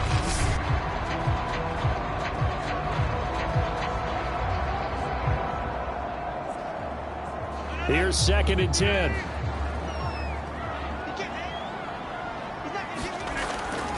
Here's a give to Jones running left. And he's going to lose yardage here. Back to his own 18. 2 yards the loss, and now 3rd and 12. If you're the coaching staff upstairs, you might want to file that play away. Did you see how fast the safety closed on that one? Coming up in run support, made a big-time tackle. You might want to try and check into a pass next time. Yeah, got him for a loss. Really, really great play defensively. The Packers on 3rd down. They've hit it 50%, 3 of 6 to this point. This is 3rd down and 12. Well, this pass broken up. Excellent coverage there on 3rd down, as that was not an easy one to hold on to. And I think they'd be well served to take that type of a physical approach against him the rest of the game. He's had his way so far, but on that last one, that worked quite well for the defense. Here's Thomas Morstead now, standing right on his own 5-yard line.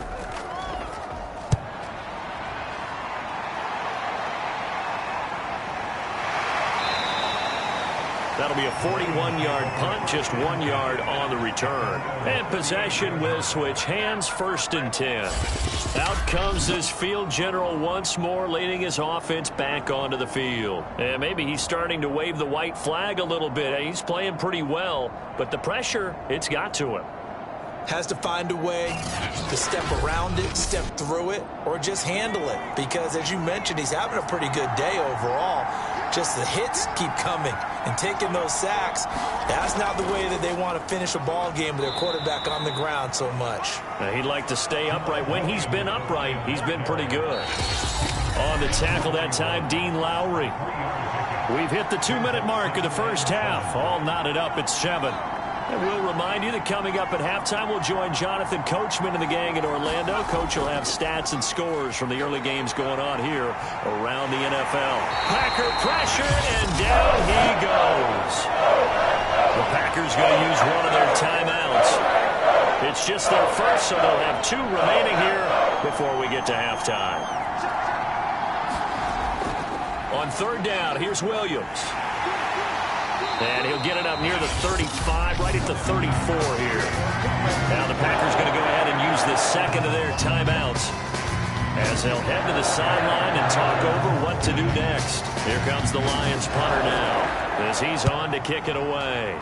He's been a busy man here in this first half as he gets it away. Fielded just inside the 20. A nice return there of 11 to help mitigate a good punt. And out will come the offense as they take over. The Green Bay offense now about ready to take possession here. And hoping to do better than they did their last possession when they punted the football.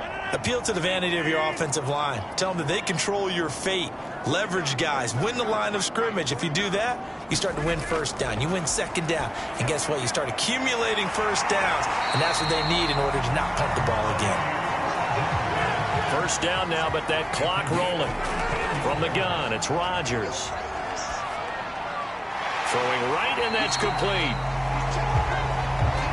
They'll contain him to just 4. 2nd down. Now it's Rodgers. Steps away to his left. And he will slide to a stop. He does have the 1st down. 1st down now, but the clock continues to move. Here's Rodgers to throw. He's got this one complete to Rodgers. 5 yards on the catch there, brings up 2nd down. To throw is Rodgers. In trouble, and he's taken down. That was signaling a timeout call as it comes with 9 seconds to go in this first half of play. Now on 3rd and long, they'll look to throw. This one swung out here to Jones. And he gets this only to the 44-yard line. Not near enough to keep the drive alive.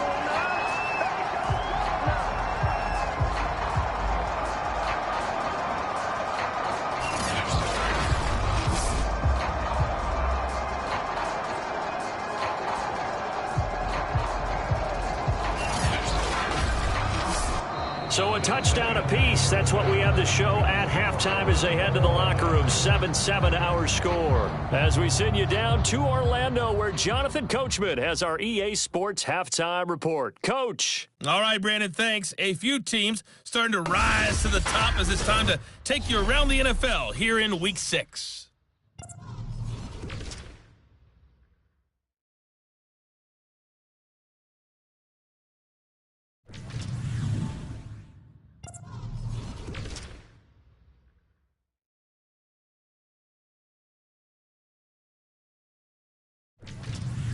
Lastly, let's check on one final game for you.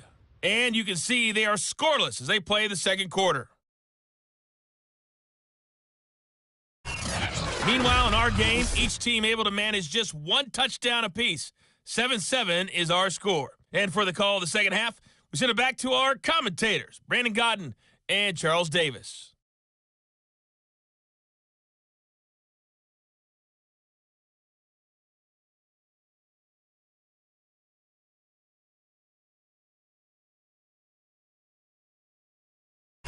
All right, Coach, thanks. Yeah, both teams likely to make some changes in what's been a closely fought battle to this point. Set and ready to go for the second half. One touchdown apiece, 7-7 our score. And he'll be tackled just shy of the 25.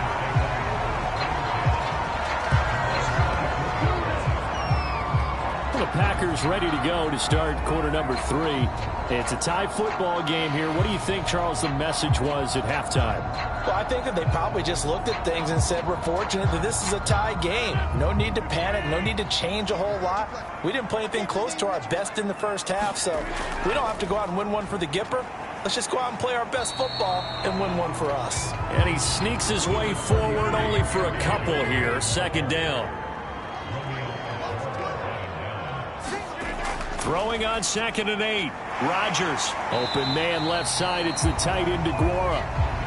Now after the completion, we're going to get a timeout, an injured player. While the trainers take a look, we'll step aside.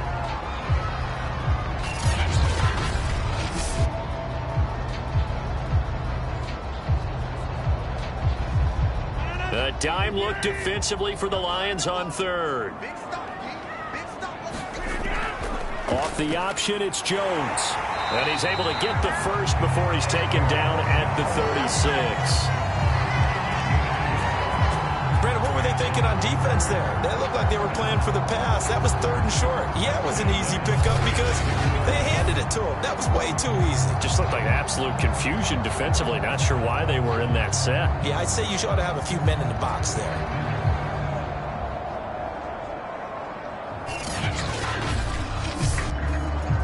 So from the 36 now, 1st and 10.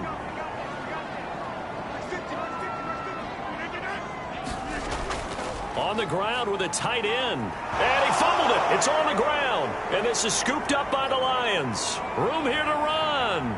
And into the end zone. A scoop and score on the fumble return for the Detroit touchdown. So many times tight games decided by one big play. A lot of times, of course, it's the offense. Here, it's the defense coming up huge. And you know head coaches walk around locker rooms, walk around bench areas saying, guys, somebody make a play. It's a cliche, but it applies here. Seibert on for the PAT.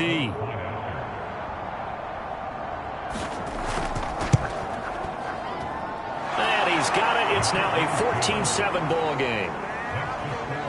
The scoop and score, always an exciting play in football, and we witnessed it there, grabbing it off the ground and then rumbling it into the end zone for 6. And you can bet they're preaching 2 hands on the ball here as the kick's away following that fumble return. On the return from his end zone, Malik Taylor. And this return will net positive as he gets past the 25 and up to the 27-yard line.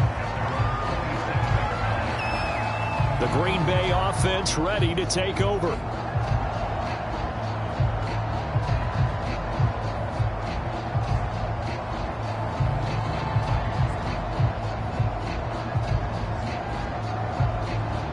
Rodgers will bring the pack up with a 1st and 10 at their own 27. And he'll begin the drive with a give to Jones. And they get him down, but not before he takes it across the 40-yard line. 51 yards on the ground for him so far. That was good, tough running right up the middle. And if the defense can't penetrate and make him slow his pace or change direction, that's often the end result.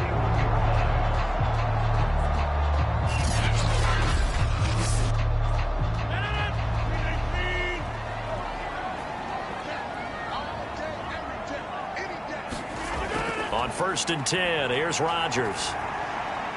A fight for the football, and it's intercepted. He's picked off just shy of midfield. So an opening drive interception to begin this second half. And just think about the time you spent in the locker room going over what you expected to do in the second half. Not the way they saw it, not the way they drew it up. You find out this is something that you can't just edit, right? There's no rewrite here. This is live, and now they've got to find a way out of this hole. So here are the Lions to take over. They were losers a week ago to the Bears, but they lead things here as they begin this drive 1st and 10.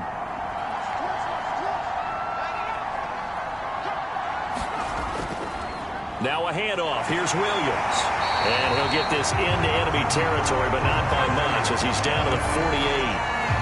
Just a yard on the first down carry, so it's 2nd and 9. Well, sometimes you just have to give credit to the defense. Great job there at the point of attack, holding up.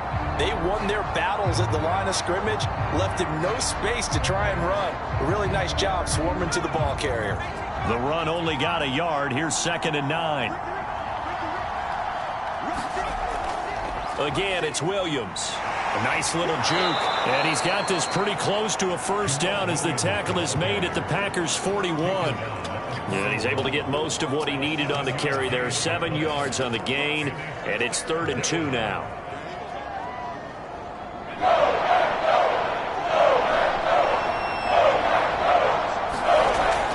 They'll try and run for it. Here's Williams. And Williams is going to be stopped short of the yellow line. He did not get there. He needed 2. He got 1, and that's going to leave him with 4th down and a yard. Well, they picked up a portion of it, but not all that they needed. Now that leads to a decision on 4th and 1. Let's see what they decide to do.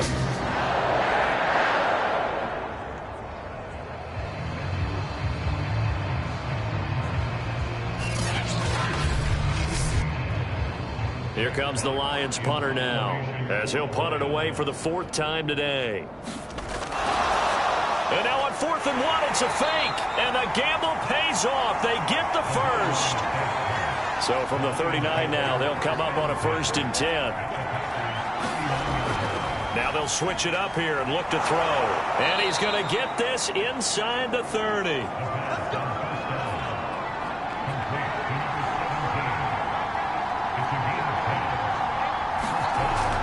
Now a first down carry. It's Williams. He fights forward for a couple with a penalty flag down. And the linemen, they're already walking back. I'm trying to understand. I just can't. I'm trying to understand. That's on the tackle, Penei Sewell. They'll set up to throw. And that's hauled in by St. Brown over the middle. Call it a gain of 6 on the play, and that'll make it 2nd and 12. Back to throw here. This one swung out to Williams. And he'll be brought down at the 27-yard line. I know it was a gain, but you have to sense probably a little bit of disappointment there because when it's out there in open space, I think they expect to get more out of the play, don't you? Especially when you're getting it to your guy out of the backfield. You're expecting him to be able to create something, be a little more shifty. Yeah, no doubt about it. Good open field tackling held it to an okay gain. Just a 5-yard pickup, and it leads to 4th down.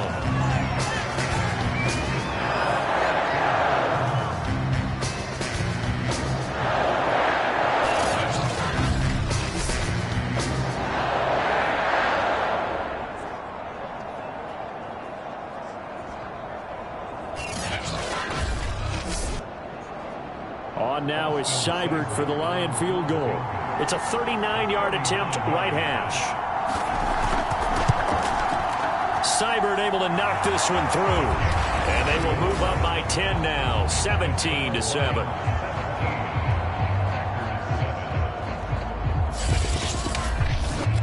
So the turnover leads to points as they add 3 there. Yeah, what a sequence there, and a nice one for them. They forced the interception, put together a little drive, and then come away with 3 points. Nothing to it, partner. Just do it. And he won't quite make it to the 25. And Green Bay getting ready to go as they take the field. And following the interception, just any interception, are you a little bit more cautious when you start that next drive, or no, you just throw that out the window? I think you are. I don't think that there's any way you can run back out there and go, totally didn't affect me. Let's just go ahead and be loose with the football again. You're going to take care of it, but you have to be careful about being too cautious because now you can't run any offense at all. Still want to attack. We'll see how they attack him here.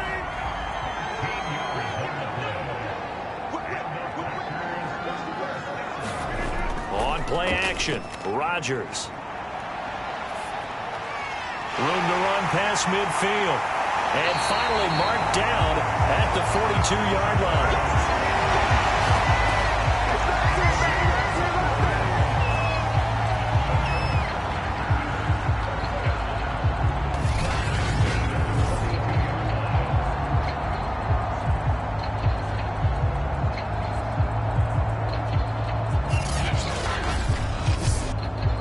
Lambeau Field, one of the best home field advantages in the NFL, no doubt. And they're a happy bunch here as the Packers lead third quarter.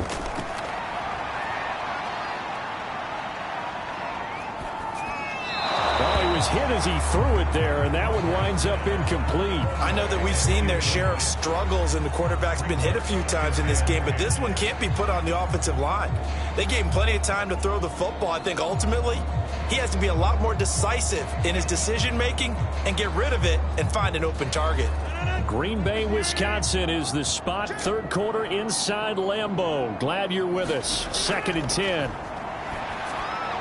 Rodgers' throw is taken in by Jones. They get 6. That'll leave them with 3rd and 4. Here's Rodgers.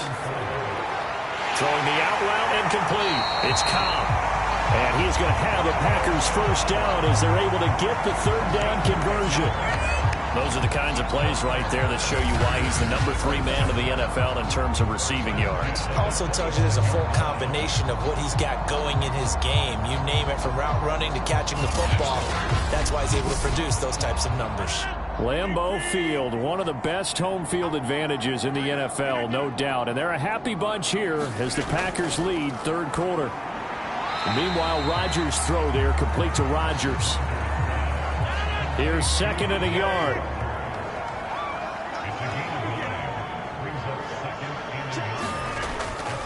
Now a handoff. Running left is Jones. And they're going to lose some on this play. Being knocked back to the 18.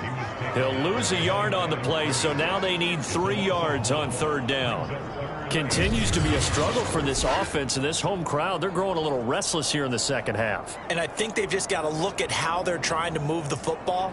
Yeah, you want to run it, but maybe you spread it out, maybe some swing passes that can take the place of runs and give you a little more space.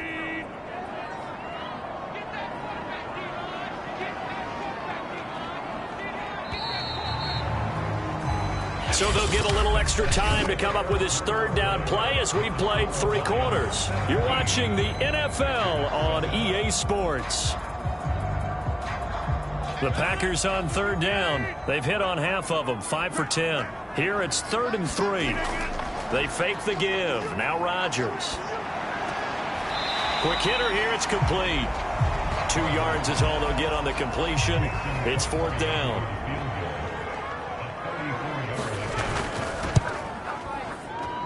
Crosby puts it through, and they're back within a touchdown. It's 17-10.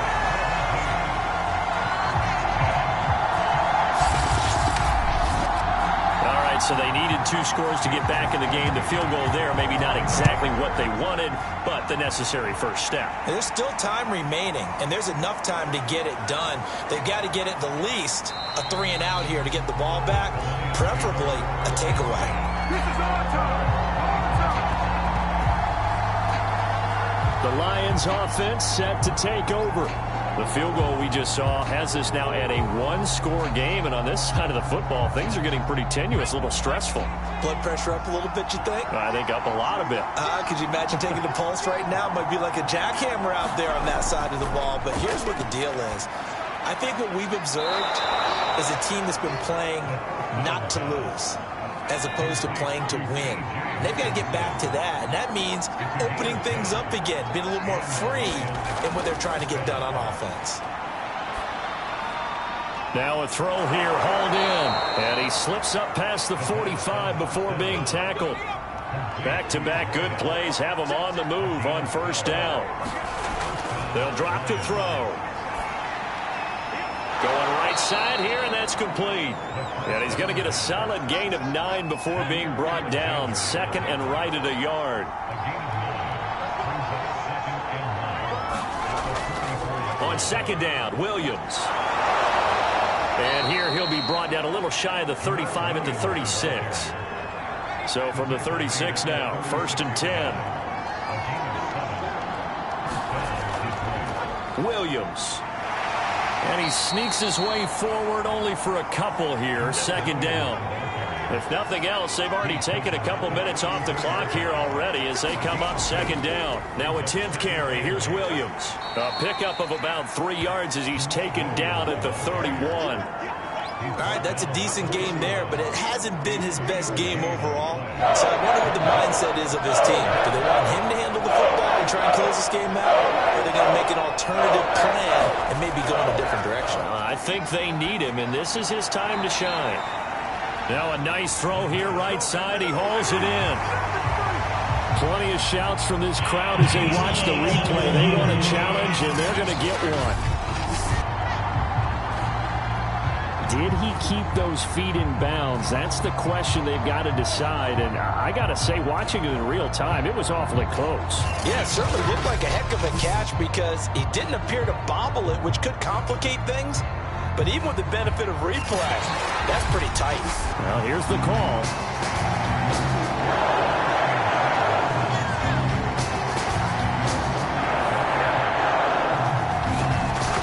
Winds up a very good call there defensively to challenge that one, as that now will wind up an incomplete pass.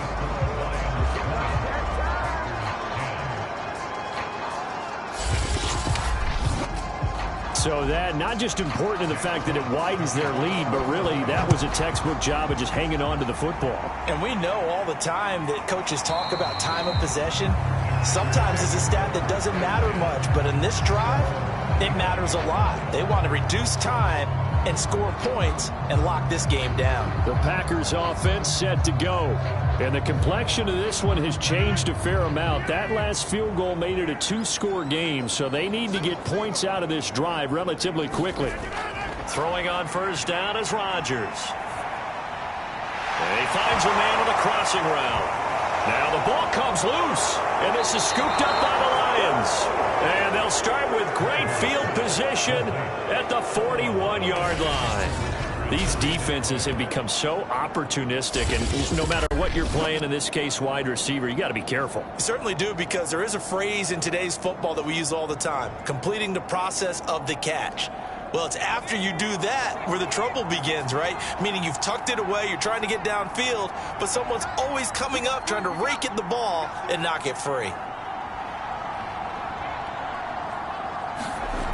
They'll try and start this drive in the air. They'll get this one to the Golden Domer, St. Brown.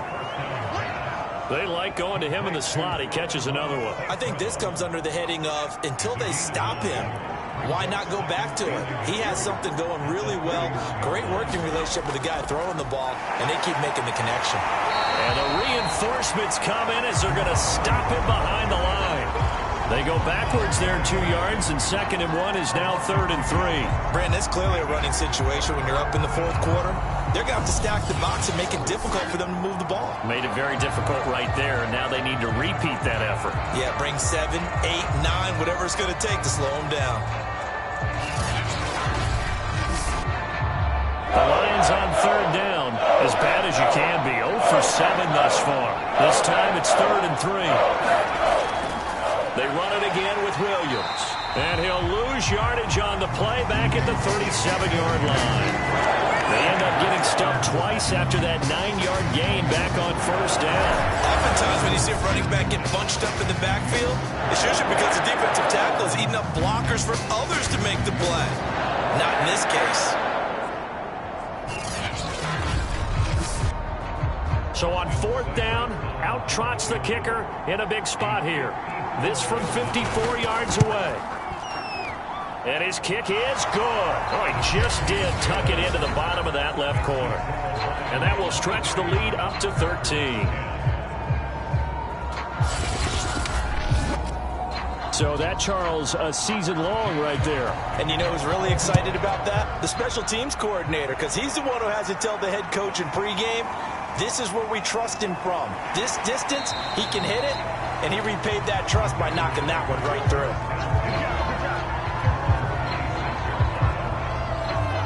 Green Bay's offense ready to go again. And last time they coughed it up, led to a field goal. They're fortunate that it only led to a field goal, but still, they're not happy about it. Could you sense the relief, though, when they only gave up the field goal? And they were able to trot back out on the field and start this drive. A little more pep in their step because they didn't cost their team a touchdown. But they know they've got to do it a lot better than they did on the last possession. The coach will just be relieved, though, if they recoup with a score here, right? I think the coach would be ecstatic to see them pick themselves back up and now take it downfield, punch in the end zone without turning it over. Now this one to his tight end out on the right side. And he'll be upended at the 28-yard line. Just a 3-yard gain there. And we're definitely getting towards the point of the game where not getting a lot of yards is secondary to keeping the clock moving. I mean, to me, that's a double win defensively. Short gain and some more time off the clock. The Packers on 3rd down. They've converted 5 times in their many chances thus far. This is 3rd and 7. Forced out to his. Now look out. Rodgers lost the football. And this is scooped up by the Lions. Whenever I see a team turn it over on back-to-back drives, fumbles on their last 2, I know one person's blood pressure who is starting to rise, and that's the head coach. Absolutely. And when's it going to go down? When they stop fumbling? When they stop fumbling and after he's assessed the game film, and only if they manage to win the game. So here's a 1st and 10 at the 38.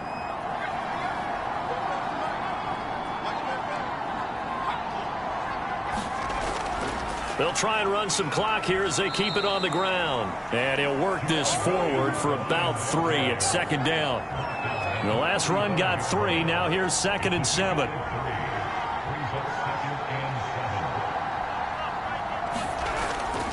They'll keep it on the ground.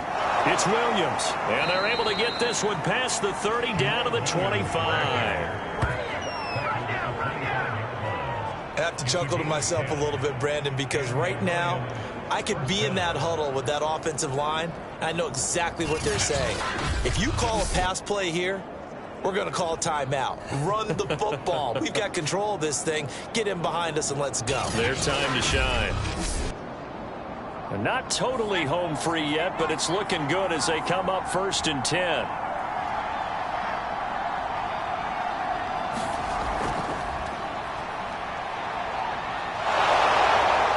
And they'll get this down to the 10.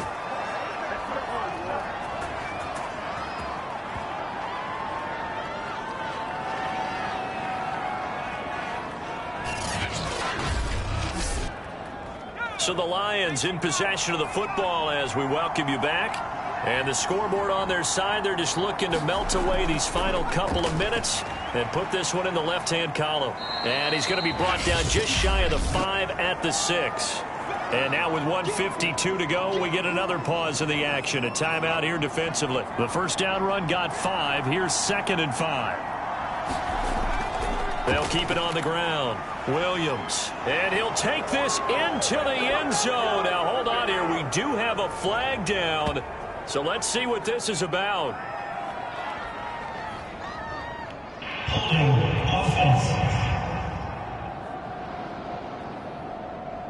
So reverse the celebration. We'll see if they have something else in their bag of tricks. And isn't that always tough to watch when they score and you see the excitement and then when they realize those points aren't going to count?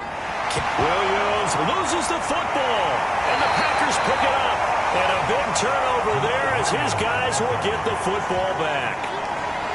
Well, I'm guessing that on the sidelines there might be a few words said about that mistake there, but I don't think it's going to hurt them in the long run. They're still going to get out of here with a win. Yeah, they got the 2-score cushion, but you know what coaches say, Charles? Finish strong. Finish the game out the way it's supposed to be played. In fact, coaches might be secretly happy. Gives them a chance to do a little extra coaching next week. And now, as with every potential turnover, they're going to take a second look at this just to make sure. Now the question, was the knee in fact down before this ball comes loose? And is the video convincing enough to overturn it? A lot of factors here. Remember, you also need clear possession of football afterwards. This is a tough one to overturn.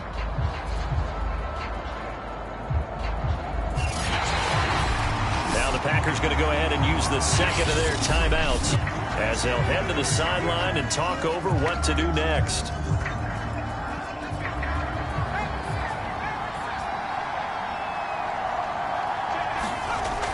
So the officials and the folks in New York got a second look at this one, and the call is going to be overturned. Now the Packers going to burn their third and final timeout as they'll head to the sideline and talk over what to do next. And with things looking pretty good on the scoreboard, they're going to keep the offense out there and go for it here on fourth.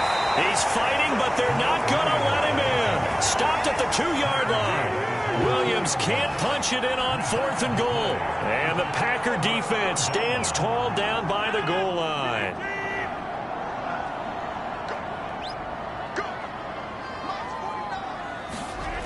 In his own end zone, it's Rodgers. Throw over the middle, caught by DeGuara.